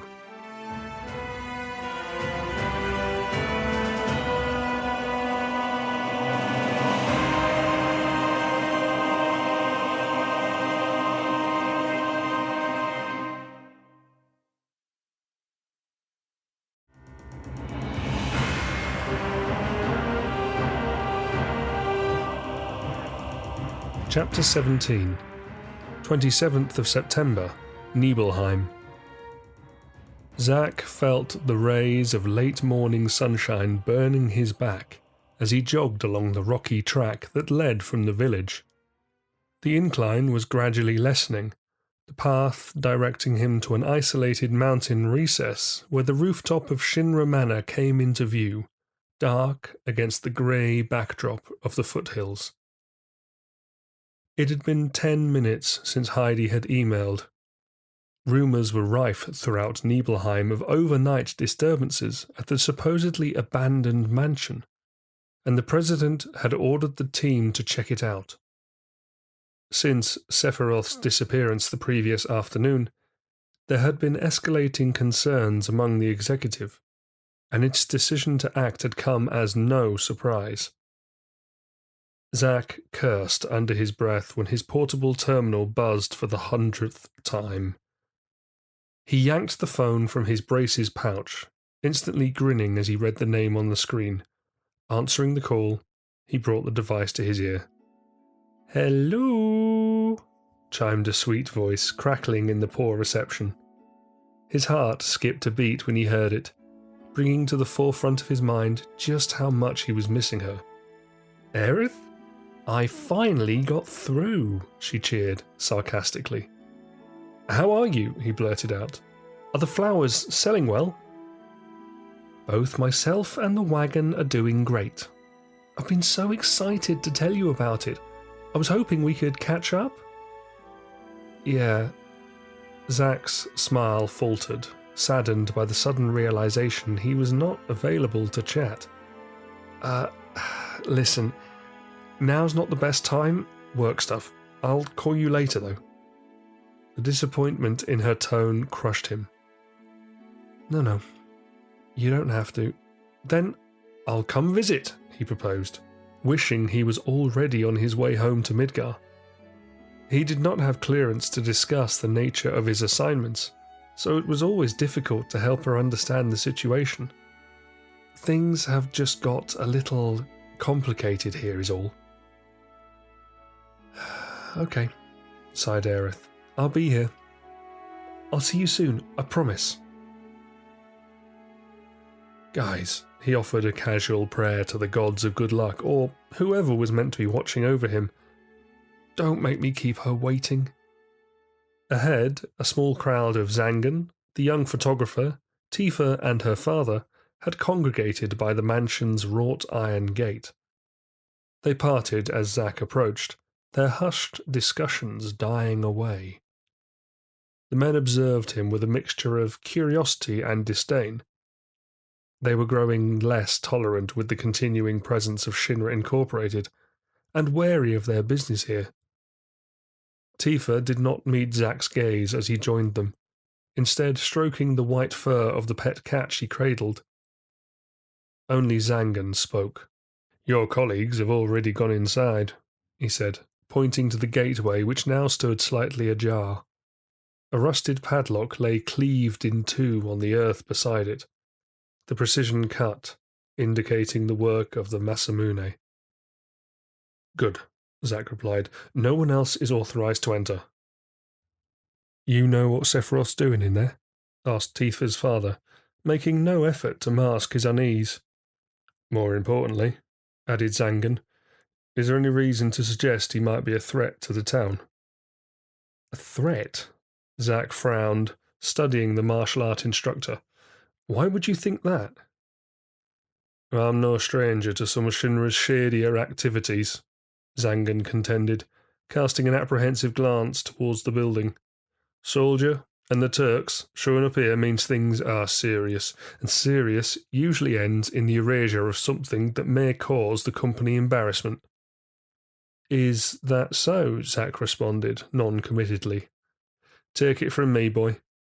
You pick these things up when you travel as much as I do." "Well, I have no idea what Sephiroth is doing," admitted Zack. "But I can assure you, old man, he would never do anything to harm Nibelheim." "Let's hope your faith in him isn't misplaced," growled Tifa's father, folding his arms stubbornly. "But until we know the village is safe, we're not leaving." "Suit yourself." With a courteous nod to the group, Zack stepped forward and pushed the screeching gate open. A broad garden path wound among an unkept growth of grass and weeds to the oak entrance of the manor. Jaded walls of red brick and ashen limestone, adorned by dark pine, rose from the foundations like a silent apparition, broken with decay and awash with skulking ivy, concealing an eerie and cursed past. Many blackened windows peered down at him from both wings of the once imposing house, like the vigilant eyes of many forbidden rooms. An unwelcome sense of dread gripped him as he wrapped his fingers around the thick handle of the front door. The derelict wood juddered, but opened without much fuss into the foyer of the mansion. A haze of dust met the soldier, making him gag as he inhaled a lungful, scanning the magnificent entrance hall. The surrounding wallpaper was yellow and peeling, the frail sheets curling over a worn, patterned carpet that had seen better days. Half-closed ingresses on either side revealed 2 large store cupboards and a billiard room, as well as an enchanting lounge complete with grand piano and private bar. All were neighboured by empty, lightless corridors that ventured further into the building, none of which seemed particularly appealing. This place gives me the creeps. A shuffling of feet was coming from a room above, the floorboards creaking with every step. Zack began towards the great sweeping staircase that climbed the east wall, diverging finally on the landing of the second floor. It was overlooked by a trio of tall, grimy bay windows, the sole source of light in the foyer. What little sunshine pierced the veil of dirt and flowing designs on the glass was reflected on an extravagant crystal chandelier, hanging from the lofty ceiling. It blinded him temporarily as he ascended, forcing him to instinctively draw the buster sword when the silhouette of a female appeared. "Zack?" called a familiar voice. "Zack, it's all right, it's me." "Shotgun?" "No, it's the Chocobo Queen, dumbass." "Got something?" he inquired, ignoring her sarcasm. Slotting the weapon back over his shoulder, he shielded his gaze and squinted up at the Turk. "I've just been in the archives. It's in quite a state," reported Heidi, holding up the file she still clutched in her hand. "Looks like Sephiroth found what he was searching for." "What is it?" "There's a laboratory hidden in the basement," she explained. "But some terrible things went on down there. I only peeked at a couple of the documents, then I had to get out of the room. I keep hearing this manic laughter, but when I turn round, there's no one there. I think that's maybe why the research here was shut down." "It's just your imagination," Zack chuckled, ambling up the steps to join her. As he reached the landing, there was a sudden scraping sound, causing Heidi to jump with fright, grabbing for her shotgun. Glancing past her, Zack watched Cloud scurry down the corridor from the east wing, skidding to a halt in front of them and standing to attention.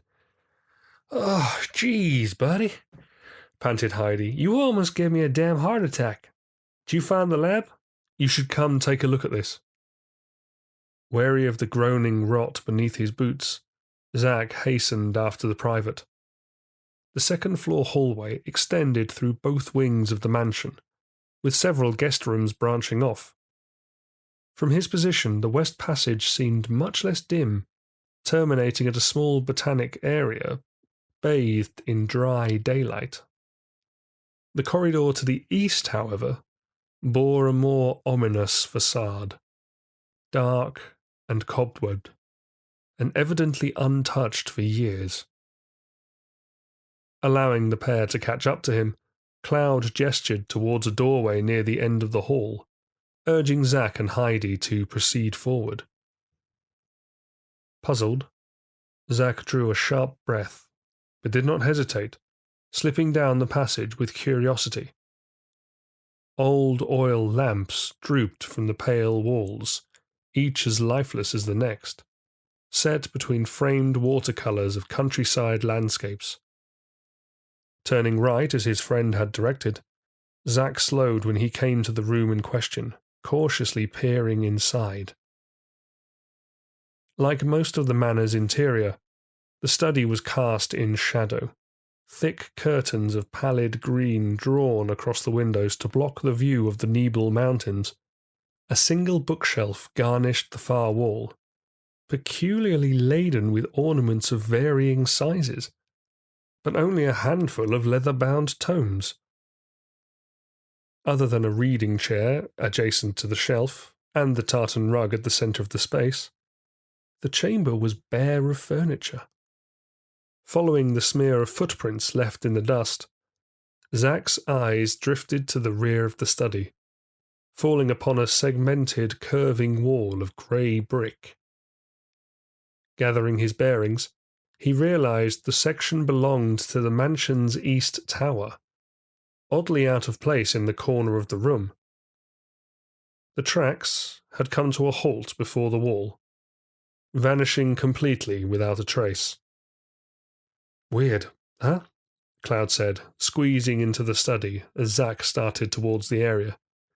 "There's no sign of recent movement anywhere else in this part of the house, so Sephiroth must have somehow gone through. Figured I should wait on you guys before investigating any further." "Yeah, good call," agreed Zack, carefully running his fingertips over the brickwork while Heidi inspected the bookshelf. "Aha!" With a gentle push on the thin, concealed hinge, there came a grinding of cogs and scraping of stone, and a square division of the wall began to slide backwards and aside, exposing the murky chasm within. The cavity was enclosed by the same grey slabs of the tower exterior, draped in parts with rusted chains, while a makeshift stairwell wound its way to the depths of the shaft. Zack choked as the pungent stench of decomposed meat seized his nostrils, compelling him to turn his head from the hollow. "Whoa, what the hell is that?" spluttered the infantryman, holding a hand to his mouth. "Whatever it is, it's been down there a while," moaned Heidi. "I hope for its sake it's dead. Oh, I better call us in." "You going down?" queried Cloud, uncertainty lingering on his face. Zack crossed his arms and nodded. "I have to locate Sephiroth. Don't move until I get back, okay? And don't let anyone else down here." "Yes, sir." "I told you not to call me that," he grumbled, ducking under the low gap, alert as he started gingerly down the broken wooden planks. The air grew cold as Zack descended into the unknown, easily 50 feet below the foundations of the manor by his calculations. The faint light of a burning flame flickered from the base of the pit, illuminating the slender entrance to a subterranean passage. Arriving at the ragged foot of the staircase, he stopped briefly to absorb the warmth of the torch, examining the wiry tunnel as it twisted north beneath the gardens of the estate. More fires crackled ahead, sending shadows dancing around the grim walls of hewn rock. The path brought him after a short trek to a spacious cavern, its vaulted ceilings inhabited by a few sleeping bloodbats, their twitching bodies stirring as he passed. Similar to the tower, iron links and cuffs were nailed to the stone walls like medieval torture devices, while a selection of unusual tools and objects lay scattered among empty crates. The distant sound of gurgling water echoed about him, the stale aroma of the underground air mingling with that of sewage. On the far side of the cave, lamplight emanated from beyond the doorway to a basement room, wavering as someone wandered back and forth inside. A sense of relief washed over Zack as he trotted towards it, hearing Sephiroth's voice for the first time in days. Weaving between the rotund stalactites, he spotted a second door in the gloom of the cavern, its frame camouflaged somewhat by the surrounding rock. The chamber seemed without life or use, and he dismissed it in his eagerness to join the captain. Slipping into the basement room, Zack blinked hard, instantly enveloped by the brilliant greenish glow of a dozen overhead lamps. As his eyes focused, the outline of high shelves took shape before him, climbing to the broad walls around the laboratory, each loaded to the brim with beakers and jars.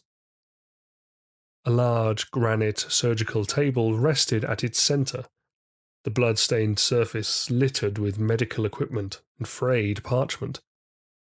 Electrodes were clamped to both ends of the slab, connected by loose cables to a series of dated computers that loomed silently in the corner.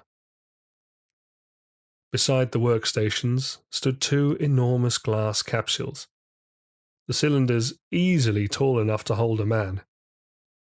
Heavy tubing ran across the floor from their pedestals to what appeared to be a miniature Marco compressor.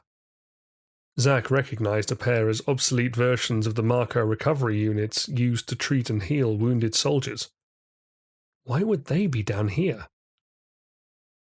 A small passageway led from the lab area to an adjoining library, lined by lofty bookshelves of hardback volumes and innumerable filed reports.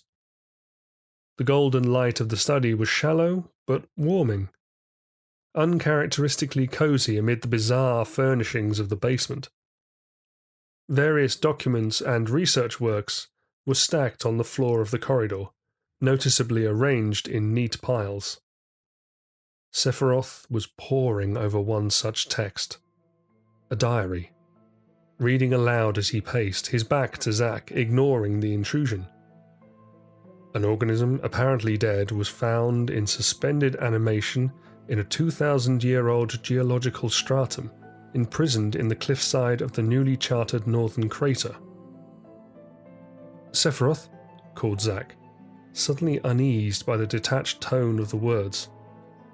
Professor Gast, Sephiroth continued without falter, leader of the expedition and head of biological and biotechnical development, having succeeded Professor Grimoire after his tragic and untimely death some years before, ordered the organism to be taken to his laboratory at Shinra headquarters in Junon. May 3rd, Mu Era 1976. Professor Gast names organism Genova. May 29th, Mu Era 1976. Testing on organism approved. November 9th, Mu Era 1976. Gast Laboratory verifies organism is an ancient. November 15th, Mu Era 1976. Ancients Project initiated. December 1st, Mu Era 1976. Cells extracted from organism used to initiate Project Genova G. August 22nd, Mu Era 1977. Mount Nebel Marco reactor approved for organism storage. September 15th, Mu Era 1977. Project Genova G yields imperfect specimen G. November 1st, Mu Era 1977.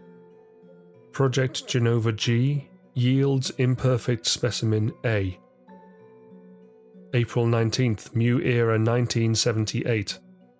Project Genova S approved. The Genova Project. Sephiroth, it must be a coincidence, he whispered, the paper falling from his hand as his entire body seemed to sink under the weight of his thoughts. It must be. Professor, why didn't you tell me anything? Why did you disappear? Why did you die? Genesis! Is he right? Zack's own mind was a whirl, the memory of that fateful evening in Nibelheim flashing before him. Hollander had revealed the secrets of Angeal's origins then, explaining how his mother had been implanted with Genova cells before he was conceived. A perfect monster, Angeal had called himself as he mutated. Could it really be true? Specimens G, A, and S. Genesis, Angeal, and Sephiroth. Sephiroth, Zack repeated in a dazed murmur. The silver hair of the soldier captain shimmered in the lamplight, his shoulders trembling with torment. As his fists tightened at his side, his physique appeared to broaden and rise, casting his long shadow across the cold stone floor. With a sharp turn, he glared at Zack through fiery, tear-filled eyes and let out a menacing growl. Let me be alone.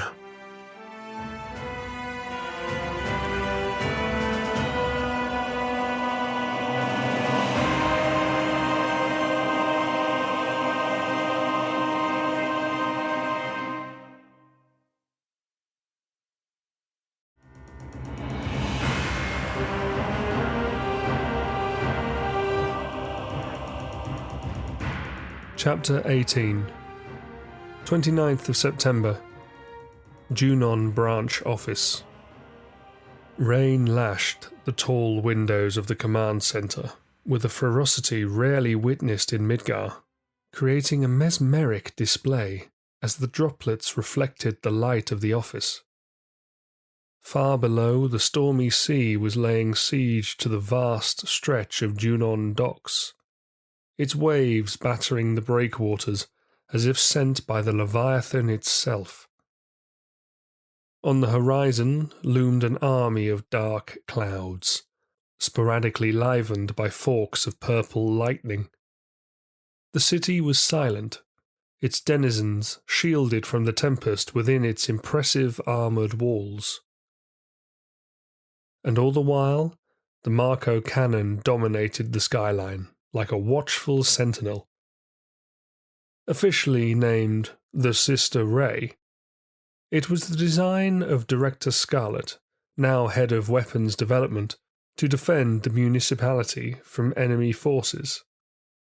With a barrel more than 70 feet in diameter and powered by the phenomenal energy sucked from the regional reactor, the cannon had an accurate range of over 100 miles, capable of obliterating anything in its path. Hojo was no stranger to the colossal weapon, nor this elevated view of the bay.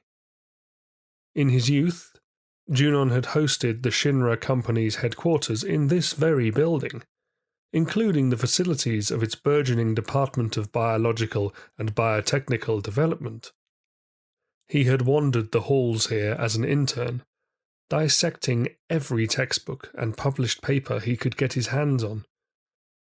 Into the early hours he would peruse the division's archives each night, while his peers frequented the bars and seedy establishments of Lower Junon, cavorting with locals and whichever exotic sailors had arrived aboard the myriad cargo vessels. For half a century, the city had been among the planet's most important ports, a key distribution hub between East and West. Strategically flanked by a deep, natural harbour and the bluffs of neighbouring headlands, it was a modern metropolis that had advanced exponentially over the decades. Its broad commercial boulevards and sandstone tenement blocks were stacked above one another, rising sequentially from the docks to the skyscraping tower at its summit. Such enterprising architecture is what inspired President Shinra's vision of the Midgar Plate, and his relocation of the company to the purpose-built headquarters there 25 years ago. With it went the Central Military Command, though Junon retained its Air Force and Navy bases. The latter were charged with guarding the city's state-of-the-art but vulnerable underwater reactor during the Wutai War, with Junon's structural shape being heavily reinforced and the Marco cannon installed. The transition itself led to the Genova project being undertaken at the Nibelheim laboratories instead, away from the distraction and disruption of the move.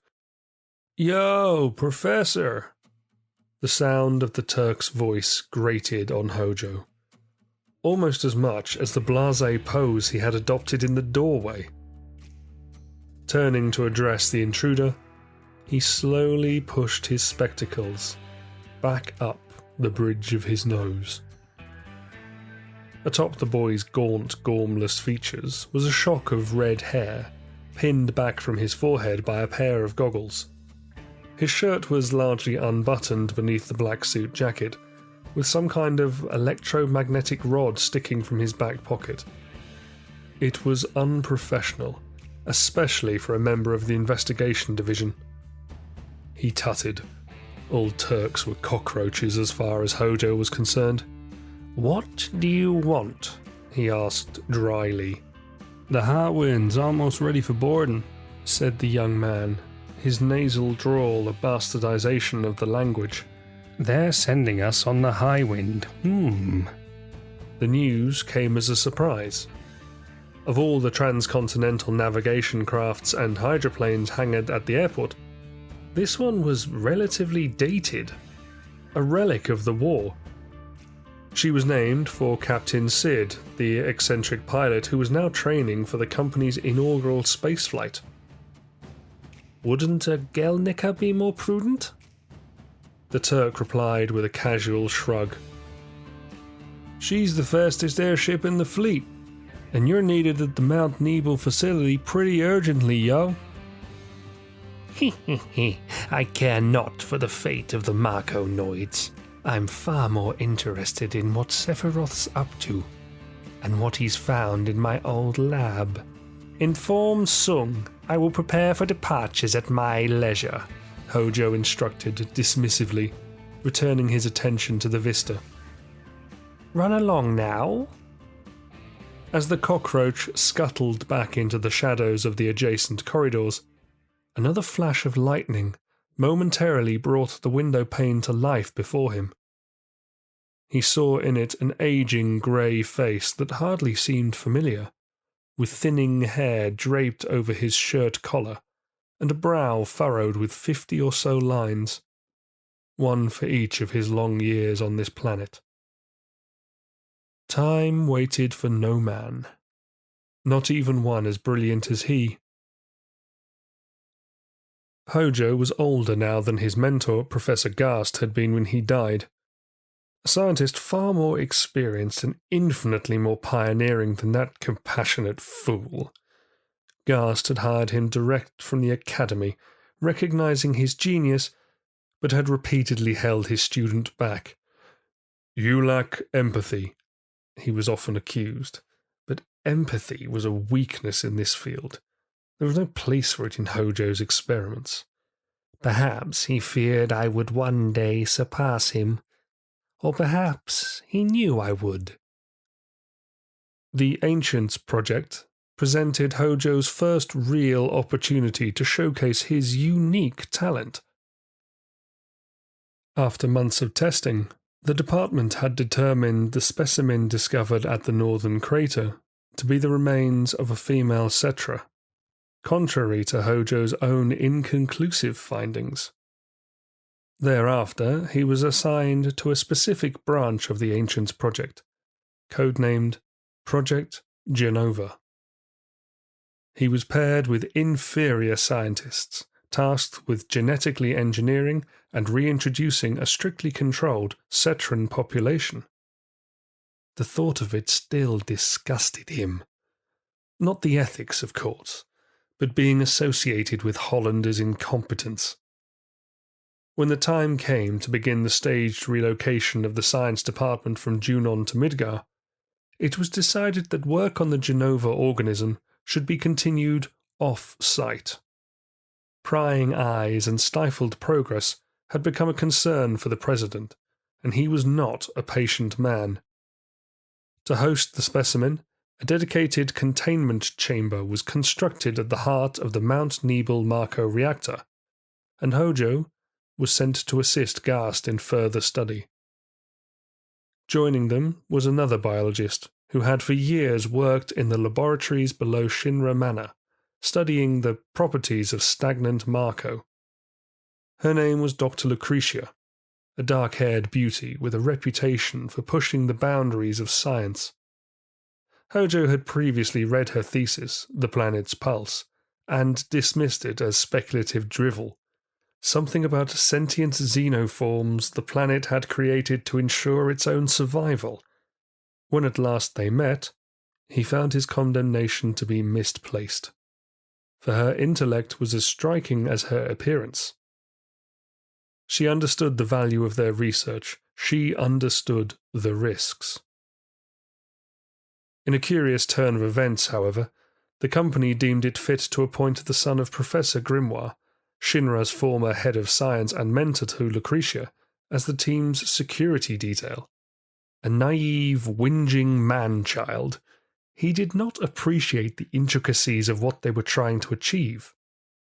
Had Lucretia not been responsible for Grimoire's death, she may not have felt obligated by guilt to befriend the Turk at all. In the end, she came to her senses and threw herself into Hojo's arms. Together they changed the world, masterminding the success of the Genova project. But it exacted a steep toll. Beautiful, beautiful Lucretia, why did you take your own life? Exhaling, Hojo slipped the full moon glasses from his face and wiped the lenses on the sleeve of his jacket. Time had quashed his pain, but not his desire to comprehend her motives. He was indifferent to all those who had come and gone over the course of his career. They were test subjects, playthings, necessary presences to support his work, his hypotheses. Lucretia had been unlike them, a lighthouse in his sea of apathy.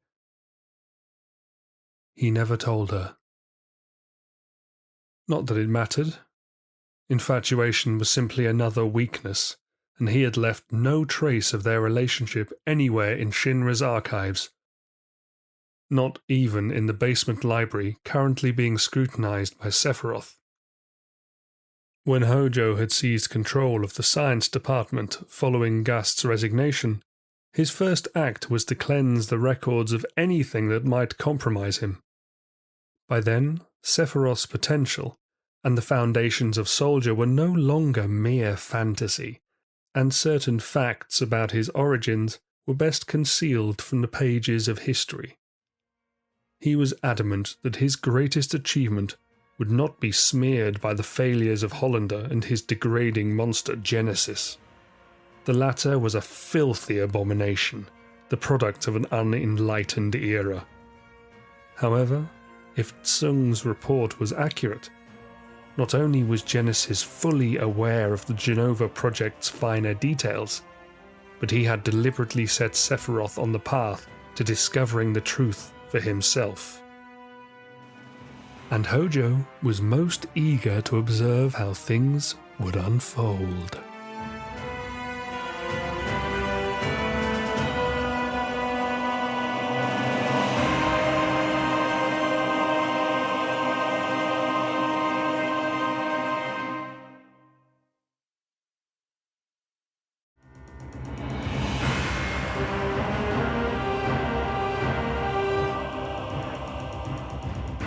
Chapter 19, 30th of September, Nibelheim. The stench of death was just as nauseating on Zack's 7th visit to the underground caverns as it had been on the first. Whatever experiments had been conducted in Shinra Manor's clandestine basement over the years had left their mark, and he was beginning to realize nothing would ever truly cleanse this place of its sins. The air was thick with memories of horror, so tangible he could feel it on his skin long after he returned to the surface. Sephiroth had asked to be left in peace, and the others had simply respected his wishes, taking turns to keep watch over the laboratory without entering or communicating with him. From the content of the emails he and Heidi had been receiving from Kunsel and Tsung respectively, the Shinra executive deemed the situation particularly serious. The captain of Soldier's behavior was as uncharacteristic now as it was unpredictable. A special team of scientists had been dispatched from Midgar to sort out the mess at the reactor, but their orders were classified. "We'll be briefed on their assignment soon enough. They're due to arrive tonight." Nothing had changed for 3 days. From what they could tell, Sephiroth continued to review the library's decades of reports like a man possessed. never eating, never sleeping, and not once had the light of the study gone out. "You're late," grumbled Heidi, as Zack emerged from the narrow tunnel, hopping down from the crate she was sat on.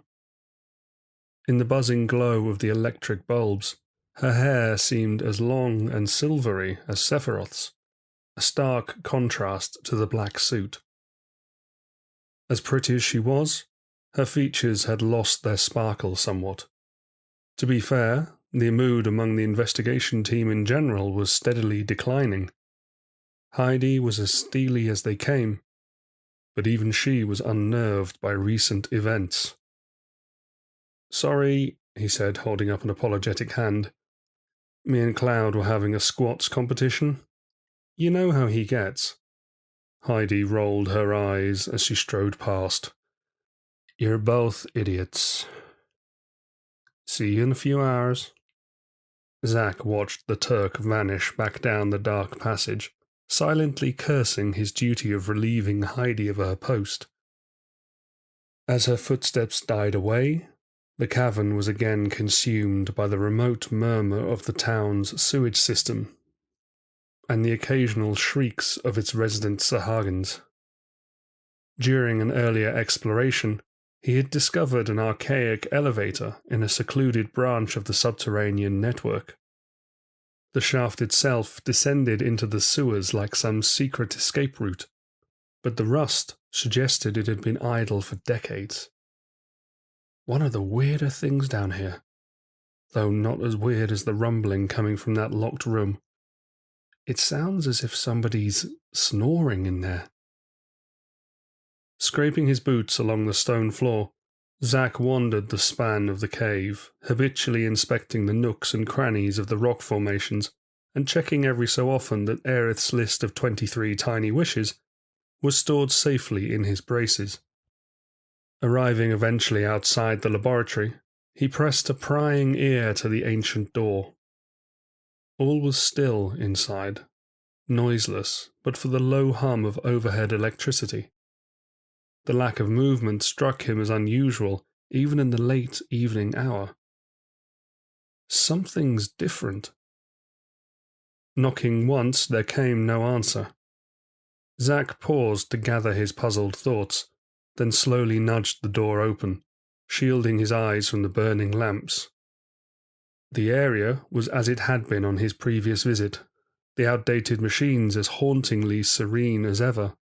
But an unexpected sight met him when he turned towards the library corridor.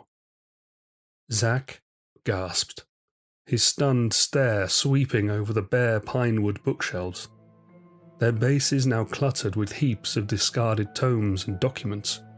Sephiroth, it seemed, had left none untouched. A cruel crackle echoed from the study as Zack crept forward, floating through the arid air like an old record. It sent a chill down his spine.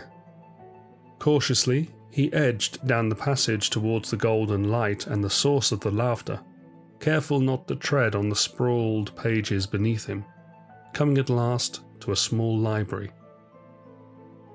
The chamber was more cramped than the laboratory, its square walls furnished on all sides by recently emptied shelves, with a mahogany reading desk at its centre. Sephiroth sat in the grand armchair by the desk, cradling his head in his hands. He did not stir as Zack approached, waiting instead until his colleague stood over him before lifting his gaze. His lean face had become grey and twisted, an unforgiving blackness surrounding his eyes. "Ah, if it isn't the traitor," sneered Sephiroth, his pallid features laden with disgust. "Traitor?" Zack stammered, warily retreating as Sephiroth rose from his seat, his impressive physique accentuating his presence. "What are you talking about?" "So ignorant," spat Sephiroth, pointing at him accusingly. "I'll tell you exactly what I'm talking about.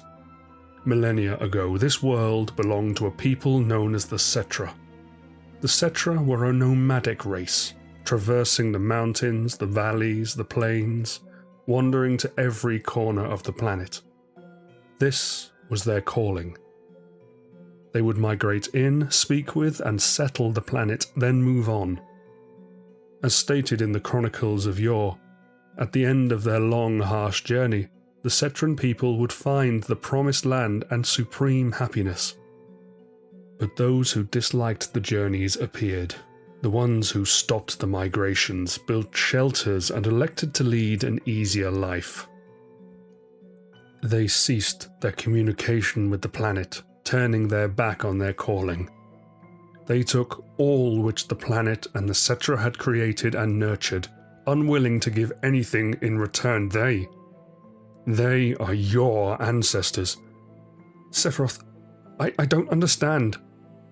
Long ago, disaster struck this world, he persisted, the venom in his snarl alarming Zack. A meteorite collided with the planet, wounding it so badly it required a massive energy to heal itself. The planet reached out, summoned the lives of its people to return to it. Your ancestors escaped. They survived because they hid in fear from the ferocious storms and earthquakes that ensued. In the end, the planet was saved from certain doom by sacrificing the Cetra, and your ancestors began to grow in numbers. They bred, multiplied, and assumed control of the planet as if nothing had happened. Now, after many centuries, all that remains of the Cetra is what is written in the pages of history. We know them as ancients. The ancients? Like Aerith? But what does this have to do with you? Croaked Zack. Don't you get it? Sephiroth glared at him, a sardonic smile forming on his lips. The body of an ancient, a Cetran female, was found trapped in the cliffside of the northern crater, and eventually brought to Nibelheim for studying. Professor Gast named her Genova.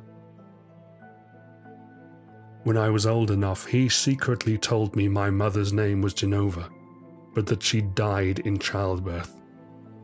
He strictly warned me never to ask questions about her. As a result, nobody at the company knew I was aware of the name.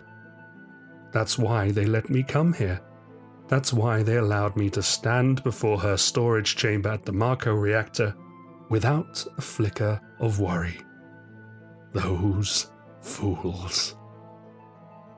Upon learning the results of the testing on the female, President Shinra ordered the Ancients Project. The company wanted to mass-produce a race of humans with abilities comparable to the Cetra.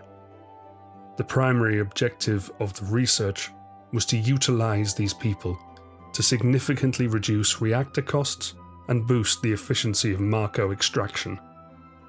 Project Genova was just part of the overall strategy. It's all here in these reports. I am the one that was produced. Produced? Gulped Zack, his mind spinning as he absorbed the words. Everything he had been told over the last year by Hojo, by Hollander, by Angeal. He had not seriously considered the possibility it may actually be true. Yes, Sephiroth replied coldly. Professor Gast, scientific genius and leader of the Genova project, produced me. I was the perfect creation after so many failures. Just look at what Genesis and Angeal became. But not me. Now I understand why Genesis accused me of stealing the fame he believed should have been his. In my veins courses the blood of the ancients. I am one of the rightful heirs to the planet. Sephiroth, that's crazy, argued Zack, blocking the captain's path as he drifted almost weightlessly around the desk, snatching the Masamune without expression from its place against the mantelpiece. How did... Sephiroth was on him in the swiftest of movements, reducing the gap between them with a single motion. Zack felt his head smash hard against the stone wall, thrust back by the violent strength of Sephiroth's arm. and his world became a slow rotation as his body sank to the floor. The setting of the study began to wane before his dizzying eyes, darkness swallowing him as the tall figure eclipsed the golden lamplight above. "Out of my way, traitor," Sephiroth growled, his voice distant, stepping callously over his wounded subordinate. "I'm going to see my mother."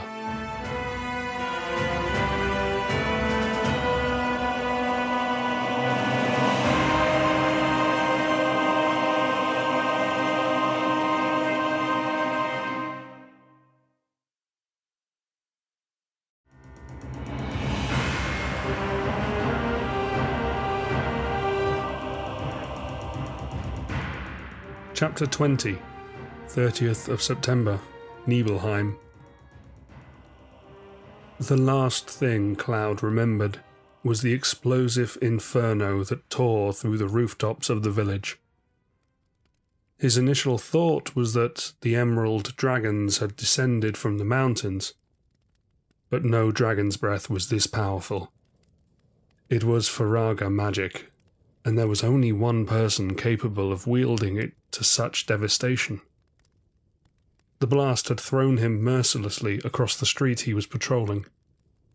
Crashing through a garden wall, there was just enough time for a name to cross his lips before everything went black. Sephiroth. Cloud spluttered as he came to, inhaling a lungful of dust and smoke. He had no idea how long he had been unconscious, but was vaguely aware his surroundings were different. The weight of the collapsed wall was heavy on his back, and every muscle in his body felt as though they were being crushed. His head throbbed agonizingly, blurring his vision and disorientating him. But he was grateful the helmet had borne the brunt of the blow.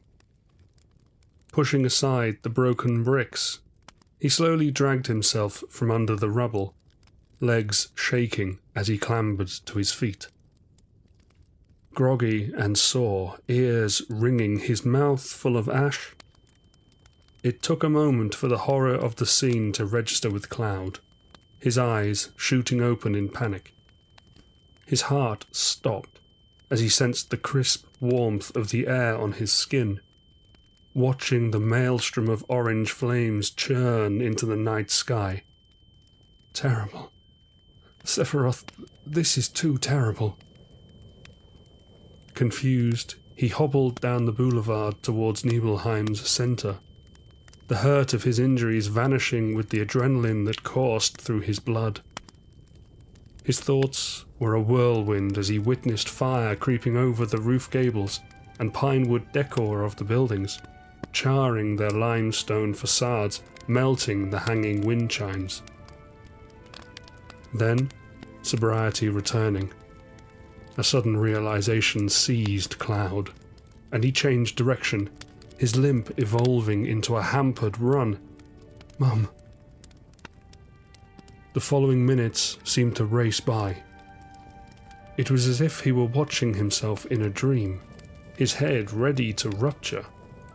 Past houses and cottages he scrambled, coughing and gasping for oxygen, exposed to the searing heat from each as he fought through the dense smoke that billowed from windows and doors.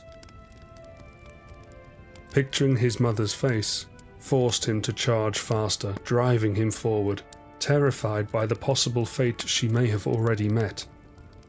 Careering along cobbled avenues, stumbling down alleys and cutting through yards he knew as a kid.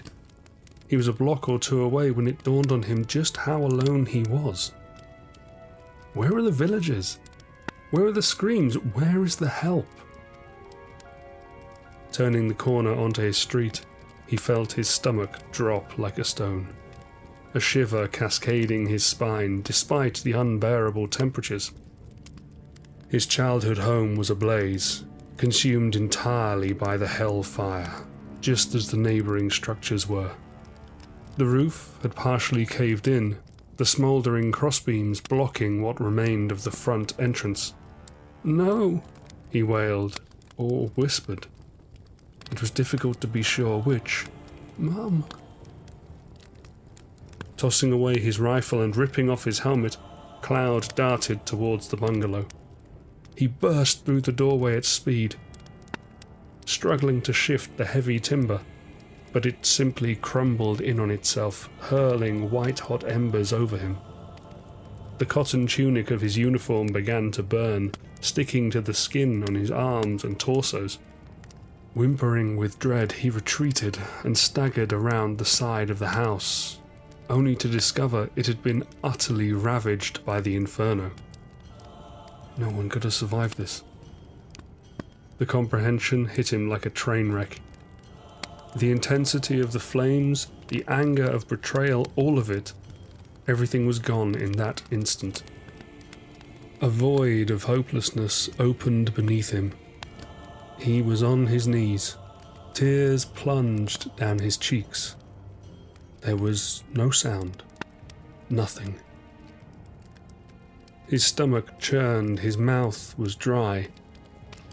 Claudia's radiant beauty was all he could see. Guilt swallowed him. He had abandoned her. It was Cloud's fault she had died. No, it is another's. There will be a time for sorrow, there will be a time to mourn Mum's passing, but it's not now. Now is the time for vengeance. Get up. Get up, Cloud. Sephiroth must pay for what he's done. He shambled absently onto the street, blinded by grief and rage, begging himself to wake from this nightmare. Ash danced about him like snowflakes on a winter evening, scorching his lungs as he wept. His mind jarred at the image, and he was cast immediately back to the mountain ridge outside Nibelheim, where the frozen air was so cold it hurt to breathe, and Zack had teased Sung for letting the blizzard slow him down. Wait, where the hell is Zack? Or Tifa? Cloud's brain processed very little of what happened next, guided by some instinctual need to protect those he cared for. Everything was a blur, offering scant shreds of information as to what he was doing. He snatched up his weapon and headgear, checked Tifa's house for signs of life, urged some white cat with a pink collar to escape the village. He ran clumsily along the thoroughfares, reeling to a halt when he came at last to the town square.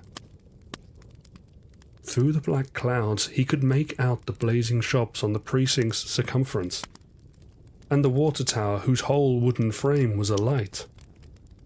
The bedroom annex of Gramps' Inn had completely collapsed around the building's entrance, exposing the disfigured interior of the investigation team's guest rooms. And at the center of it all was a scene Cloud had hoped not to find. More than a dozen townspeople lay slaughtered across the ground, dark blood oozing from multiple sword wounds. They had been shown no mercy, their corpses left in the same sadistic positions in which they had fallen. Terror enveloped him again, and he started forwards, his legs heavy, unwilling to carry him. Swaying drunkenly as he moved, intoxicated by his powerlessness to compute the horror, he weaved among the silent bodies, yanking his rifle from across his shoulder as a figure burst from the smog at the edge of the forum. "Zack!" he sobbed when he saw his friend. I tried to save her. I tried, but she... Who? Zack asked desolately, but he lowered his head for he already knew the answer. My mother. Zack embraced him tightly, the blood and grime on his face smearing against Cloud's helmet. Amid the chaos, it was comforting to know someone cared, to know he was not alone in facing the madman that had brought tragedy and devastation to his home. For a moment, he could be overwhelmed by his anguish, and his buddy would be there to pick up the pieces of a boy whose life had changed forever. "Hey!" The booming voice cut through the air like a foghorn. It woke Cloud from his misery, dragging him back to the awfulness of the present. Across the plaza, Zangan had emerged from the Nibel accessories store with Mayday, hastily attempting to exert pressure on the photographer's bleeding chest. Motivated by seething hatred for Sephiroth, Cloud dashed towards them, the soldier at his heels. "You're still sane, right?" Zangan yelled vindictively as they approached, swiping loose strands of wild grey hair from his eyes as he fought for Mayday's life. His red mantle was torn and his beard singed, evidence of a battle for his own survival. "How can anyone stay sane in a situation like this?" Zack replied bitterly. "Everyone called him a hero," hissed Zangan. "Tonight, Sephiroth has proven himself nothing more than a murderer. He used some kind of dark Faraga I've never seen. All of Nibelheim was engulfed in seconds. The villagers didn't stand a chance." "Why did he do this?" strained Mayday, his features frail as he lay propped against the wall of the store. "Hey, hang in there, lad," Zangan encouraged him. "We'll get you some help." "Did anyone else make it?" asked Cloud, summoning all his mental strength to block out images of his mother. "A few," Zangan informed them, dabbing the young man's forehead as he emitted a faint moan. "I checked most of the houses that are still standing, but there's little hope. Your Turk colleague has already set off up the mountain in search of Sephiroth, as has Tifa." "Tifa went after Sephiroth?" stammered Cloud, his chest heaving in alarm. "Her father's at the reactor." Zangan sighed, shaking his head. I tried to stop her. She thinks she can protect him if she gets there first, but she's no match for Sephiroth. Only another soldier can challenge him." "Then I have to go," Zack agreed, nodding to his comrade, appreciating the peril his childhood friend was in. "Now, before anyone else is hurt." "Take care of Tifa," pleaded Zangan, his gaze piercing Zack's. "You're the only one who can—" His final words were quelled by an explosion of glass from behind them. Cloud spun quickly, his rifle aloft, watching the shards of an old lamppost lantern blast across the forum. Oil spurted from the lamp, reigniting the fallen timber on the edge of the square. At the epicenter of the blaze lingered an unflinching Sephiroth, his Masamune drawn, his maddened eyes regarding the men with revulsion. Tongues of fire licked his trench coat, slithering over his body like scorching tentacles. With no sign of remorse for the massacre, Sephiroth turned and began through the flames towards Mount Nibel.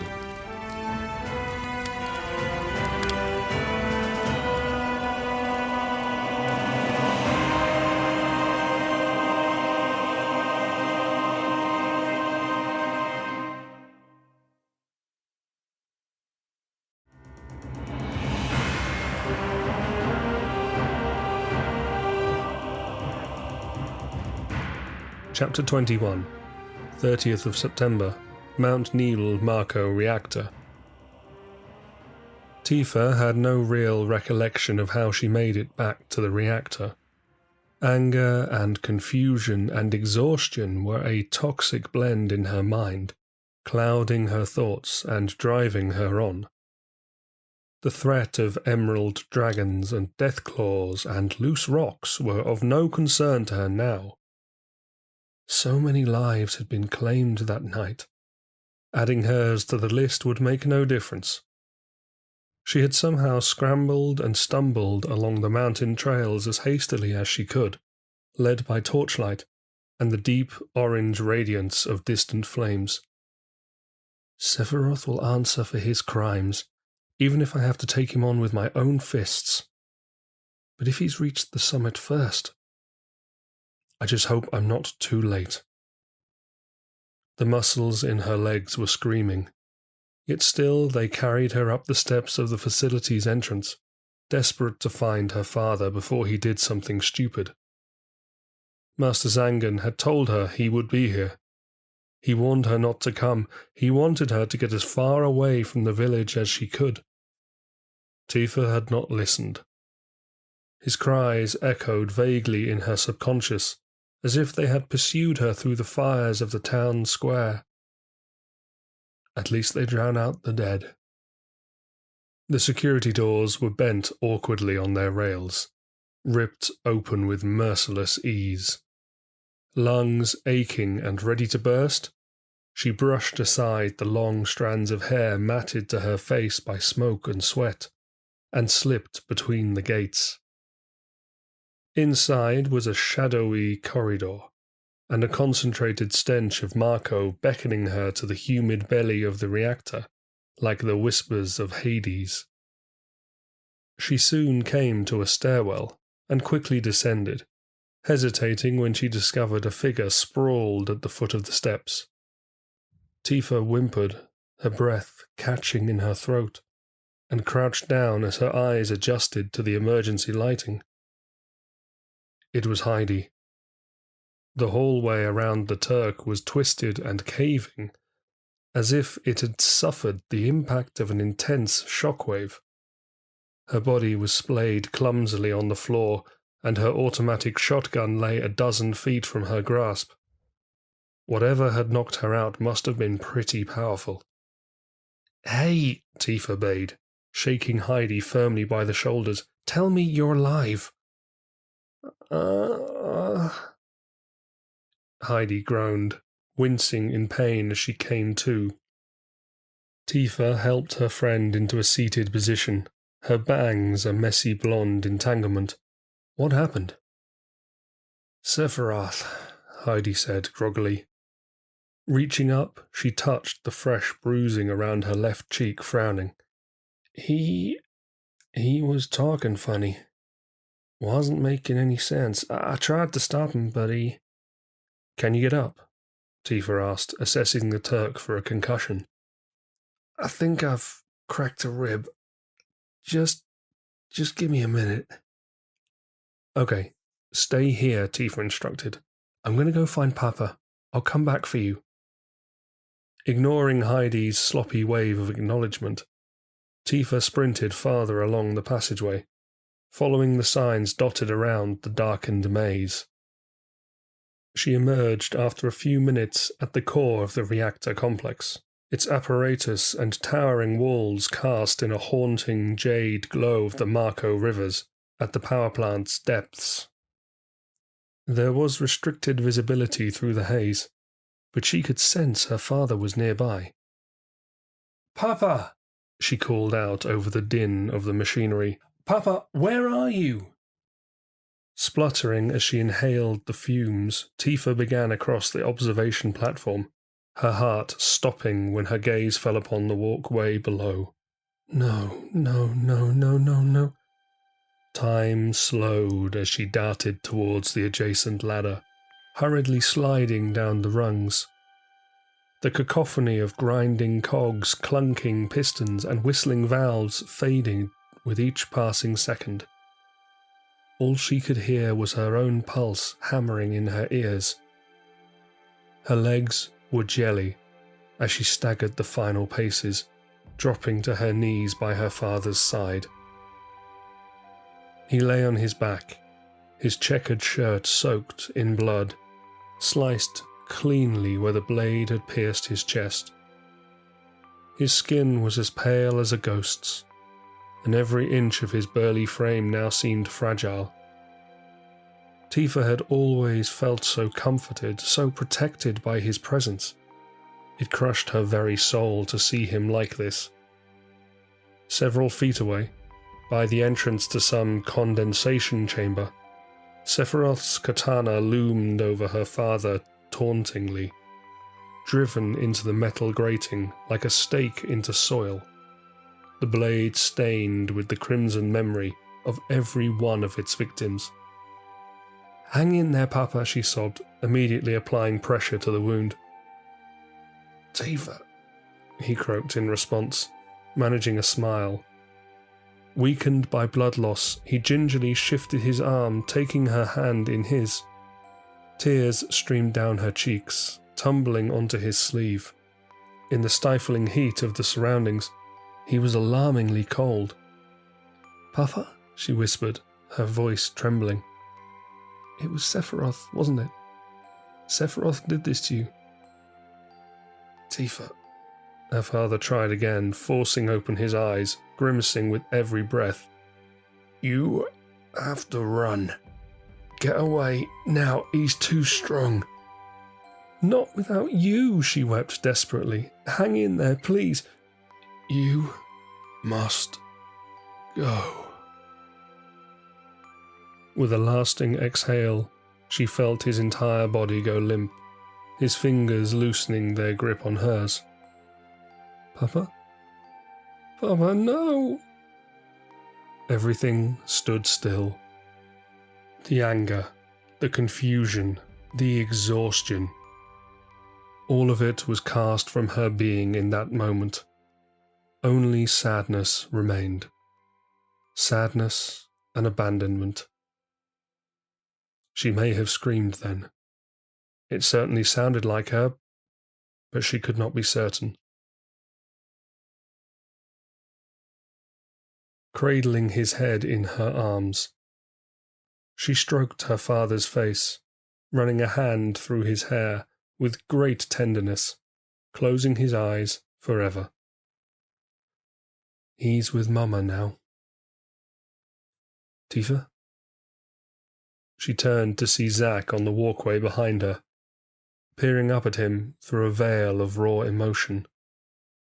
He stared back, unable to speak, to console her in some way. Silence descended between them, the presence of death too much for words. Wiping away her tears, Tifa embraced her father once more, then lowered him to the floor. She gradually rose to her feet, wandering over to where the Masamune had been plunged into the grating. "You came to our village to investigate the disappearances, didn't you?" she snarled, glaring at the slim blue handle of the sword. "All I wanted was to help. How did it turn out like this, Tifa?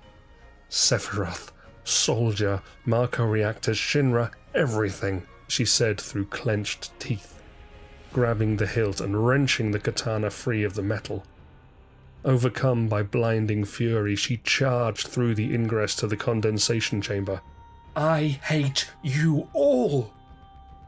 Zack yelled after her, but she paid him no heed. "Tifa, no!" Sephiroth's unnatural tones floated down the short passage as she ran, her vision dulled by the deep red lighting.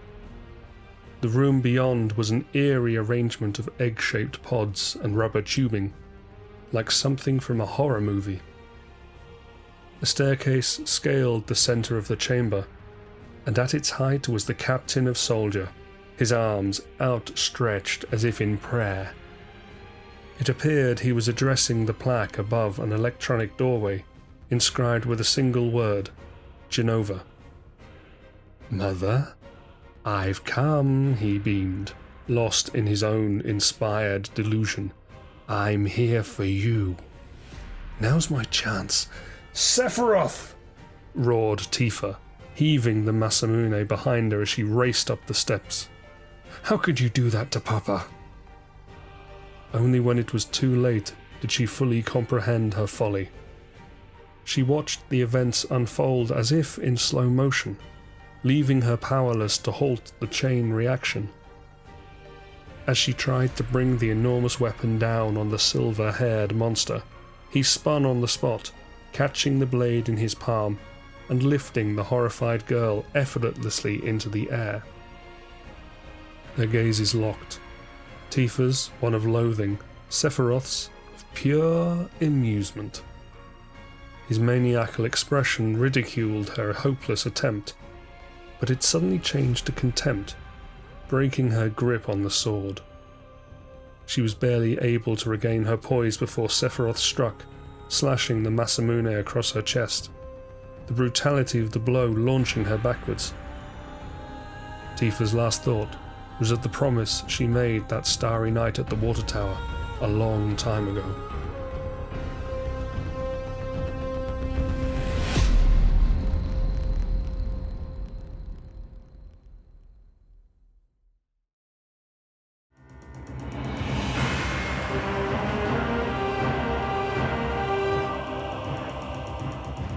Chapter 22, 30th of September, Mount Nibel Marco Reactor. Tifa's limp body crashed against the rigid metal steps, bouncing once and tumbling sickeningly down the remaining few. Zack scrambled to catch her, to save her from more pain, but felt her broken figure unmoving in his arms. The laceration across her ribs was grave, her shirt drenched in seeping blood. The sparkle had left her eyes, draining with it her vitality and exuberance. Her blonde knight in shining armor had not been there when she needed him most. Zack had ordered Cloud to stay and help Zangan in the village. This first class was all she had now, but he would make it count. Seeing one so young and innocent injured at the hands of a soldier, fury welled inside him, more resolute than any he had experienced before. Glancing up, there came a bleep from the electronic lock, and the doorway to the Genova chamber momentarily parted, shrouding the eager Sephiroth in a cloud of icy gas as he entered. "I hate you all," Zack mentally repeated, as he set the girl against the nearest pod. "That's what you said. I won't ask you to forgive me for what has happened. Just allow me to put an end to this." Rage seized his mind as he left Tifa where she lay, beginning boldly up the staircase. The faces of the dead marched alongside him, bequeathing their vengeance on his shoulders. He recalled his time in the Shinra army, his missions as a soldier. They had been charged with maintaining peace in the company's empire, not facilitating destruction. Hero or not, invincible or not, his captain could not go unchallenged for the carnage he had brought to Nibelheim. He's my captain no longer. Tifa was right. How had it come to this? With a mighty swing of the Buster Sword, Zack cleaved the engraved doorway into a dozen shards. Ethereal tentacles of chilled mist bade him forward, luring him onto a platform that overlooked the rivers swirling deep within the mountain. The scaling walls of the hollow were comprised of Marco-stained panels and dated ventilation equipment, circling an elevated plinth at the room's core, deliberately isolated and inaccessible. Spotlights illuminated its winged angel centerpiece from various directions, their beams mimicking the heavy pipes and steel framework that crisscrossed the cavernous pit below. Disregarding the option of an extendable walkway, Sephiroth strode almost gleefully along the rubber conduit that bridged the chasm between the chamber's ingress and the suspended pedestal, the tails of his trenchcoat bounding behind. He halted when he reached the plinth, gazing attentively at the chrome effigy before him. The masked angel guarded a darkened capsule, not unlike a headstone, wings outstretched as if willing to break free. It appeared to be some sort of elaborate filtration system, feeding purified Marco into the tank. But the aesthetics were disturbing to behold. Once more Sephiroth spread his arms, welcoming himself into the statue's presence. "Mother," he proclaimed, "it is I, your son. I have come for you, Mother. I've come so that we may take this planet back for ourselves. I've had an epiphany. Let's go to the promised land." "Sephiroth!" bellowed Zack, the mere sight of him instilling newfound strength. "Tifa, Heidi, the whole village. How could you do this to them? Answer me." "They're here again, Mother," Sephiroth chuckled, lowering his arms to his side, not taking his eyes from the bosom of the angel. His tone was one of repugnance, choosing to address the sculpture rather than his subordinate. "With your superior knowledge, power, and magic, you were destined to rule this world. Yet those worthless fools, those wretched beings, they stole the planet from you. But don't worry, Mother. I am with you now." Suddenly, Sephiroth grabbed the abdomen of the effigy with both hands and heaved with the force of a behemoth. An excruciating grinding of metal reverberated around the chamber as he tore the angel from its foundations, sending sparks fizzing between the disconnected live wires, its wings detaching and falling away. Strange brown liquid bubbled from the mouth of the statuette, trickling down its chrome mask, spraying across the pedestal as the soldier tossed it dismissively from the ledge. With a hiss of energy, the great capsule came to life. Brilliant lights awoke to reveal the naked humanoid figure of Genova, fully immersed in a transparent blue fluid. Her silver hair and lean features frighteningly resembled Sephiroth's, though her left eye shone with an unnerving red glow, concealed, to an extent, by a helmet bearing her name and date of discovery. Her sinewy flesh was worn and frayed in places, wrapped in an unusual growth of organic matter, and punctured throughout by cables designed to preserve her ancient body.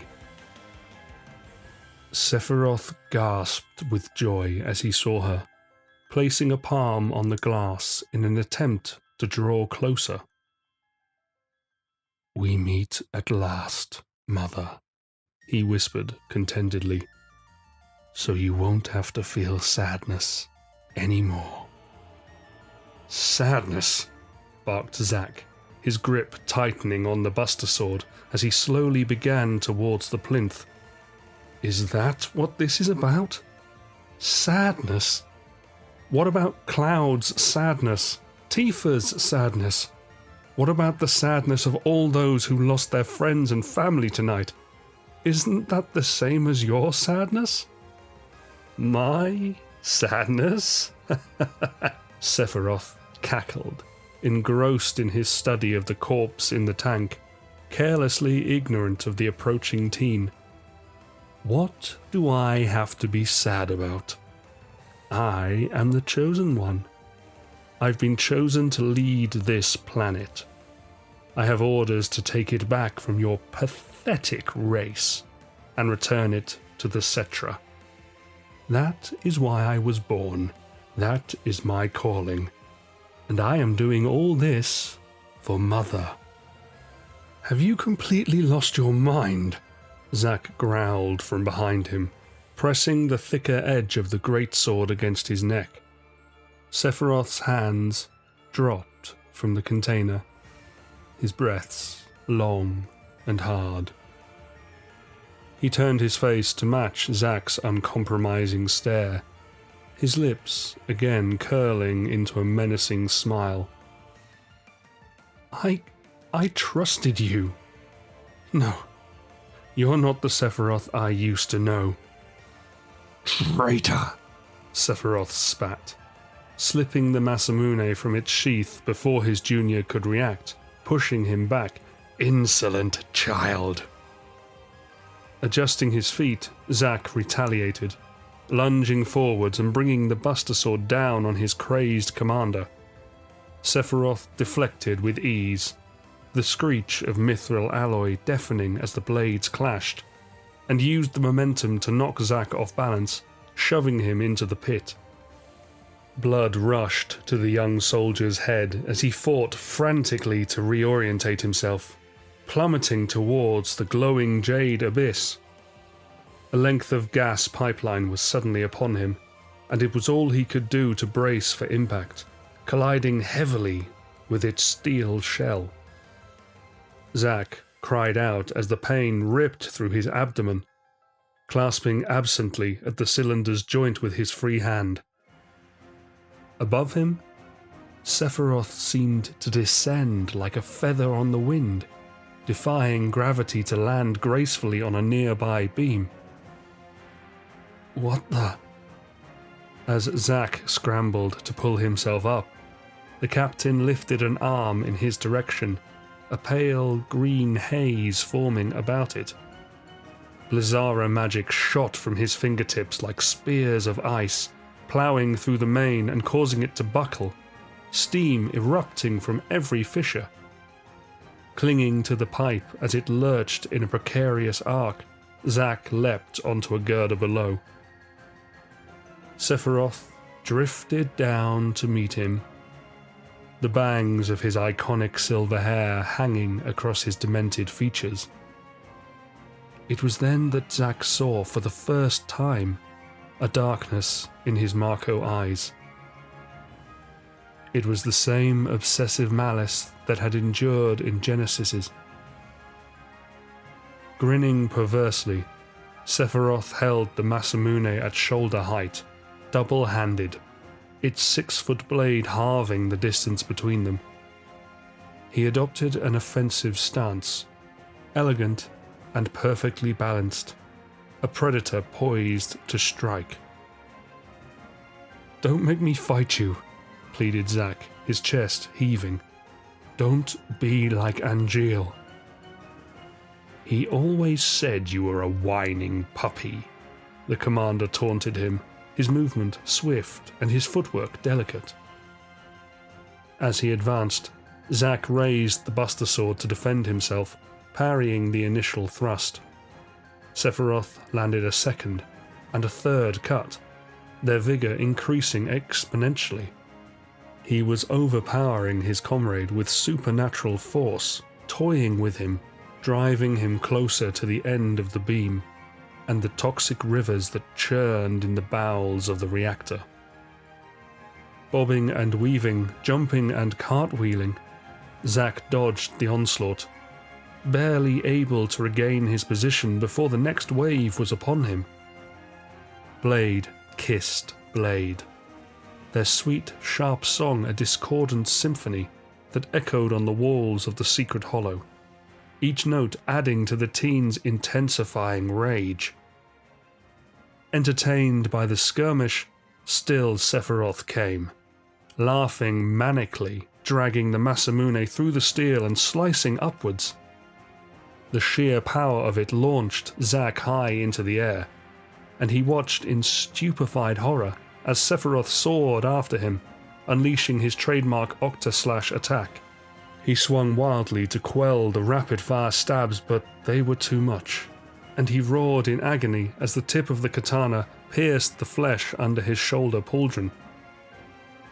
That allowed Sephiroth all the time he needed to deliver the decisive blow, goring his torso and slamming him like a missile onto a duct adjacent to Genova's plinth. Zack collapsed to one knee, snarling as he clutched his belly, his fingertips warm and wet from the oozing blood. He was a soldier first class, part of the most elite military unit on the planet, and he was putting his very soul into the battle. Yet as he loomed over his subordinate, the Masamune protruding casually from his left hand, a contemptuous sneer on his face, Sephiroth seemed not to be breaking a sweat.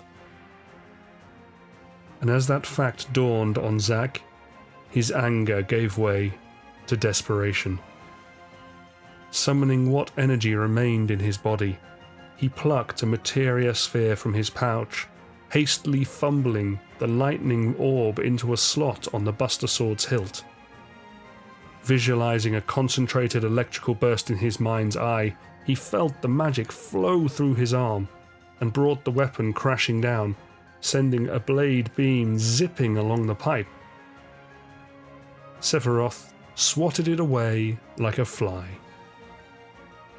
"Now you'll learn the cost of your interference," he declared, his words frenzied.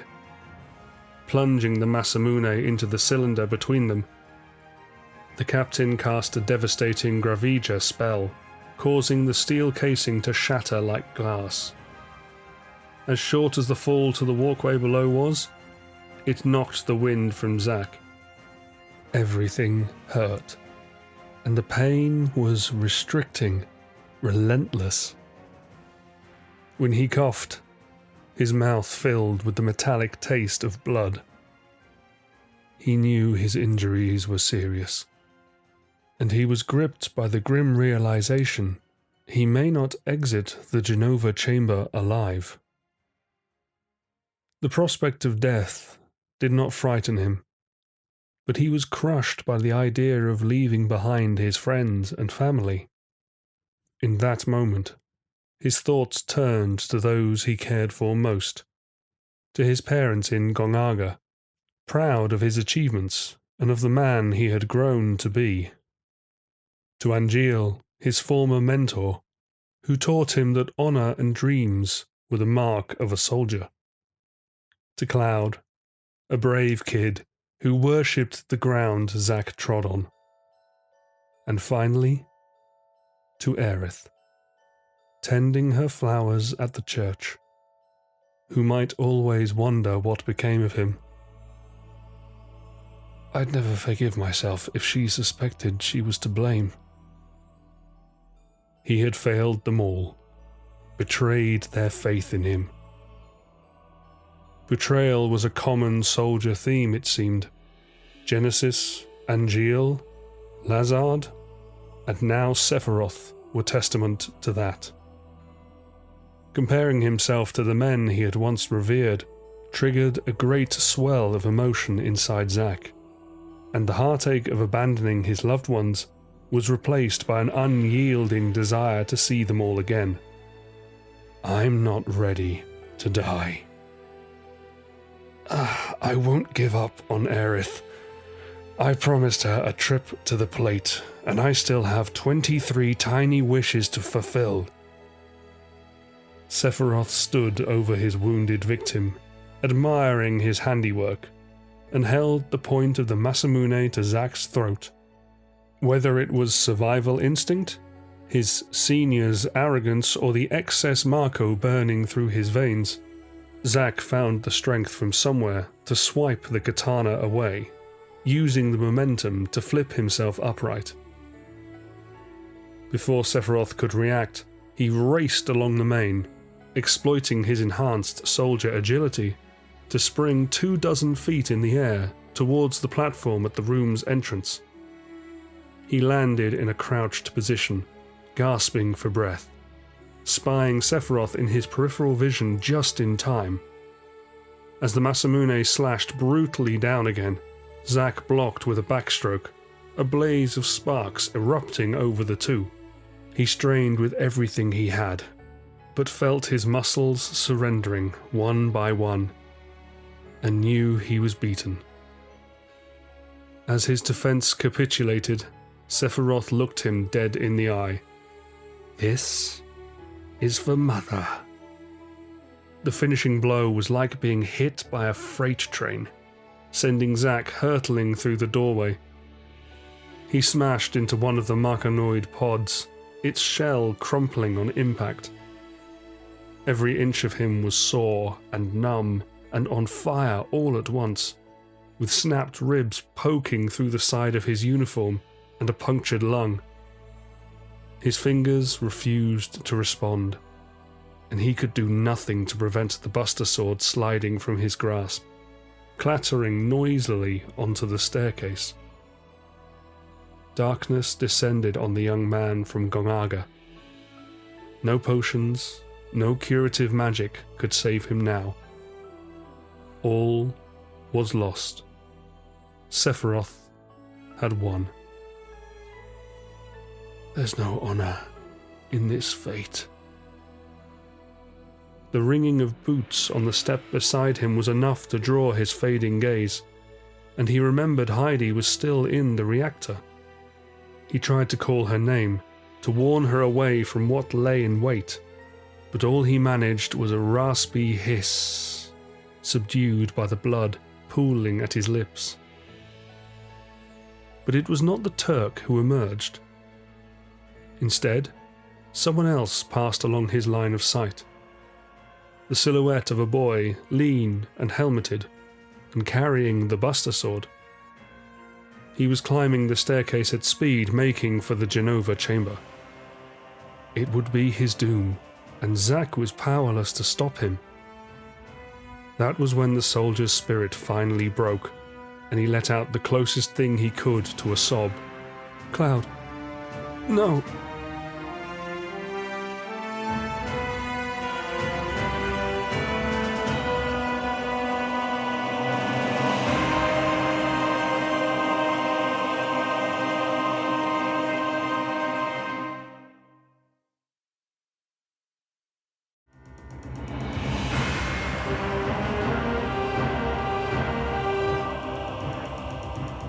Chapter 23, 30th of September, Mount Nibel Marco Reactor. Sephiroth must die. His hero was running his fingertips over the surface of the capsule, caressing it delicately, tracing lines through the condensation that had gathered on the thick glass.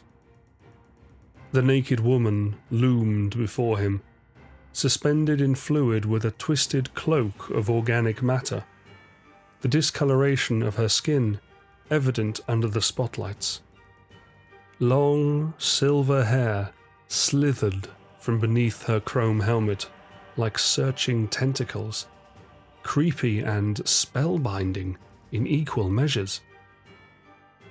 Placing his katana at its base, the legendary soldier pressed his body against the tank like an eager child, lost in a euphoric trance. "It's all right now, Mother," he whispered, reaching up towards her face, his words faint above the continuing hiss of pressurized steam. "They're gone." With the steel mains below leaking gases in deafening discord, Sephiroth failed to detect Cloud's approaching footsteps, their sound muffled further by the rubber coating of the bridge. By the time he realized the infantryman was upon him, it was too late. He glanced round as the Buster Sword was driven through his back, his darkened Marco eyes regarding the boy with horror. Gripping the capsule's shell for support, Sephiroth peered down to see the great blade had passed entirely through his gut, penetrating the glass. Blood and chemical preservative dripped heavily from the weapon, spattering over the metal floor of the plinth. A thunderous crack joined with the din inside the secret chamber. A network of fissures carving their way across the container. Within the tank, the liquid reacted to the disturbance, and through an eruption of bubbles, the glowing red eye of Genova seemed to watch the unfolding events with disinterest. "Who are you, Grunt?" Sephiroth faltered, straining his neck to see his adversary. "Give me back my mother!" screamed Cloud, overwhelmed by grief, plunging the sword deeper. Sephiroth reacted with a sickening gasp, clutching the blade. "Tifa, my home, give them back!" "Pitiful," the captain gargled defiantly. Blood spilled from his mouth, trickling down his chin and onto the exposed area of his chest. "I respected you," Cloud sobbed, trembling. "I admired you. How could you do this, you bastard?" He suddenly felt very lightheaded, from either the weight of his helmet, the cacophony that reverberated around the hollow, or the distressing spectrum of emotions he was experiencing. He was enraged by Sephiroth's betrayal, mourning his mother, terrified of the injuries Tifa had sustained. His muscles burned, but not from fatigue. It was as if his body was drawing strength from the dense Marco fumes. There should have been no energy left in his arms. It should have been impossible to wield Zack's weapon. But I can.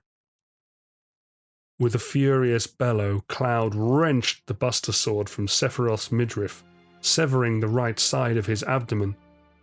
The soldier shrieked in agony and collapsed to his knees, slumping awkwardly against the preservation tank, deep crimson smearing across its exterior. His wheezing was abnormal, unnatural, his hair hiding his face. The reflection in the glass told the true story, however. The wound was almost certainly fatal. Sephiroth knew he was dying. Cloud stood over him, tear-streaked and panting frantically. He could sense every bead of sweat, every thumping heartbeat, the sweet and satisfying taste of retribution. He wanted to be there for Sephiroth's final breath, to revel in the murderer's suffering. But as the seconds ticked away, so did Tifa's life. Turning his back on his hero, Cloud retreated from the pedestal. His thoughts were a blur as he staggered hurriedly down the rubber extension, ripping the helmet from his head and tossing it absently into a mass of piping. Through the exit to the condensation chamber he charged, hurtling down the staircase 2 at a time. As he went, he briefly registered his buddy, broken and motionless against one of the pods. "I'm sorry, Zack, but I have to get to her." Tifa was sprawled across the bottom steps, unconscious and barely breathing. The gash on her chest was serious. He had to do something, anything, to slow the bleeding. Fragmented recollections of his first aid training flashed in his mind, but it had not prepared Cloud for the shock of it all. Dropping the Buster Sword to the floor, he slid his hands beneath her leg and spine and gently lifted his childhood friend. He carried her along the row of Marco capsules and laid her in a recovery position beside the last of them, making use of the warmth generated by the equipment. Fumbling through the pouches on his utility belt, he located a roll of gauze and hastily began to apply strips of it to the laceration. "Come on," he urged himself, his fingers clumsy and nervous. "Come on, Cloud." His heart pounded in his chest, the fear of losing her driving him on. He had promised to protect her, to rescue her if she was ever in a bind. Tifa was in worse trouble now than he could possibly have imagined, and there was little he could do to save her. He had failed to keep his pledge. Cradling her head in his arms, he reached down and brushed the loose fringe from her beautiful, ghostly white features. "If only I'd gotten here sooner. I'm so sorry. Please, please, don't take Tifa away too." There came an abrupt sound of scraping metal at the height of the room, and Cloud gazed anxiously up to see Sephiroth leaning against the frame of the electronic doorway. Pushing away from the wall, he limped tentatively forwards, grimacing with each movement. He paused at the top of the staircase, using the railing for support. His once inspiring stature and elegance, now a forgotten memory. The soldier was clinging to life, and he deserved every moment of this agonizing existence. Something about his re-emergence was eerily off, though, as if he had achieved a whole new level of insanity. In his left hand was the Masamune, its long, slender blade dragging across the floor. In his right was the decapitated head of Genova, her sinewy flesh and dripping hair still encased by the chrome helmet.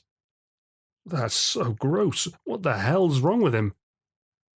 Seeing Cloud's disgust, Sephiroth's face contorted in anger, every syllable laden with hatred. "How dare you look upon Mother?"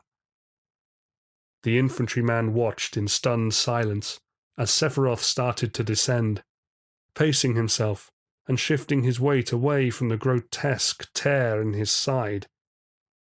The famous silver bangs were matted to his cheeks, and shadows as black as his trench coat lingered under his eyes. Halting at the row where Cloud stood guard over Tifa, he glared menacingly at his foe, but thought better of attacking him in his fragile state. Stumbling down the final few steps, the Masamune clanging noisily behind, Sephiroth disappeared along the passage towards the reactor core. Cloud. Zack's fractured voice drifted from several feet above, waving weakly in the direction of the exit. You have to stop him. You have to finish Sephiroth off. The notion struck him hard, sobering him from the terror and confusion of the evening's events. On any other day, it would have been suicide to take on the commander, but he could not allow the man who murdered his mother to escape. Unbridled loathing seized his soul, searing through his veins like wildfire. I will kill him, Cloud vowed. I will avenge Nibelheim. Checking Tifa once more, Cloud darted to collect the Buster Sword and sprinted down the tunnel after Sephiroth, blinded by rage. He caught him on the walkway by the facility's control terminals, struggling with his footing on the slick, Marco-stained grid. The outdated machinery continued to grind, and the air was thick with various gases, creating a smog of unbearable heat. Cloud blocked it all out, though. His focus was absolute, and his aim was true. Sephiroth!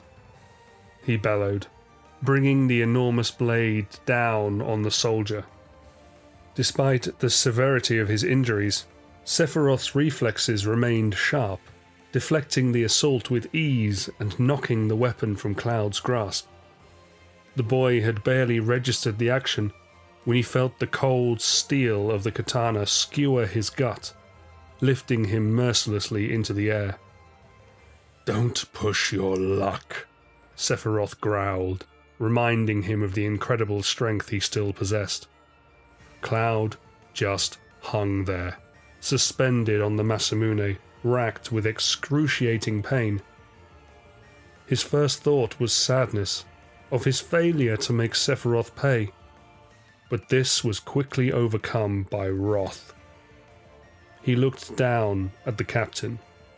His lean features were drained of all colour, yet Sephiroth leered conceitedly at his victim. The arrogance spurred Cloud on, and again his body started to react to the Marco fumes. I'll never forgive you for what you've done, Cloud croaked. Mustering one last effort, Cloud grabbed the Masamune with both hands and pulled himself down the blade. The unexpected change in balance disadvantaged Sephiroth, and he could do nothing to stop the infantryman forcing his boots back to the ground. Planting his legs firmly on the walkway, Cloud summoned every ounce of temporary Marco enhancement to elevate the hilt of the sword, overpowering his enemy. It can't be, Sephiroth spluttered, his eyes wide with horrified bewilderment as he fought to reclaim leverage. Impossible! With a roar, Cloud thrust himself violently to the side, swinging the sword and throwing the captain from the platform. His last glimpse of Sephiroth was of him plunging hundreds of feet into the jade rivers below, still clutching Genova's head. As Cloud toppled to the floor, the Masamune lodged in his stomach. The light of the world dimmed to nothingness. But he glanced up in time to see a small woman with blonde hair on the walkway above. A tremendous sense of peace settled on him then, for he knew, even now in this awful place, his mother was watching over him.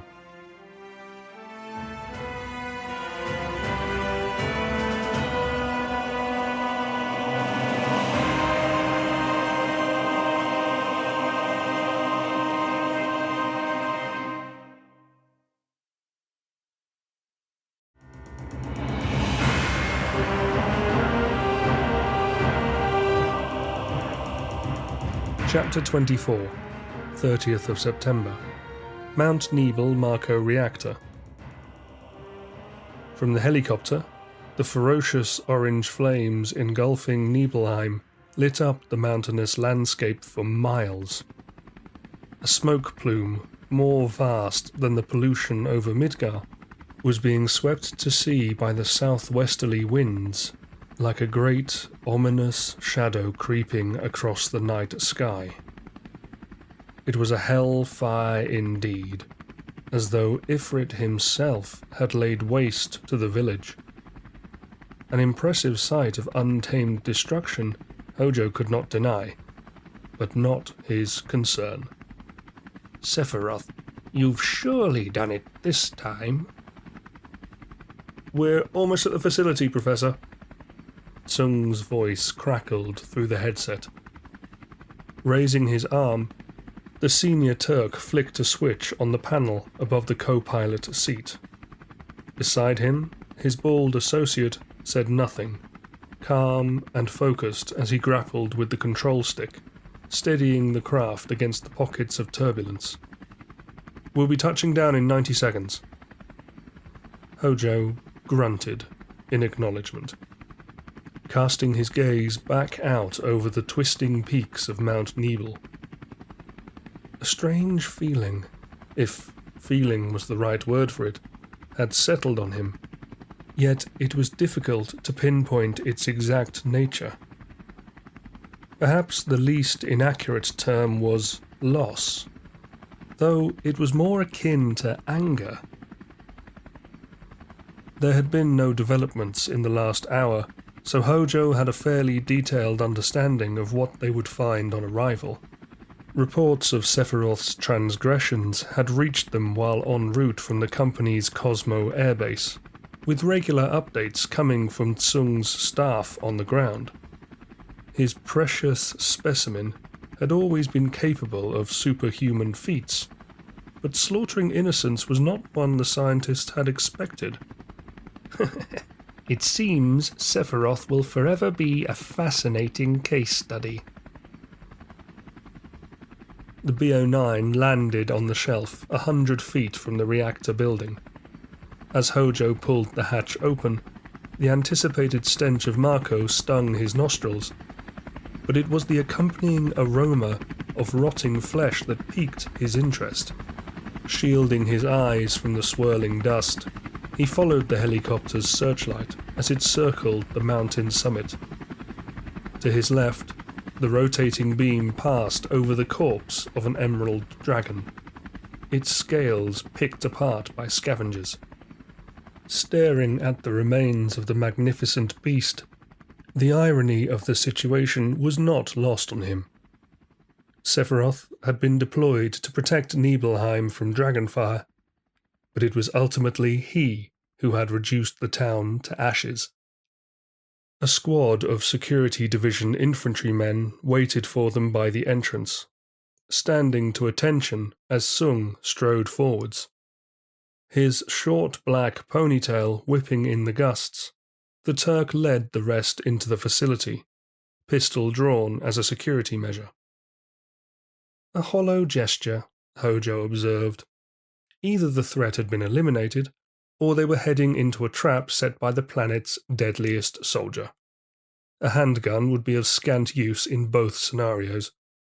It had been months since the professor was last here, and absence of personnel brought an obvious and distinct emptiness. He hated the place. It was an inefficient memento of bygone decades that served to indulge the president's sentimentality. The reactor's only significant quality was its isolation. Somewhere the more controversial elements of the soldier program could be tested beyond the meddling of those cretins who would stifle scientific progress in the name of ethics. Emerging at the core of the installation, the party was greeted by a female Turk. Her pretty little face was tainted by bruising on her left cheek, but she appeared otherwise uninjured. Hojo paid no heed to her summarized account of events, instead allowing his focus to wander to the streaks of blood on the walkway below. The bodies of 2 males lay amid the mess. One was a local, his moustached features pallid and lifeless. The other was a Shinra grunt, with spiked blonde hair, curled in the fetal position, impaled on the Masamune. That's peculiar. Descending the ladders to the lower level, Hojo vaguely registered Tsung's calls, electing rather to inspect the boy on the grid. He was unextraordinary, much to the scientist's frustration, but his fingers were inches away from the handle of a discarded greatsword. He recognized the gilded marking on its hilt, but as he bent over for a closer look, a blinking red light on the control terminal caught Hojo's eye. There's been a breach in the Genova preservation tank. Abandoning his examination, he proceeded along the walkway and into the condensation chamber. Most of the machinoid pods had retained full function, he noted, but there was irreversible damage to at least 2. Without sustaining the delicate chemical balance of the crystallized Marco, the subjects would have already expired. At best, he may be able to salvage some of the test data. It was, however, a trivial matter by comparison. Climbing the steps to Genova's sanctum, he paused momentarily as he spied the unconscious soldier strewn against one of the capsules. It was a first class, who often volunteered in his monster training experiments, the kid who had always followed Angeal around. Tutting at how pathetic he now seemed, Hojo moved on, and was curious to discover cloven fragments of the security door at the height of the stairs, as well as another bloodstain. Shuffling through the portal, he was met by the icy wall of chilled air, causing the lenses of his spectacles to fog. Muttering under his breath, he removed them to wipe the condensation away, and, as he placed the glasses back on his nose, he lifted his gaze to a startling sight. Where the chrome statuette of the winged angel should have loomed, only its foundation and fried wires remained. The tank itself was partially drained of fluid, its entire top section sliced cleanly off. The headless figure of the specimen lingered in perfect stasis, though the multitude of cables that ran from its torso drifted clumsily all about. Genova's usual majesty was intact. Sephiroth had been sure to show his mother the utmost respect, but the decapitation was a mildly irritating blemish. Why did he take the head? Hojo's instinct as a scientist urged him to act quickly to save the specimen from contamination and avoid any rapid decay of its exposed millennia-old flesh. He knew the truth, though, possibly the only one who did. There would be no contamination. There would be no decomposition. The preservatives were just for show, a misdirection he had deliberately allowed to persist. Genova, in fact, was not a Cetran remnant at all, but an unclassified life form, a slumbering vessel of extraterrestrial cells. The soldier program was built on a lie. Hojo had learned as much the day he shot and killed his fugitive mentor, Professor Gast, having hunted him to the permafrost region where the organism was first unearthed. The old fool's lover, Ifalna, was a genuine survivor of the ancients, and together they had birthed a baby girl. Aerith was the child's name, and threats on her life were all the incentive Ifalna ever required to share her ancestral knowledge on the calamity from the skies.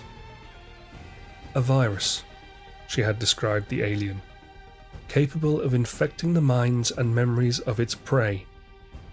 Those attacked go mad and become monsters. It cannot be destroyed. Its body will always seek to reunify.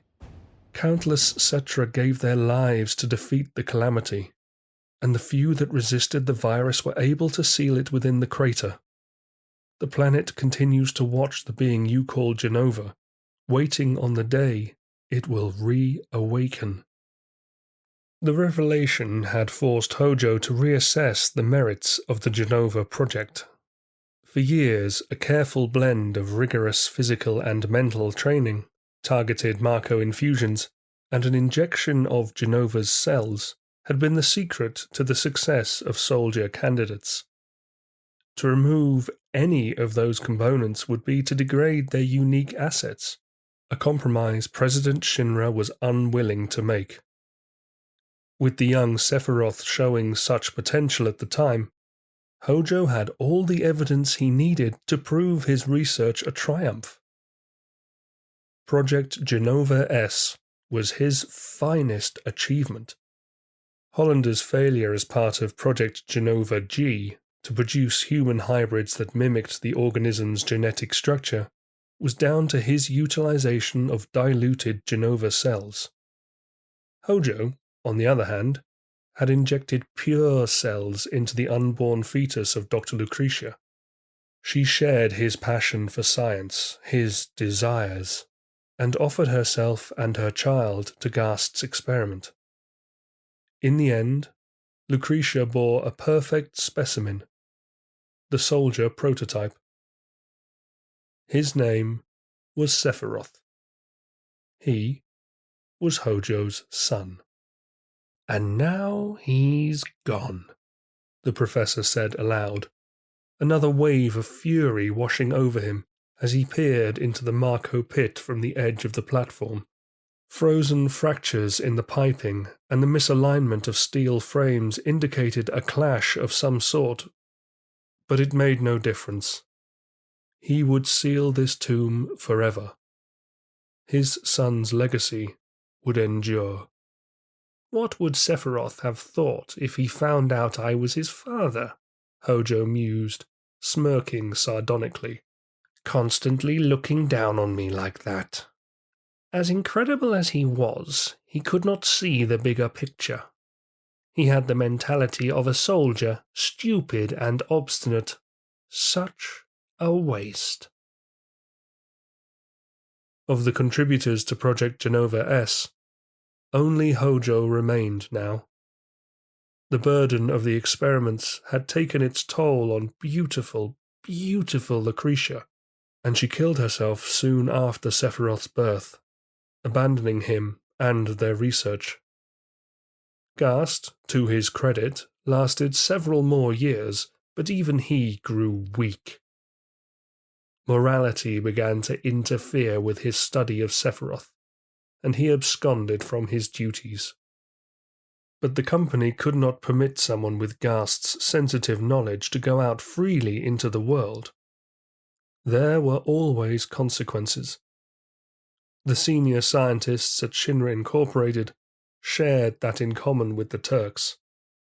Death was the sole way to retire. Gazing up at Genova again, a thought suddenly crossed Hojo's mind. The theory of the calamity's regenerative abilities, particularly its drive to reunite, had been of interest to him since his sessions with Afalna all those years ago. Amid the chaos of what had happened that night on Mount Nibel, Sephiroth had at least presented him with an opportunity to trial an old hypothesis of his. Without its head, would the alien awaken? Would the will to be whole again reactivate its dormant cells? The possibilities excited Hojo, but the incident at Nibelheim meant the Marco reactor was no longer a viable storage facility for the specimen.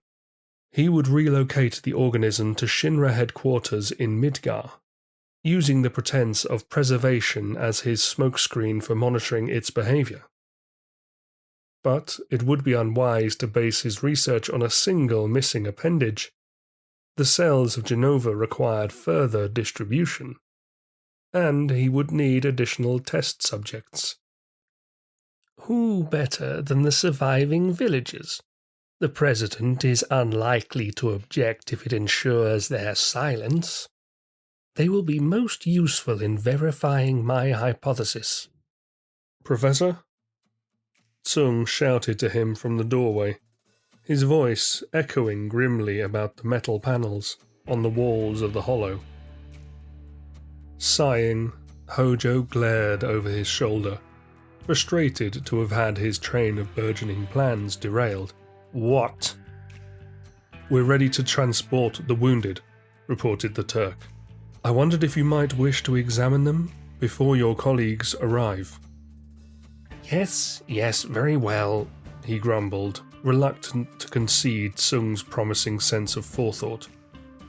Any word from Veld? Not yet, Tsung replied, his quick glance away betraying his confident tone. I see, snorted Hojo, enjoying his discomfort. You have no clue where the chief is, do you? Tsung said nothing for a second, choosing not to rise to the bait. He's on assignment. In Wutai, if my conjecture is not mistaken, investigating the rogue source of Avalanche's funding. But there's no reason for me to divulge that little secret. And how are the preparations coming along at the village? Hojo changed the subject. The Turks have commenced their search operation as we speak. The military are battling the fire. I expect results by sunrise. You'll have much work to do tomorrow. Sir, regarding the President's orders... Tsung hesitated. Do you really think it's necessary to go this far? You're still so young, Hojo chuckled, taunting him. Your opinion does not matter. Just hurry up with your duties in Nibelheim. Tsung clenched his jaw, then bowed to excuse himself. Taking a final moment to observe the decimated preservation tank and its disfigured contents, Hojo clasped his hands at the tail of his spine and hobbled back to the condensation chamber, trudging down the steps. The infantrymen and attending medic had arranged the three males onto stretchers by the entrance to the room. The blonde grunt and the soldier were being carried to his right, the squad awaiting the professor's orders.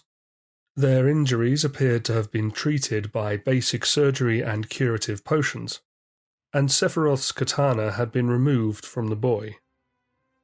To his left, the cadaver of the third man was set on the floor, covered by a sheet, spots of blood already seeping through the material.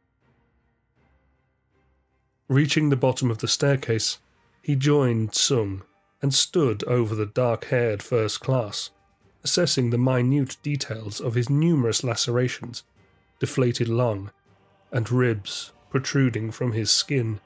This was the work of the Masamune, he concluded. He's to be taken to the basement laboratory at Shinra Manor, Hojo instructed the infantrymen, clicking his fingers and gesturing to the exit.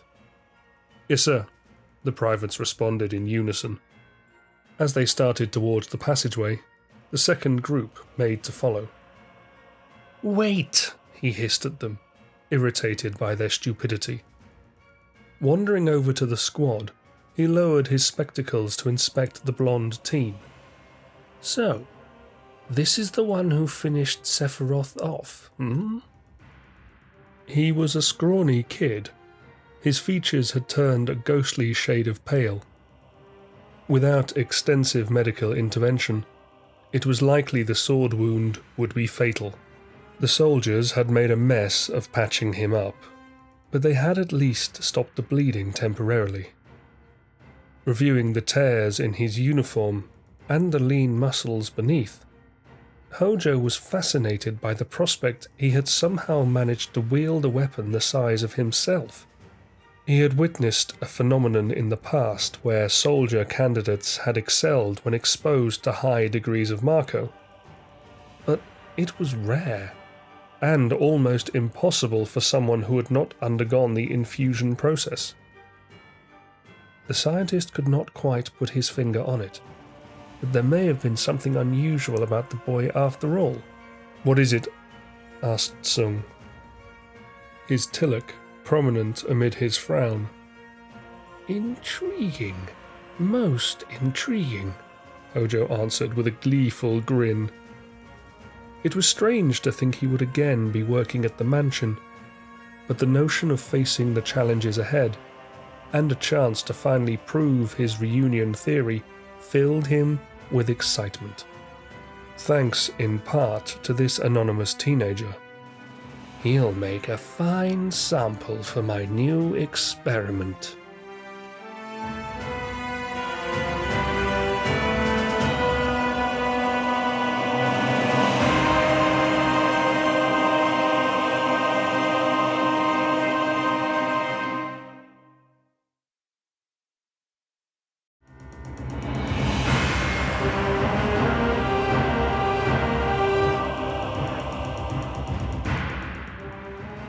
Chapter 25, 1st of October, Nibelheim.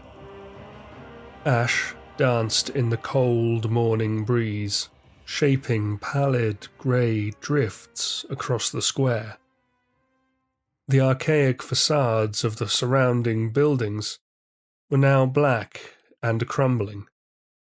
Empty shells of what had been general stores and taverns and people's homes. At the centre of everything, all that remained of the water tower, were 4 severed stilts, rising from a haphazard mound of scorched wood, like distorted flagpoles. A ghostly haze of acrid smoke hung thick on the air. The last of the night's fires were still smouldering on the outskirts of Nibelheim, left to peter out on their own. The damage was long done. The rows of body bags outside Gramps' Inn was evidence of that, and the handful of survivors were all sedated in the emergency medical tents, badly burned and being treated for serious smoke inhalation. Heidi swept her gaze over the desolate forum and hung her head. For the duration of her assignment, the quiet of the village had been a familiar comfort. It had brought peace to Heidi in a way she had forgotten existed, reminding her of the days she had spent as a little girl, exploring the family estate, seeking respite from the sun in the shade of the orange grove. But the silence was haunting now, deathly. It brought no peace. It brought no respite. And the lingering smell of charred flesh made her want to vomit. "Sephiroth really did a number on this place, yo," Reno called from inside the lobby of the inn. His shock of red hair materialized moments later through a gap in the collapsed annex, pinned back from his skinny features by his trademark goggles. "Ain't never seen anything like it." "A tragedy," agreed Rude, zipping up the last of the body bags. The bald Turk stood, the frown he wore partially concealed behind his sunglasses. A needless waste. Reno wriggled out of the wreckage, careful not to displace anything. Brushing the grime from his hands on his suit jacket, he sighed. "You said it, partner." The drone of a helicopter stole Heidi's attention from her colleagues, and she squinted towards Mount Nibel, where a BO-9 was making its descent, circling above the fields beyond the orchard in preparation for landing. Company staff had been coming and going for hours, some working to bring the blaze under control in Nibelheim, others dealing with the aftermath at the reactor. She had pitched in where she could, but mental exhaustion had taken its toll, and she was in a lot of pain thanks to the fractured ribs she had sustained by confronting Sephiroth. That was pretty stupid of me, but he got what he deserved. Heidi had watched from the walkway above as Cloud somehow overpowered the legendary soldier, hurling him into the lifestream. By the time she reached the boy, though, he was unconscious, as were Zack and Tifa. All three were alive, barely. She managed to slow the bleeding with an emergency vial of healing potion, but it had not been enough. If it wasn't for Zhang and Tifa might have.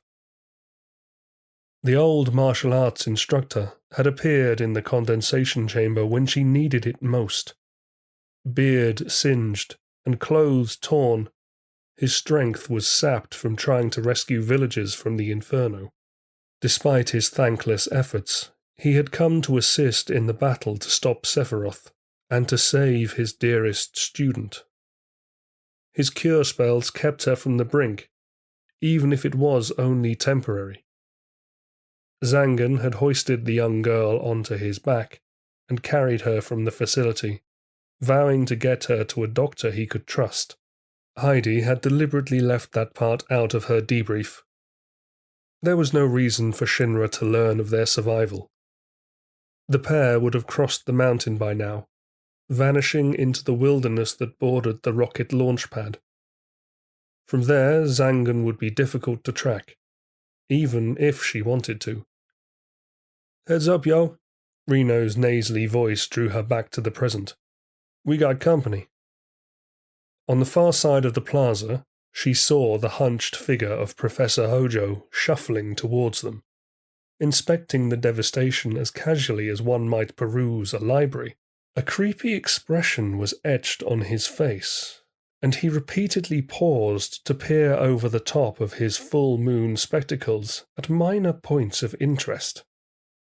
His greasy black ponytail retreated from a perpetual scowl, its loose strands slithering over his shirt collar, thinning with age. Since their brief exchange at the reactor, he had also acquired bloodstains on his lab coat. But Heidi elected not to ponder that observation any further. Tsung followed the scientist closely behind, himself bearing a grim, tired demeanor. "Ah, to see this place again," Hojo remarked as he neared the Turks, smiling merrily. "It sure brings back memories." "It's like something out of a nightmare," Heidi responded dryly, looking away as he chuckled at her disgust. Tsung cleared his throat before Heidi could react, a weary shake of his head, indicating he would not tolerate any defiance. "What's the situation?" "We've gathered the injured in there," reported Reno, gesturing to the medical tents. "And the dead are in bags. We'll conduct a final sweep of the houses, but we're pretty sure we got everyone. The survivors are ready to be transported to the regional hospital," added Rude. In the low morning sun, his tall, broad shoulders cast a long shadow. Tsung exhaled, turning to the professor, a momentary trace of contempt on his handsome features.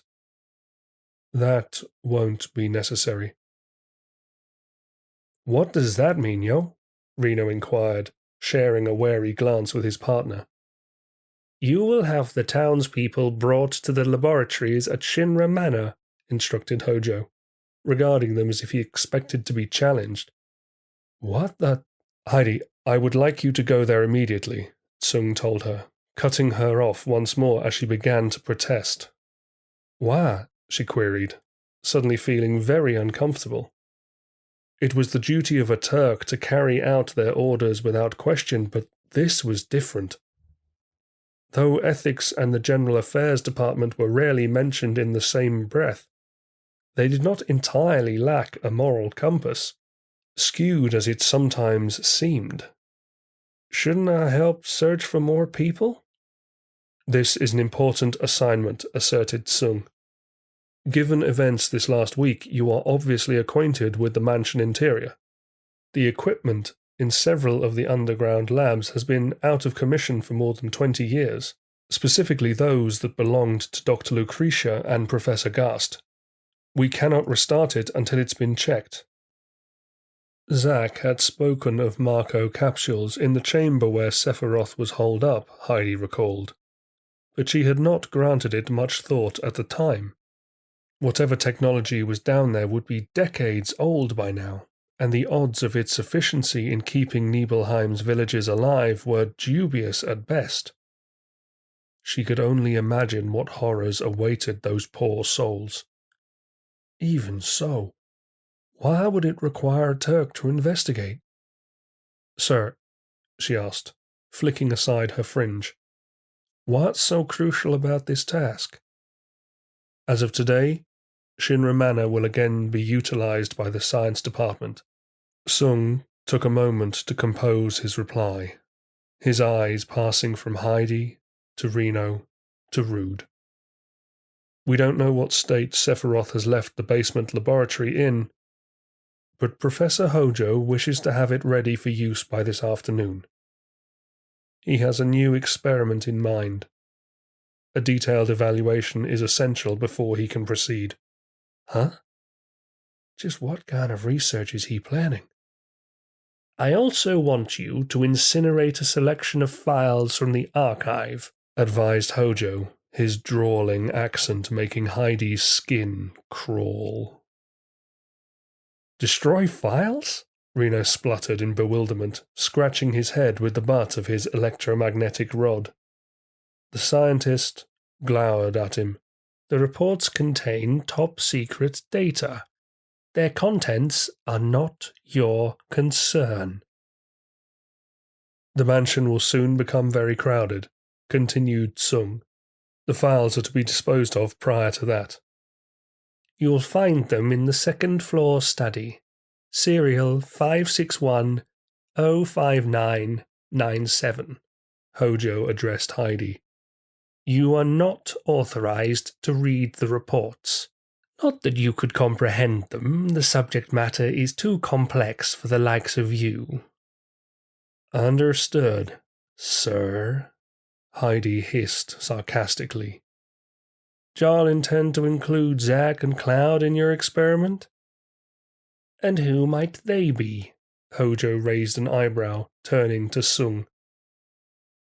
The senior Turk remained calm on the surface, despite the growing disdain she could detect in the way he shifted his stance. "The soldier and the infantryman who defeated Sephiroth." "Sephiroth." The corner of Hojo's lips curled in derision at the sound of his name. She may have mistaken it for grief had the professor possessed a shred of humanity. "A fine specimen. But to have been killed by a grunt, unforgivable. Nevertheless, his conqueror could prove a valuable test subject." "Is that all these people are to you?" A familiar husky voice called out from across the town square. "Specimens and test subjects?" Heidi spun to see Veld 24 feet away, a hardened expression on his scarred, weather-worn face, his wavy brown hair tossing in the gusts. Like his colleagues, the chief of the Turks was clad in a tailored black suit, his jacket peppered with the swirling ash. Advancing towards the group, he glared at Hojo through piercing grey eyes. "He's going to put an end to this bullshit." "Chief," Sung gasped in surprise, "you're back." "I came as soon as I heard from the president," said Veld. "You took your time," tutted Hojo, pushing his glasses up the bridge of his nose. "Your absence during such a crisis is most curious. What in the world could you have been doing these last few weeks, I wonder?" "Apologies for the inconvenience, Professor," he answered curtly, his tone authoritative. "But I don't need to explain myself to you. If you have any complaints, you're welcome to take them up with the president." "Ah, Veld," the scientist chortled. "Seeing you in Nibelheim reminds me of the day you experienced my genius. first-hand, shall we say? The chief's goateed jaw clenched. Does it? And now, Hojo proceeded gleefully, I will commence an entirely new study. Your minions will be assisting in its instigation. I expected it to be done quickly. Then we should get started, he directed the others. Sir? Queried Reno, hesitant to disobey his superior. If the villagers are taken to the manor, will they... Veld responded with a cold, unblinking stare. His silence spoke volumes, and its message was a disconcerting one. The tension amused Hojo, though his cackles were soon brought to a halt by a wheezing cough. "And the 2 children?" Rude asked, his words laden with apprehension. Your Turks have gone soft, the professor goaded Veld, pretending to dab his tears with a handkerchief. Don't worry, you bleating fools. I have no intention of killing my research samples. They're simply pawns on which to trial a theory. A splendidly effective way of putting them to use, don't you think? Ain't the disappearance of a whole town gonna look awfully suspicious? Contested Heidi, appealing to the chief.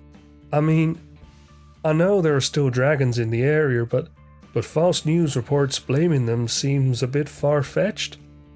That matter is being addressed, Veld told her, slowly scanning the fire-ravaged buildings. There won't be a media leak. Shinra employees will recreate Nibelheim in perfect detail. Is the company really proposing this disaster stays secret? She stammered, stunned by the notion of such an elaborate conspiracy. That's terrible. No one asked for your opinion, scoffed Hojo, shooing away a flake of ash that had drifted too close to his cheek. Straightening his lab coat and clasping his hands behind his back, he hobbled off, pausing only to shout over his shoulder. Now hurry up and bring the survivors to the mansion. I have work to do. They watched him leave without speaking, the loathing in the air between them as tangible as the smoke. The wind continued to circle the plaza, causing whatever structures still stood to groan and creak. In the distance, the whir of approaching helicopters could be heard, no doubt transporting with them cleanup teams and the many assistants Hojo had demanded. Chief, grunted Rude, his words failing him. This is too dirty even for us, Tsung agreed with the sentiment. I must insist we reconsider. Killing bad guys ain't a problem, yo, echoed Reno. But handing the victims over to that lunatic ain't right. Veld raised a palm to quiet them, nodding in acknowledgement. None of you have to be involved. Sir? Tsung's brows furrowed. I'll take it from here. He gazed wistfully towards Mount Nibel and the clandestine estate that lay within its foothills. This incident will be covered up, just like the others. Chief, began Heidi. You've seen enough horrors for one day, Veld interjected in that fatherly way of his. There was a sadness in his eyes she had never witnessed before, and it made her breath catch in her throat. All of you, if you wish no part in the company's actions here, walk away now. There will be no consequence. Thank you, Heidi said gratefully. She surveyed the faces of her fellow Turks, Reno scratching his neck while Rude fumbled with his cufflinks, and knew there was a consensus among them. The solidarity allowed her to finally succumb to the weight of exhaustion. Her mind was a carousel of images and memories, spinning through the gales she had braved in the mountains, the dragon attack on the ropeway, searching the river for the missing infantrymen, exploring the tunnels below Shinra Manor, challenging Sephiroth at the Marco reactor, and sifting through the wreckage of Nibelheim. She had no idea what would become of those she had left behind at the facility. She had no idea what would become of herself. All she could do was return to Midgar with Reno, Rude, and Sung to await reassignment, as if the events at Nibelheim had never happened. Is this truly what it means to be a Turk? Zack, Cloud, I'm so sorry. As she thought of her comrades, the soft sound of meowing reached Heidi's ears, and for a moment she assumed she was caught in a dreamlike state. Something brushed against one leg, then the other, the whimpering growing louder. Opening her eyes, she peered down to find a cat with a pink bow on its collar, her pearly white fur matted with soot. Marg! Bending down, Heidi picked up Tifa's kitty and held her to her chest. Mog clung tightly to the Turk's jacket, purring furiously, every inch of her trembling. She realized then that this little feline embodied the fear, the loss, the confusion, and any one of 100 other emotions that Nibelheim's destruction had instilled. Amid the ruin and uncertainty, however, Mog's warmth was still a genuine comfort. It was exactly the kind of reminder Heidi needed that there was yet an ounce of good in this world, that everything she fought for was not an illusion. As her colleagues surrounded her for a closer look at the cat, Reno began to stroke Mog's chin. And who do we have here, yo? A friend, Heidi answered with a weary smile. A survivor.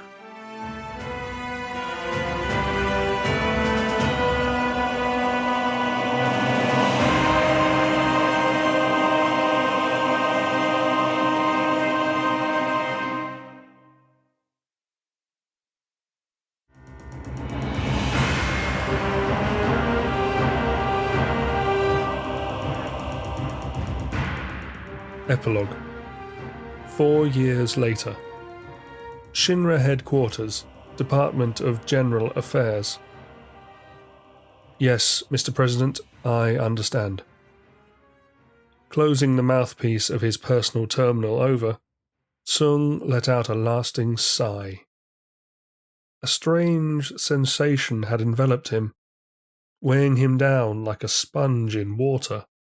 Though a distant hope had always foreseen the rise of such a scenario, President Shinra's news was unexpected and unwelcome. His mind was numb and without thought, leaving him as stiff and upright in his chair as when he had first received the phone call. Only at the faint sound of his office door opening across the soft carpet did Sung stir. I brought you some coffee, sir, said the secretary, carefully placing a steaming mug at the edge of the mahogany desk. Thank you, he mumbled, straining a grateful smile. Through tired eyes he watched her leave, then turned his attention to the mound of paperwork.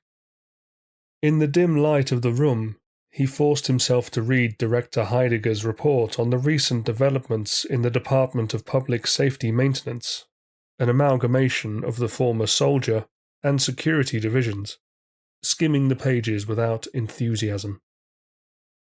Squad rotation and redistribution, the continual decrease of first-class involvement in priority missions, decommissioned models of wartime Gelnickers.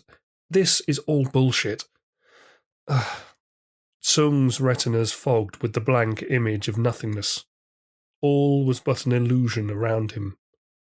As he signed the last sheet of the document, he yawned and reached for the coffee. The scalding porcelain burned through his hand as he lifted the cup from the desk, the seething pain awakening him abruptly, causing him to let go. With a dull clink, the mug landed hard on the surface, splashing his drink across the report. God damn it, he cursed, springing from his seat and quickly mopping the spill with the sleeve of his black suit. He swore again, wringing his arms as droplets of the hot brew fell into the wastebasket, then draped the jacket over the chair. The sharp return to reality had startled him, and the memory of the president's orders swiftly found their way back to the forefront of his mind.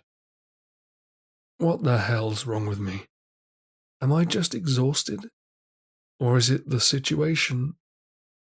Tsung glanced towards the far wall of the office, his gaze settling on a shadowy bookcase. With an air of hesitance, he paced the floor to the shelves and trailed a finger over the myriad hardback spines of Veld's old journals. Even in the 3 years the chief had been missing, and against Heidegger's repeated insistence, Tsung had felt uneasy about removing any of the files. Convincing himself instead that the collection would one day be useful, he had simply added his own report to the library. Now, as his finger came to rest upon a worn scarlet tome, bound in a leather strap, he knew at once it was the memoir he sought. He had, on countless occasions, desired to open its dusty pages, yet each time he gathered the mental strength to fight the urge. Cradling the book in his palms, he carried it across the chamber and set it gently on the desk. Its smooth cover glowered at him formidably, void of decoration but for a single word, handwritten in gold ink. Nibelheim. A wave of heavy fluttering reverberated from beyond the trio of windows behind him, and the office was momentarily bathed in white radiance as the B-1 Alpha helicopter passed. Cautiously picking up his coffee, Tsung wandered over to the panelled glass, observing the craft as it vanished into the darkened skies above the slumbering city. Beneath him, the Sector 7 suburbs were silent, without as much as a flicker of lamplight visible from the height of Shinra headquarters. Sipping the drink and appreciating its stimulating warmth, he gathered the will to alert the Turks to their next assignment. He stared towards the horizon, the silhouette of the Midgar Mountains jagged against the overcast heavens, and thought of his new targets. Because of what happened 4 years ago, I feel responsible for their imprisonment at the hands of Hojo. If only I had been stronger, that was my mistake. Had it not been for the events at Nibelheim, their fate would not have become so twisted. He was my friend. I am so sorry, Zack. Tsung lowered his head, the swell of guilt he had borne for so long erupting inside him. Biting his lip to cease its trembling, he slammed his fist on the window frame, the panes shuddering loudly under the impact. He peered back at the journal, its thick pages beckoning him. Exhaling deeply, he returned to the desk and slumped into his chair. Placing the mug opposite himself, he slowly drew the book nearer and pulled open its cover. The initial entries were images Veld had cut from magazines and newspapers, laid out in order to form a makeshift visual map of the village. Tsung's heart sank as he studied the pictures, reminiscing on his first visit to Nibelheim. He could see Gramps Inn and the accessories store at the edge of the square, overlooking the lone water tower at its center. At the base of the pages, smaller photographs of various denizens had been lined, the cheerful faces of men, women, and children alike frozen in time. The chief's homage to the dead. Skipping to the middle of the volume, he was met by the grim portrayal of a charred and crumbling town. Copies of the snapshots taken for Shinra Incorporated's secret collection were pasted from corner to corner, the sight of ash-laden streets and burned bodies as horrific to review now as it had been then. Tsung closed his eyes for the briefest of moments. The company had so easily dismissed the atrocity, remorseless as they rebuilt Nibelheim, populating it with employees willing to ignore the past. And the chief played his part so we didn't have to. With a hasty touch, he flicked through the next few pages, suddenly stopping as he reached a photograph more disturbing than any that had come before. Sephiroth's leering smile rose from the picture like a wraith, sending a chill down Sung's spine.